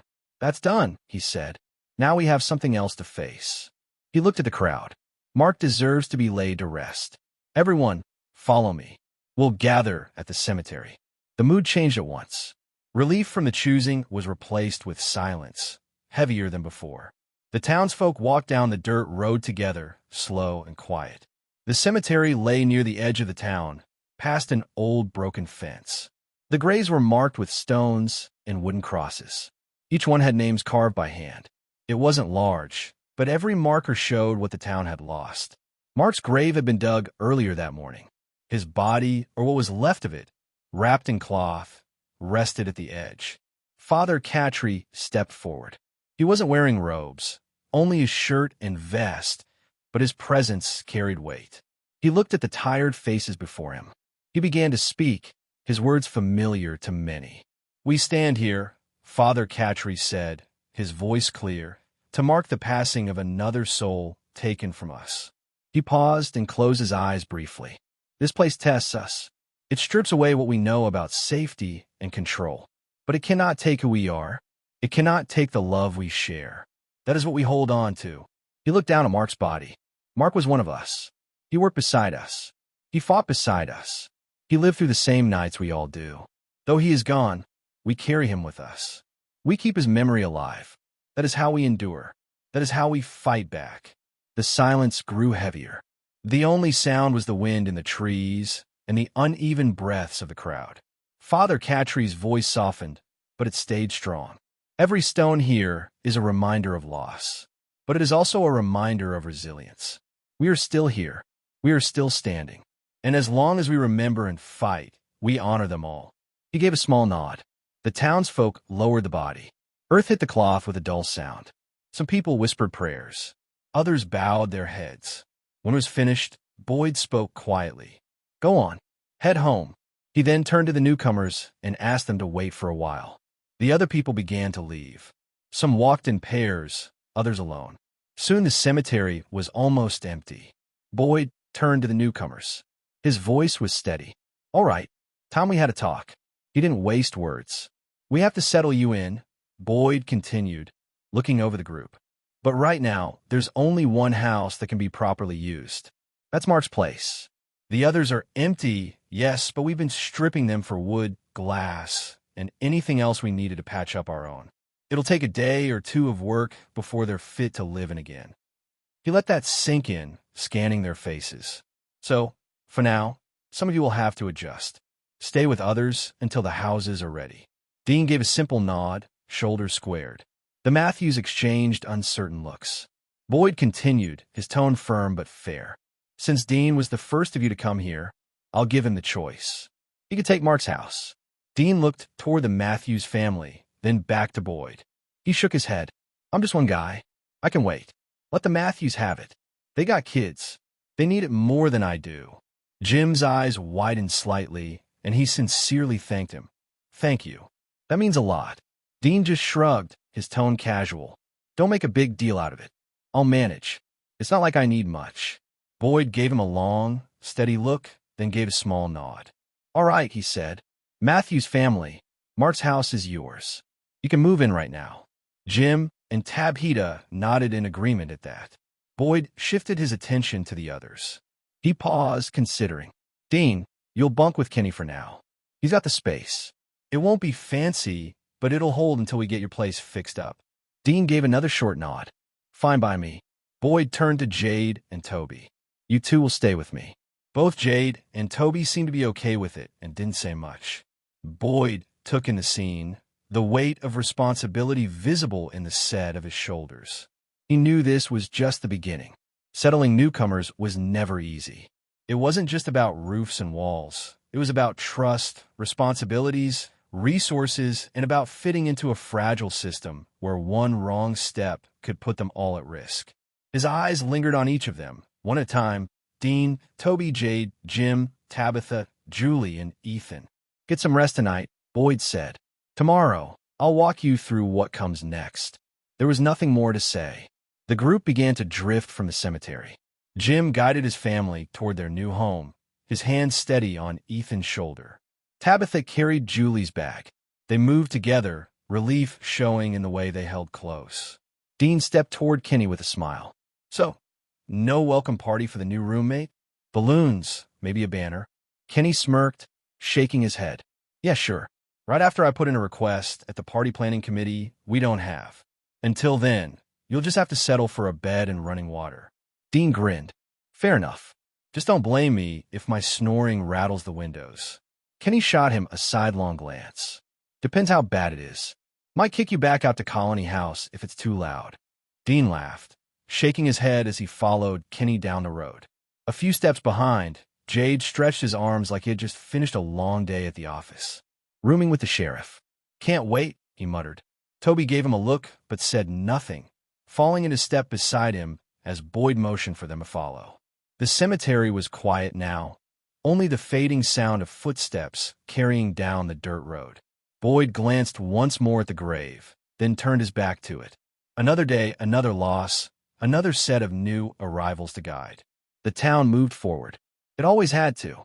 Meanwhile, Dean broke off from Kenny for a moment and went to his car. He opened the trunk and pulled out his travel bag, swinging the strap over his shoulder. Kenny waited with his hands in his pockets, then started leading the way down the street. They stopped in front of a small two-story house with a worn porch. Kenny opened the door and stepped aside. Come on in. Your room's upstairs. Into the hall on the left.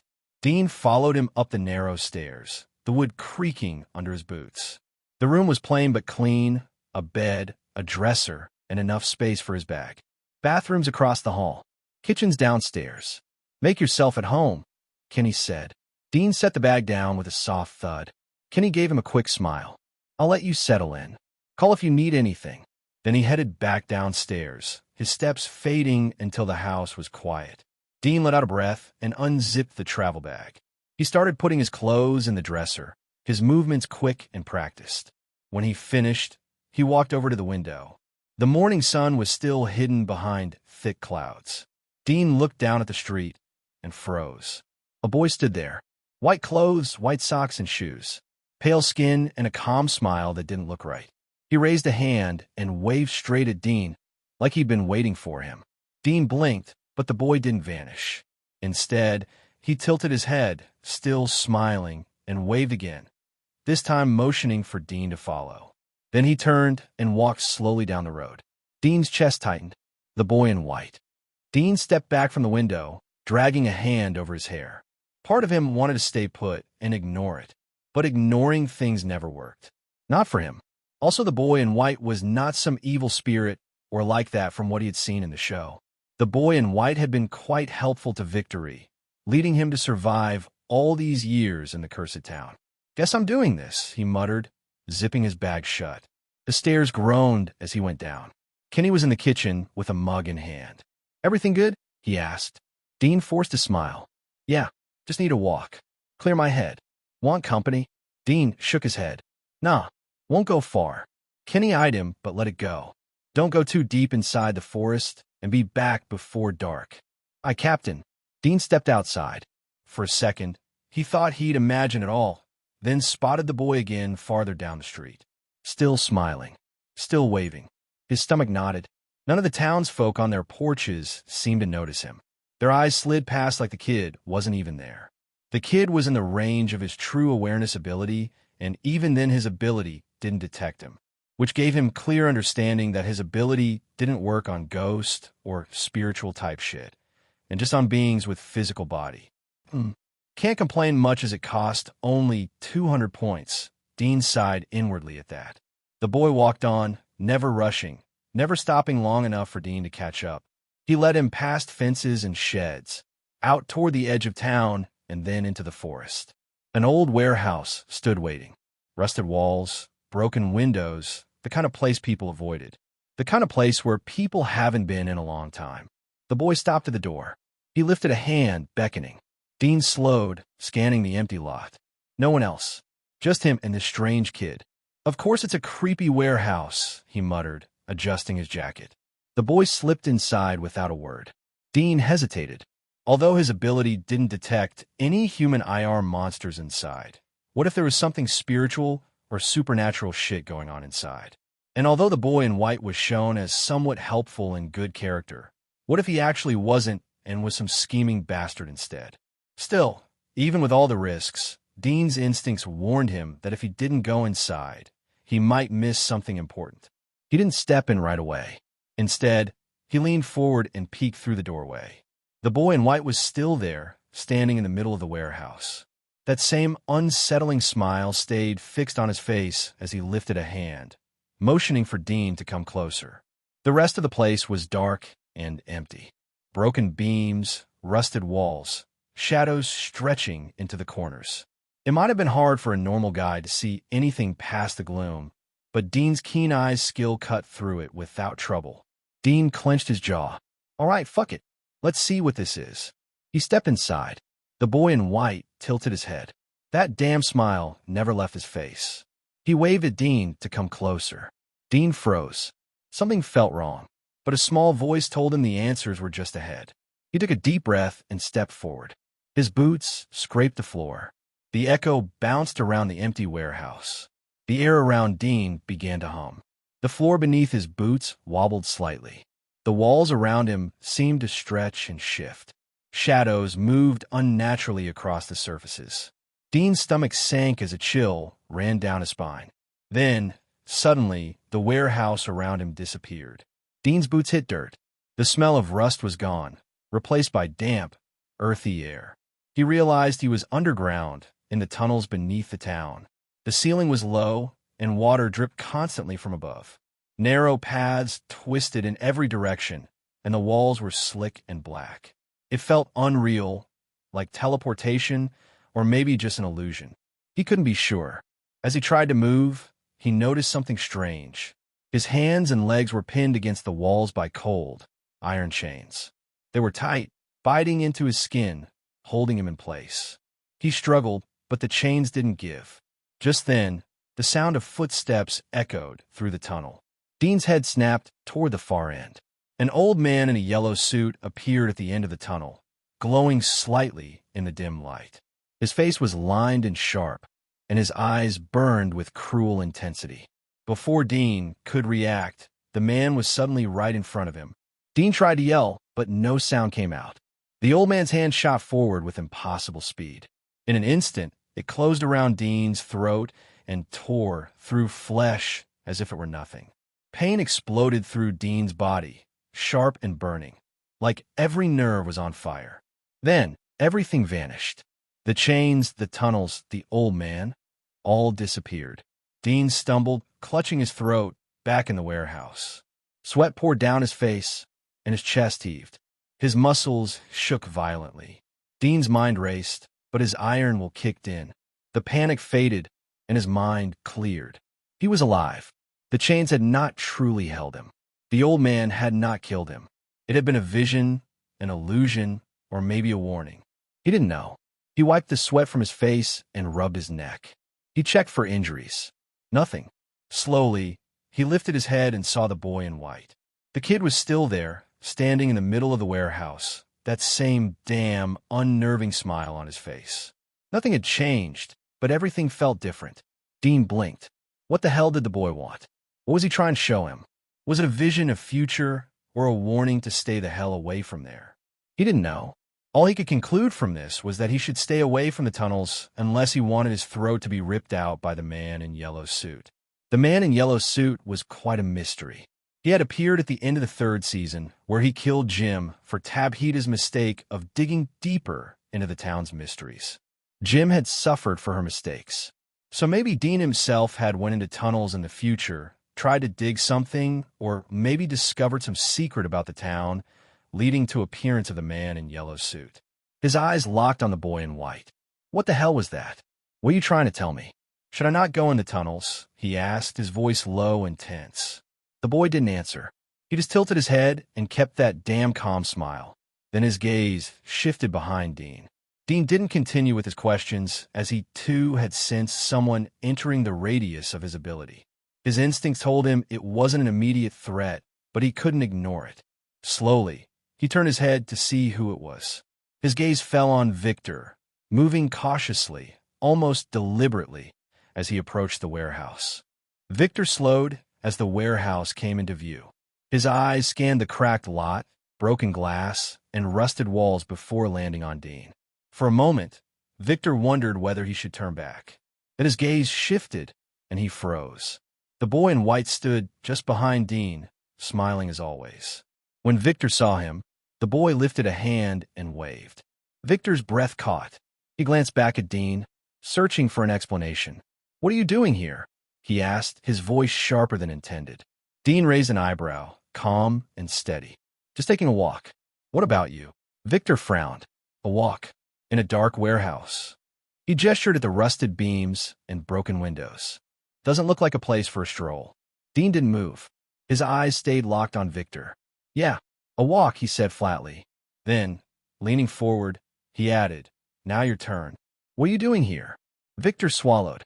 The boy in WH, he caught himself, stopping mid-sentence. He rubbed his neck and muttered, I'm just walking too. Same as you."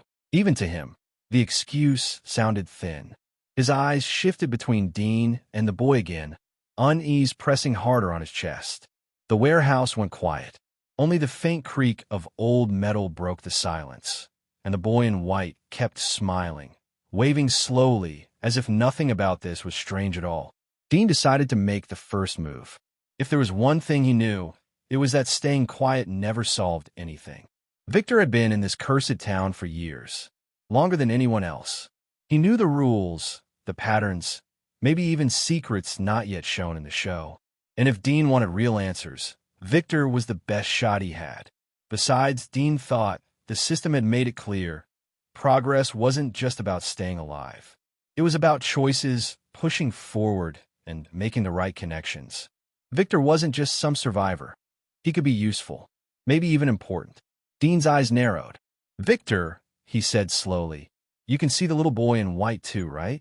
The change in Victor was instant. He froze, eyes wide like Dean had spoken a curse. For a moment, he looked ready to deny it. Then his lips parted in shock. Today alone, he had met two people who could see the boy. First, the Matthews kid, and now Dean. For years, Victor thought he was the only one, cursed or chosen, he never knew which. But now others shared it. Why? Why now? His head spun with questions he couldn't answer. You can see him?" Victor whispered, hardly believing it. Dean didn't blink. He turned his head toward the boy, who stood a few steps behind him, still smiling that same strange smile. The kid raised his hand again, giving Victor a small wave. Dean looked back. "Yeah, he's smiling at you right now." Waving too. Victor's mouth went dry. He glanced again at the boy, who hadn't stopped smiling since Dean walked in. The same boy who had led him to safe places and to clues. The same boy who had helped him live when no one else could. Dean's voice cut through his racing thoughts. "He's the one who brought me here, to show me something." Victor's brows pulled together. "What did he show you?" he asked, curiosity heavy in his voice.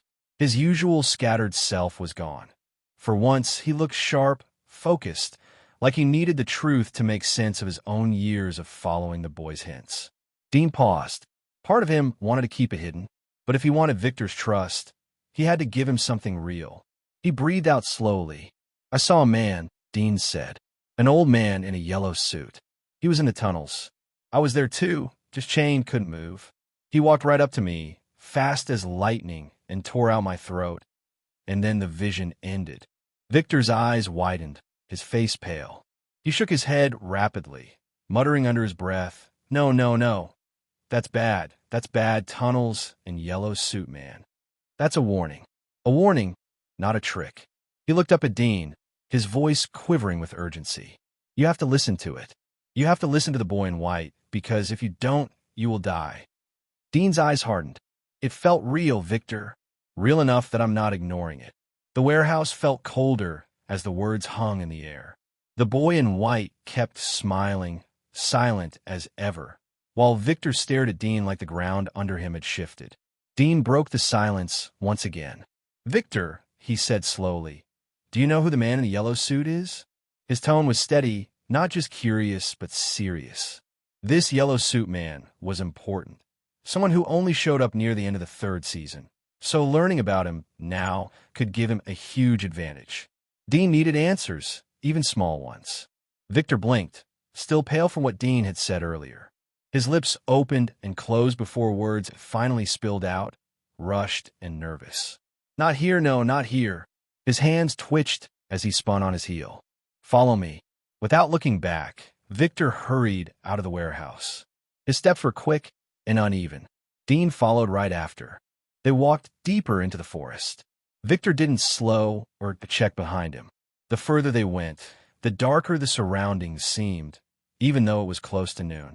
At last, Victor stopped in front of a smaller warehouse hidden under moss and rust. Dean thought most townsfolk wouldn't even know it existed. Victor yanked the wooden door open with a loud screech and waved for Dean to go in. Dean stepped inside, alert. The air was damp and dusty, but that wasn't what caught his attention. The walls. They were covered in drawings, layer after layer, some scribbled and messy, others so clear they made his chest tighten. Children, monsters, the town, the forest, strange shapes, and among them, again and again, the figure of a man in a yellow suit. The only difference was his head full of black hair. Victor closed the door, the sound echoing too loudly.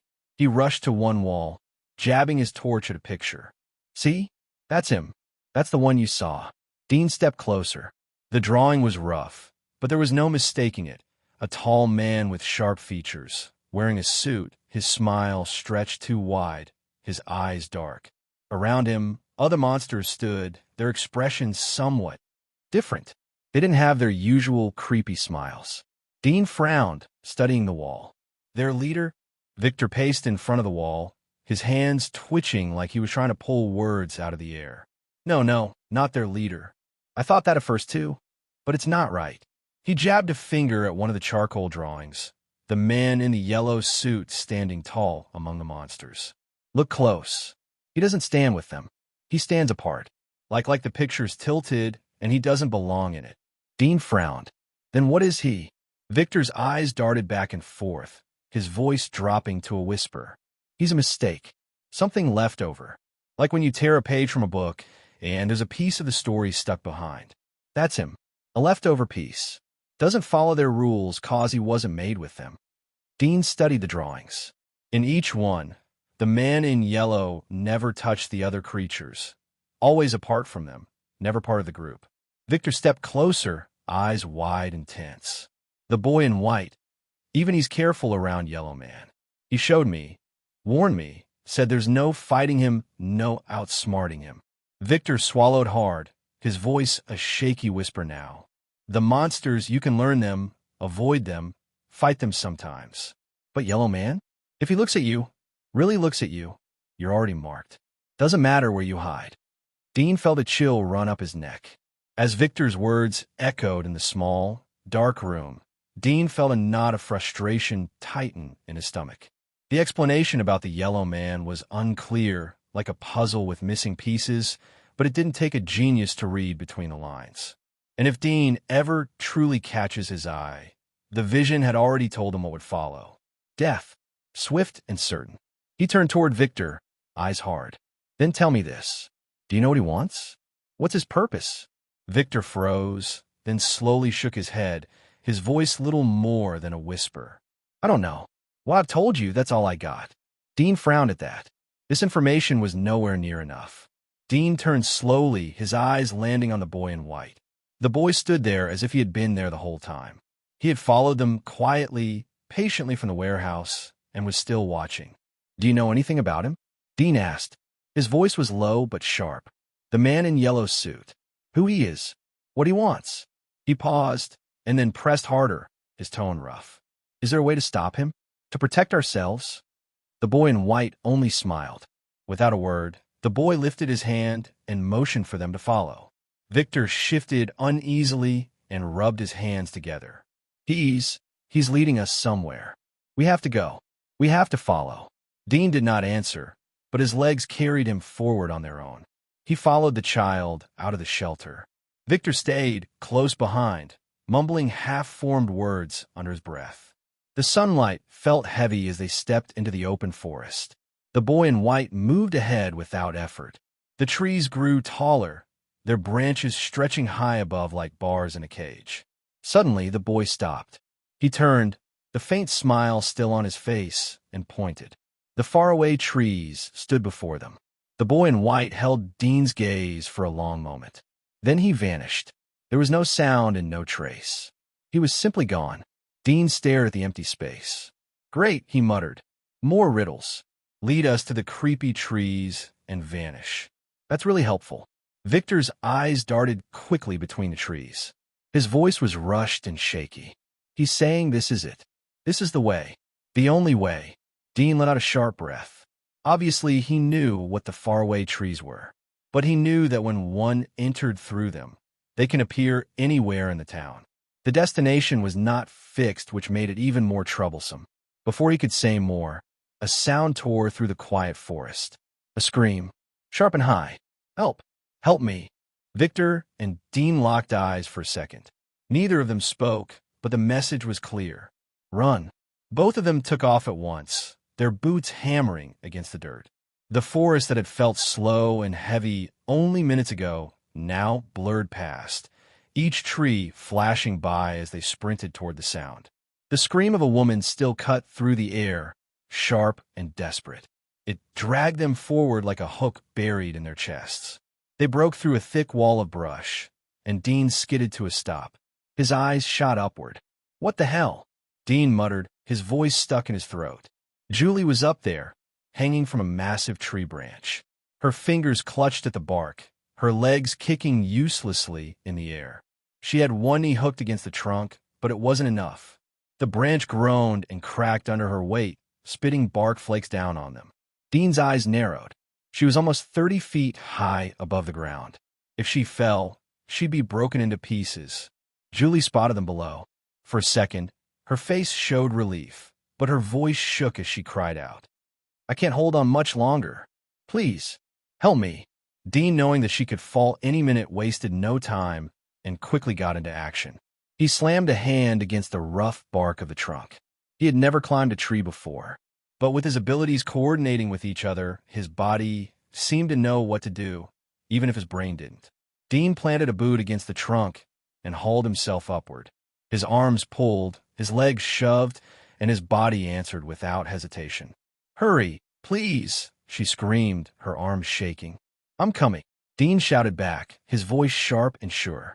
Halfway up, he pressed his chest against the trunk and sucked in a breath. He forced himself not to look down. The ground already felt too far away. He swallowed and pushed higher. At the branch, he slid one arm around it, locking himself in place and edged closer to her. Julie's face was red, sweat pouring. Her fingers trembled, slipping on the bark. Dean moved closer, one arm hooked tight around the branch. He stretched the other hand toward her. "Give me your arm. Now." Julie froze, fear of falling down, locking her up. "Now, goddammit," Dean shouted. The tone ripped through her panic. She let one hand slip free and grabbed his wrist with everything she had left. Dean clamped down, his muscles screaming as he yanked her toward him. Her other hand lost the bark completely, and for one sickening second she hung in the air, nothing holding her except his grip. Her scream split the trees. "I've got you," Dean roared. His jaw locked, so tight it ached.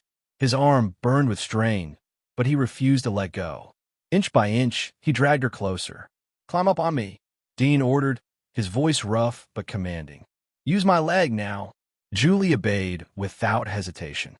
Desperation beat out fear. She shoved her foot against his thigh and scrambled, using his body like a ladder. Dean braced against the trunk, pulled harder, and shoved her upward. Finally, with a grunt, she swung an arm around the branch beside him. She clung to it with both hands, gasping, her whole body shaking. Dean kept his hand locked on her until she was secure. For a moment, they both just hung there, panting, neither looking down. Dean turned his head, sweat stinging his eyes. "You good?" Julie let out a shaky sigh. I think so." "Good. Then listen. We're going down together. Follow my instructions." "Got it." Julie sucked in a shaky breath, trying to steady herself.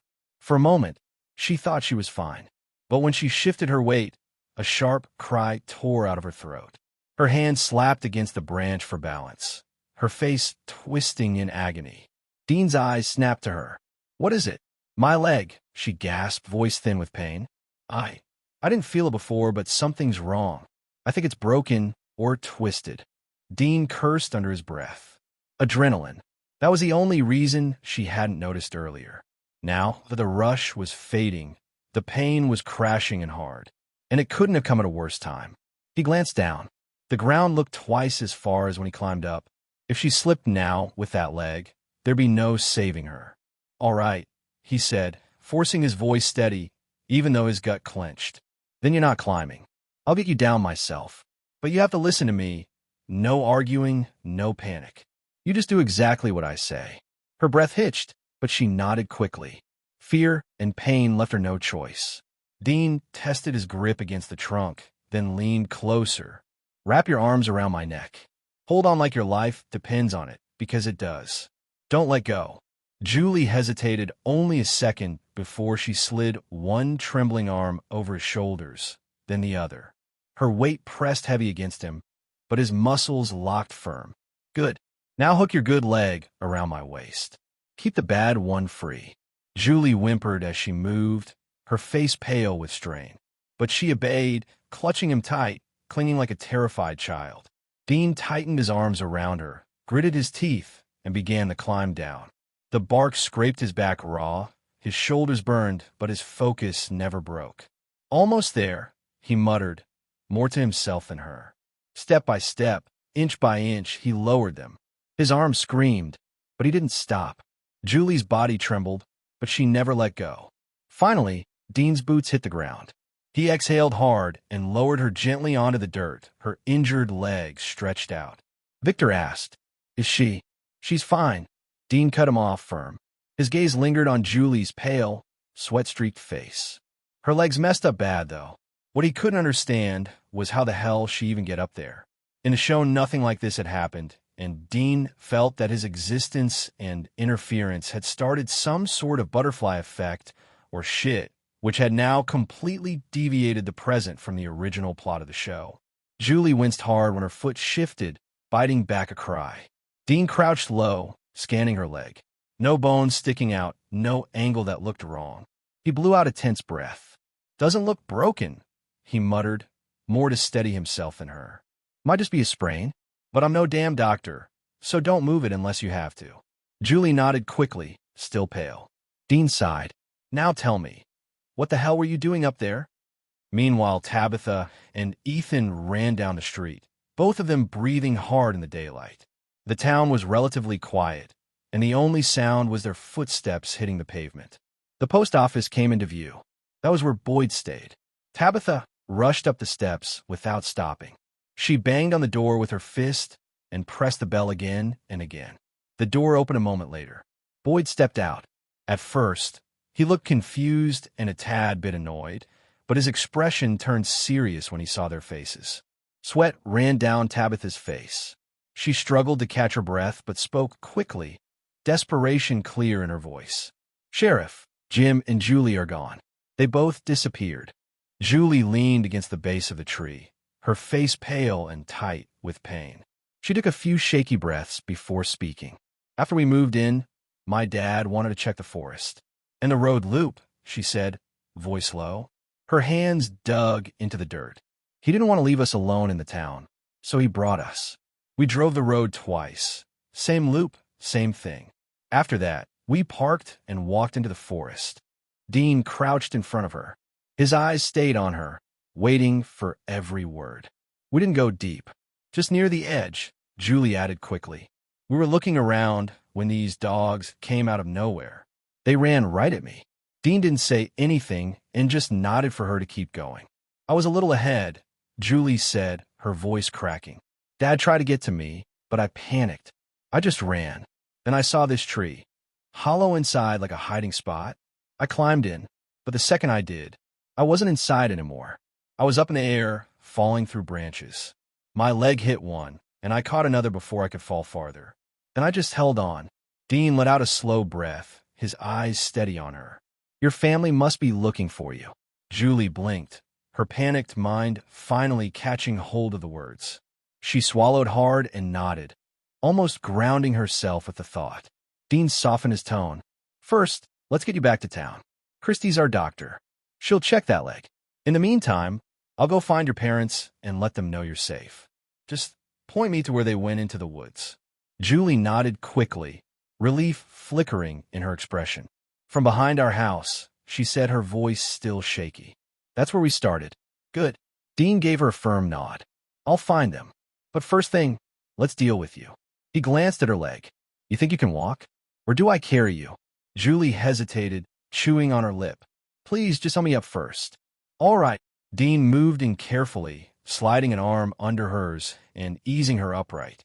Julie leaned into him as she put weight on her good leg. The moment her injured foot touched the ground, she let out a sharp cry, her knees buckling. Dean caught her before she could fall. "Easy," he said firmly, steadying her. "Don't force it." Julie gritted her teeth, sweat breaking on her forehead. "I thought I could, but it hurts too much." "I can't." Dean sighed. "Then that's settled. I'll carry you." Julie nodded, grateful. There was no other choice.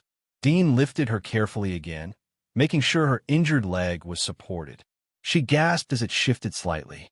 Victor fell in beside them, his eyes scanning the trees. The walk back was long and tense. Dean moved with measured steps, careful not to jostle her. Julie stayed quiet most of the time, only letting out the occasional hiss when her legs shifted. "Dean." Julie's voice was barely a whisper after a while. "Yeah. Thank you." Dean adjusted his grip slightly, his arms strong and steady. "Anytime." Julie let out a shaky breath and closed her eyes, trying to not focus on her broken leg. By the time the trees thinned, Dean's arms burned from the weight, but he ignored it. He kept moving until the town's edge appeared ahead, the building small and still in the daylight. Julie stirred, lifting her head weakly. "There," Dean muttered, spotting the post office down the street. He headed straight for it. From the steps, Boyd's tall frame was visible, and Tabitha stood in front of him, frantic.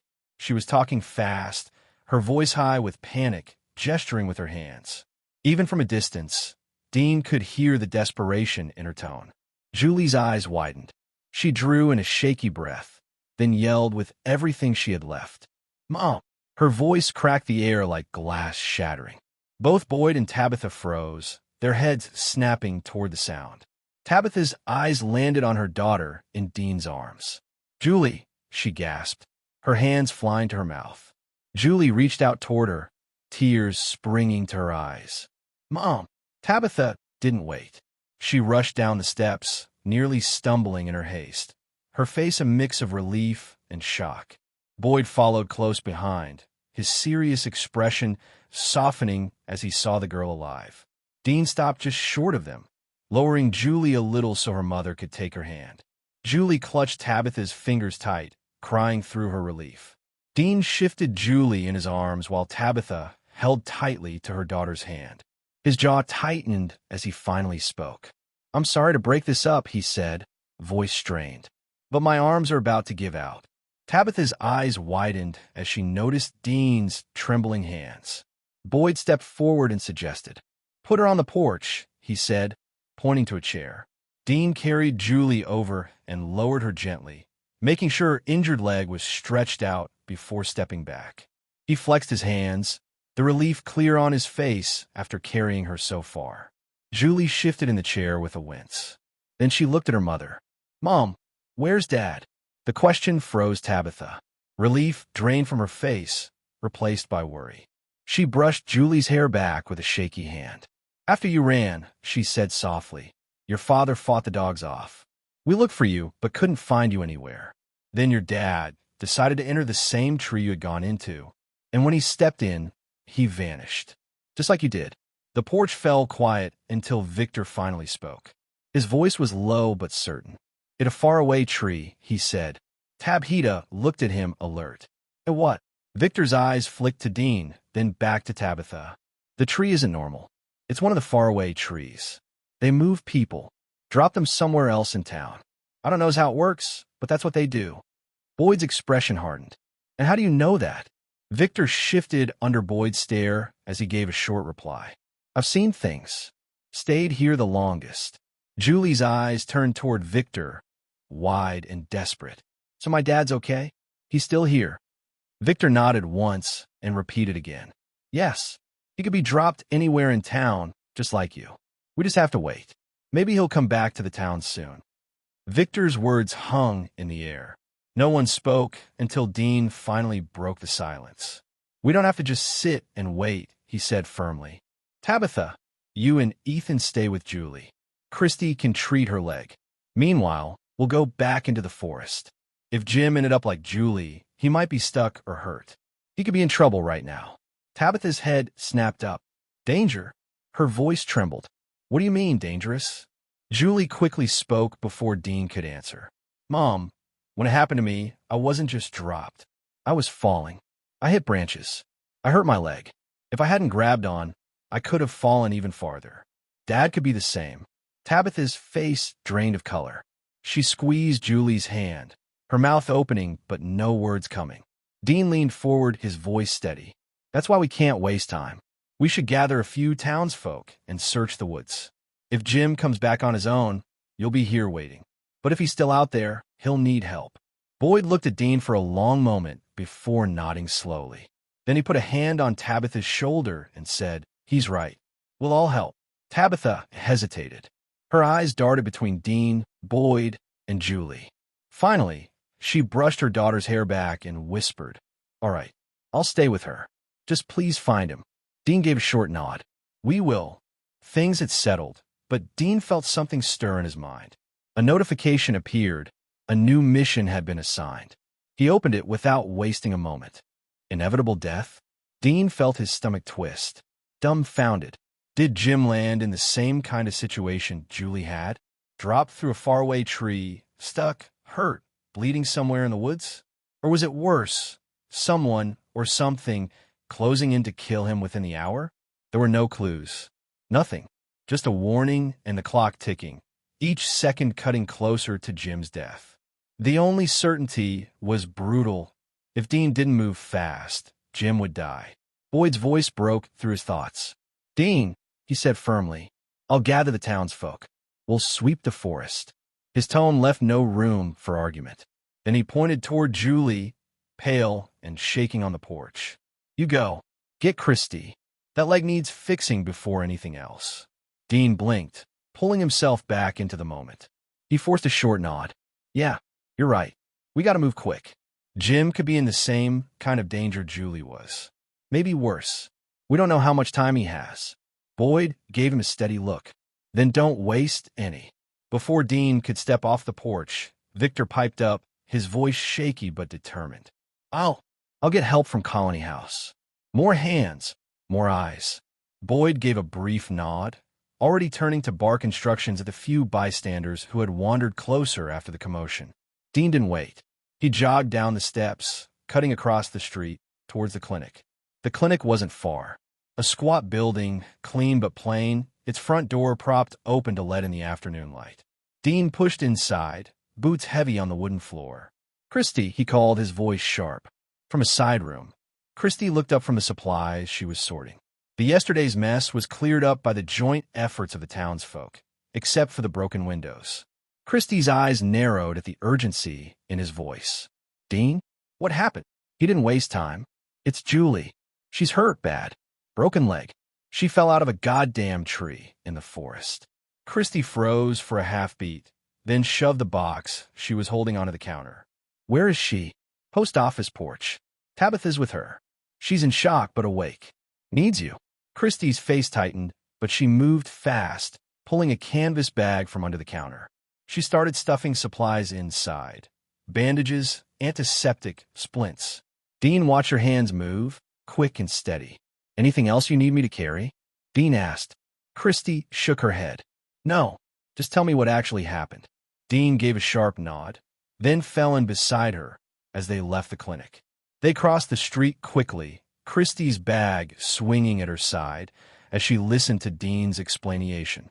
By the time they got back, Boyd was already speaking with a group of townsfolk, giving short, sharp instructions. Tabitha sat close to Julie, holding her hand. Julie's face was pale and sweaty, her breathing shallow. Christy dropped to her knees beside the girl instantly, setting her bag down. "Julie," she said softly, her hands already working. "It's okay, I've got you. Let me take a look." Julie's eyes flicked to her, wet and scared. It hurts. I know, Christy said gently. I'm going to make it better. Just hang in. Dean crouched nearby, watching as Christy unwrapped the splints and bandages. She tried to stand, he told Christy quietly, nearly collapsed. Legs not taking weight. Christy nodded without looking up. Good call bringing me. Broken tibia maybe. We'll see. She slid her hands along Julie's leg, slow and careful, and Julie hissed through her teeth at the touch. Sorry, Christy murmured. I know it hurts. She glanced up at Tabitha. We need her inside. More light. A chair I can work from. Dean stood immediately. I'll move her. He quickly bent, slipping his arms under Julie again. Tabitha properly supported Julie so that the broken leg won't be jostled much while she was moved in the house. Inside the post office, they cleared a table. Dean set Julie down carefully, making sure her legs stretched out straight. Christy rolled up her sleeves higher and pulled glove from her bag. All right, she said, firm but calm. Julie, listen to me. I'm going to set this leg and wrap it. It's going to hurt, but only for a moment. After that, it'll be better. Julie nodded weakly, tears slipping from her eyes. Tabitha held her daughter's hand, whispering, I'm right here, baby. Christy motioned to Dean. Hold her steady at the shoulders. Keep her from jerking. Dean moved into position without a word, bracing Julie gently. He met her eyes. You got this, kid. Just grit your teeth. Christy worked fast. She aligned the leg, pressed, shifted. Julie screamed, her whole body arching. Dean's grip kept her in place, firm but careful. It's all right, Christy soothed. That's the worst part. Almost done. Then the splint was secured, bandages tight. Christy leaned back, wiping sweat from her brow. There, it'll hold. She'll need rest and no weight on it. Crutches, if we can find some. Dean stepped back and let out a breath. Julie was still crying, but not as hard as before. Tabitha stroked her daughter's hair, whispering so calming words. Dean put a hand on Tabitha's shoulder. We'll find him, he said. His voice was calm, but heavy with meaning. She looked at him and gave a small nod, though worry stayed on her face. Dean turned to see Ethan leaning against the wall with his arms crossed. His hair was messy from running. Dean reached out and ruffled it gently. Hey, your sister's strong. She'll be all right. Ethan nodded weakly, his eyes wide. Dean straightened and walked to the door. Outside, Boyd stood at the edge of the street with a group gathering around him. Dean recognized most of them. Kenny held a shotgun, his face tense but steady. Tom had a rope looped across his chest, and his sleeves rolled up. Jade stood with a frown, looking like he wanted to be anywhere else. Toby shifted on his feet, but stayed in place. Boyd, Dean called as he joined them. The group turned, their eyes on him. Julie said they went into the forest behind Mark's house. That's where they found the tree. The tree could send Jim anywhere, but if he's hurt or trapped, we should start there and spread out. Kenny nodded quickly. Makes sense. We'll fan out in lines. Lanterns if it gets late. Tom adjusted the rope on his chest. I'll take the left side. Boyd looked at the group. Pairs only. No one goes alone. His eyes moved across them until everyone nodded. He then raised his hand. All right, let's move. The group started forward. Their boots crunched on the dirt road as they headed to the trees behind Mark's house. The sounds of the town faded until only the wind and the creak of their gear remained. Dean walked near the front, watching the woods ahead. Every step felt heavier, and the clock in his head ticked louder. They were going in, and somewhere in that forest, Jim was running out of time. While most of the townsfolk were focused on searching for Jim, Sarah lay deep in sleep inside her home. The vision in the morning had drained her, leaving her body heavy and her mind clouded. She needed the rest, but then her closed eyes began to twitch. A nightmare, or another vision, took hold. She saw Jim. His face was red, strained, his voice raw as he shouted, "Help! Help me!" He was trapped, pounding against the walls of a narrow, rectangular box. Sarah's chest tightened. She tried to call out to him, to reach him, but Jim couldn't hear her. His panic filled the air, sharp and desperate. The vision shifted, pulling back as if the world itself were widening. The box stayed in view, but the space around it stretched, revealing more. First the dirt, then the outlines of headstones, then the surroundings. The vision pulled back again and again, each layer clearer, until Sarah finally understood. Her eyes snapped open. She sat up quickly. Sweat covered her face. Her breath came fast and rough. "Cemetery," she gasped, the word ripping out of her. She stumbled to her feet, heart hammering. "Colony House, cemetery." Sarah stumbled as she got out of bed, the floor tilting under her feet. Her head spun, and her eyes were still blurry from sleep and the weight of what she had just seen. She pressed a hand to her temple, trying to calm her racing breath. "Dean," she whispered. "I need to find Dean." Her hands trembled as she pulled on her boots. She barely tied the laces before rushing out the door. Her body felt heavy and weak, but adrenaline pushed her forward. The sunlight outside was bright and sharp after the dimness of her room. She squinted against it, forcing her legs to move faster down the dirt road. Dean had told her not to take her visions at face value all the time. These visions might be correct or be compellingly wrong. So before drawing any sort of conclusion, she has to first confirm things. Her boots kicked up dust as she ran past the diner and the empty store. The streets were quiet. Most people had probably already joined the search. When she reached the post office, she stopped for a moment to catch her breath. Her heart thudded in her chest. Then she pushed open the door and stepped inside. The air smelled faintly of antiseptic and old wood.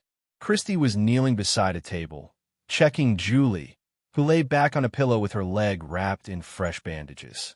Tabitha sat next to her, gently rubbing her arm and whispering something soft. Ethan stood close by, arms crossed, his face full of worry. Everyone looked up as Sarah entered. Christy stood and frowned in surprise. "Sarah, are you all right? You look like you ran here. Didn't I tell you to take it easy for the rest of the day?" Sarah shook her head. "I'm fine now. I just need to talk to Dean. Is he here?" Tabitha shook her head. "No, he left with Boyd and the others. They're out looking for Jim." Sarah's stomach dropped. "Looking for him? What do you mean?" Christy and Tabitha exchanged a quick glance. Then Christy spoke, explaining what had happened to the Matthew family. Sarah looked down, hiding the shaking of her hands as she heard the entire story. She couldn't tell them yet, not until she was sure what she saw was real. "Right," she murmured. "That's good. They'll find him." Tabitha spoke quietly. "You sure you're okay, Sarah? You look pale." Sarah blinked and looked at her hands. They were trembling. "Just tired," she said softly. "Couldn't sleep much." Christy frowned. "You should sit for a bit. You're shaking." Sarah gave a weak smile and shook her head. "I'm fine. I just need to find Dean." Tabitha stood. "He should be near the tree line behind Mark's house. That's where the search started." Sarah nodded. "Okay, thanks." She stepped outside again, leaving behind the confused and curious Christy and Tabitha, both wondering why she was so desperate to find Dean and why she looked so troubled and anxious. Sarah's heart was pounding. The vision still haunted her. Jim trapped, his voice hoarse from screaming for help. After confirming things with Christy, her belief in the vision had grown stronger, but she still decided to share it with Dean before taking any action. As she ran down the road toward the forest, one thought repeated in her mind. If the vision was right, Jim wasn't just missing. He was buried alive, and he didn't have much time. Sarah reached Mark's house fast, her boots kicking up dust as she ran. Her chest hurt from breathing so hard, but she didn't stop. As she was about to enter, she saw someone stepping out from the trees. It was Dean, wiping sweat from his forehead, his shirt dirty from his search. "Dean!" she shouted, her voice breaking. Dean looked up quickly. He had already noticed someone running toward him, but hadn't expected it to be Sarah. Seeing how shaken she looked, he frowned and walked toward her. "Sarah? Hey, what's wrong? You shouldn't be running like that," he said. Sarah stopped a few steps away, breathing hard, her hands on her knees. "Dean, I saw him," she said between breaths. Dean's face tensed. "Who?" "Jim," she said. "In a vision. He's alive, but trapped." Dean's eyes narrowed. "Trapped where?" "Not here," she said quickly, shaking her head. "It wasn't the forest. He's underground, inside a coffin, buried in the cemetery near Colony House." Dean stared at her for a moment. "Sarah, are you sure about this?" Sarah's breath came fast and uneven as she looked at Dean. "Dean, You know how my visions are, she said, her voice trembling but steady. I can't say for sure if this one's real, but what if it is? If Jim's trapped somewhere out there, we can't just wait. We have to check. Dean studied her face. Sweat beaded along her temples, her eyes wide but clear. She was terrified, but beneath that fear was conviction. What she said made sense. Even a 1% chance Jim was alive was worth acting on. He gave a short nod. All right, he said quietly. We'll check the cemetery. But even as he agreed, his thoughts turned heavy. Moving the search meant convincing people, and that was the real problem. He rubbed the back of his neck, frowning. There's just one thing. How do we tell everyone about this and that too, without starting another fight between the colony house and townsfolk? Sarah frowned. What do you mean? Dean glanced around to make sure no one was near. I mean, we can't just walk up and say, hey, Sarah saw Jim buried alive in a vision. You know how people are. Half of them will think we've lost it, and the rest will panic. We'll waste time trying to calm everyone down instead of digging. Sarah lowered her head, biting her lip. So what do? We can't dig up the whole cemetery on our own. Dean exhaled and spoke after thinking over it for a bit. We tell them, but not everything. Not about the vision. Not yet. Sarah looked up, uncertain. Then what do we say? We keep it simple, Dean said. You've got a strong feeling something's off near the cemetery. Say it hit you suddenly, like you couldn't ignore it. Around here, that's not hard to believe. This place messes with everyone's heads. The air, the trees, the silence, it does something to us. That feeling you had, maybe it wasn't just you. Maybe this place was trying to show you something. Sarah hesitated. You think they'll believe that?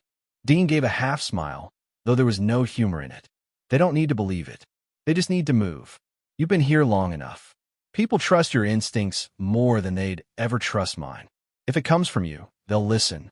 Sarah's jaw tightened. And if they don't, Dean's gaze hardened slightly. Then you make them. Be stubborn about it. If they say no, tell them you'll search alone. That'll get through to them. No one here wants to risk losing another person. Not after everything we've seen. Sarah took a deep breath, nodding slowly. The fear in her eyes didn't fade, but something else took its place, a kind of quiet defiance. All right, she said. If they don't listen, I'll go myself. I'm not letting someone die, because I was too scared to sound crazy. Good, Dean said, his voice low but approving. That's the attitude we need right now. If we're right, we save Jim. If not, we lose nothing. Sarah gave a nervous laugh, barely more than a breath.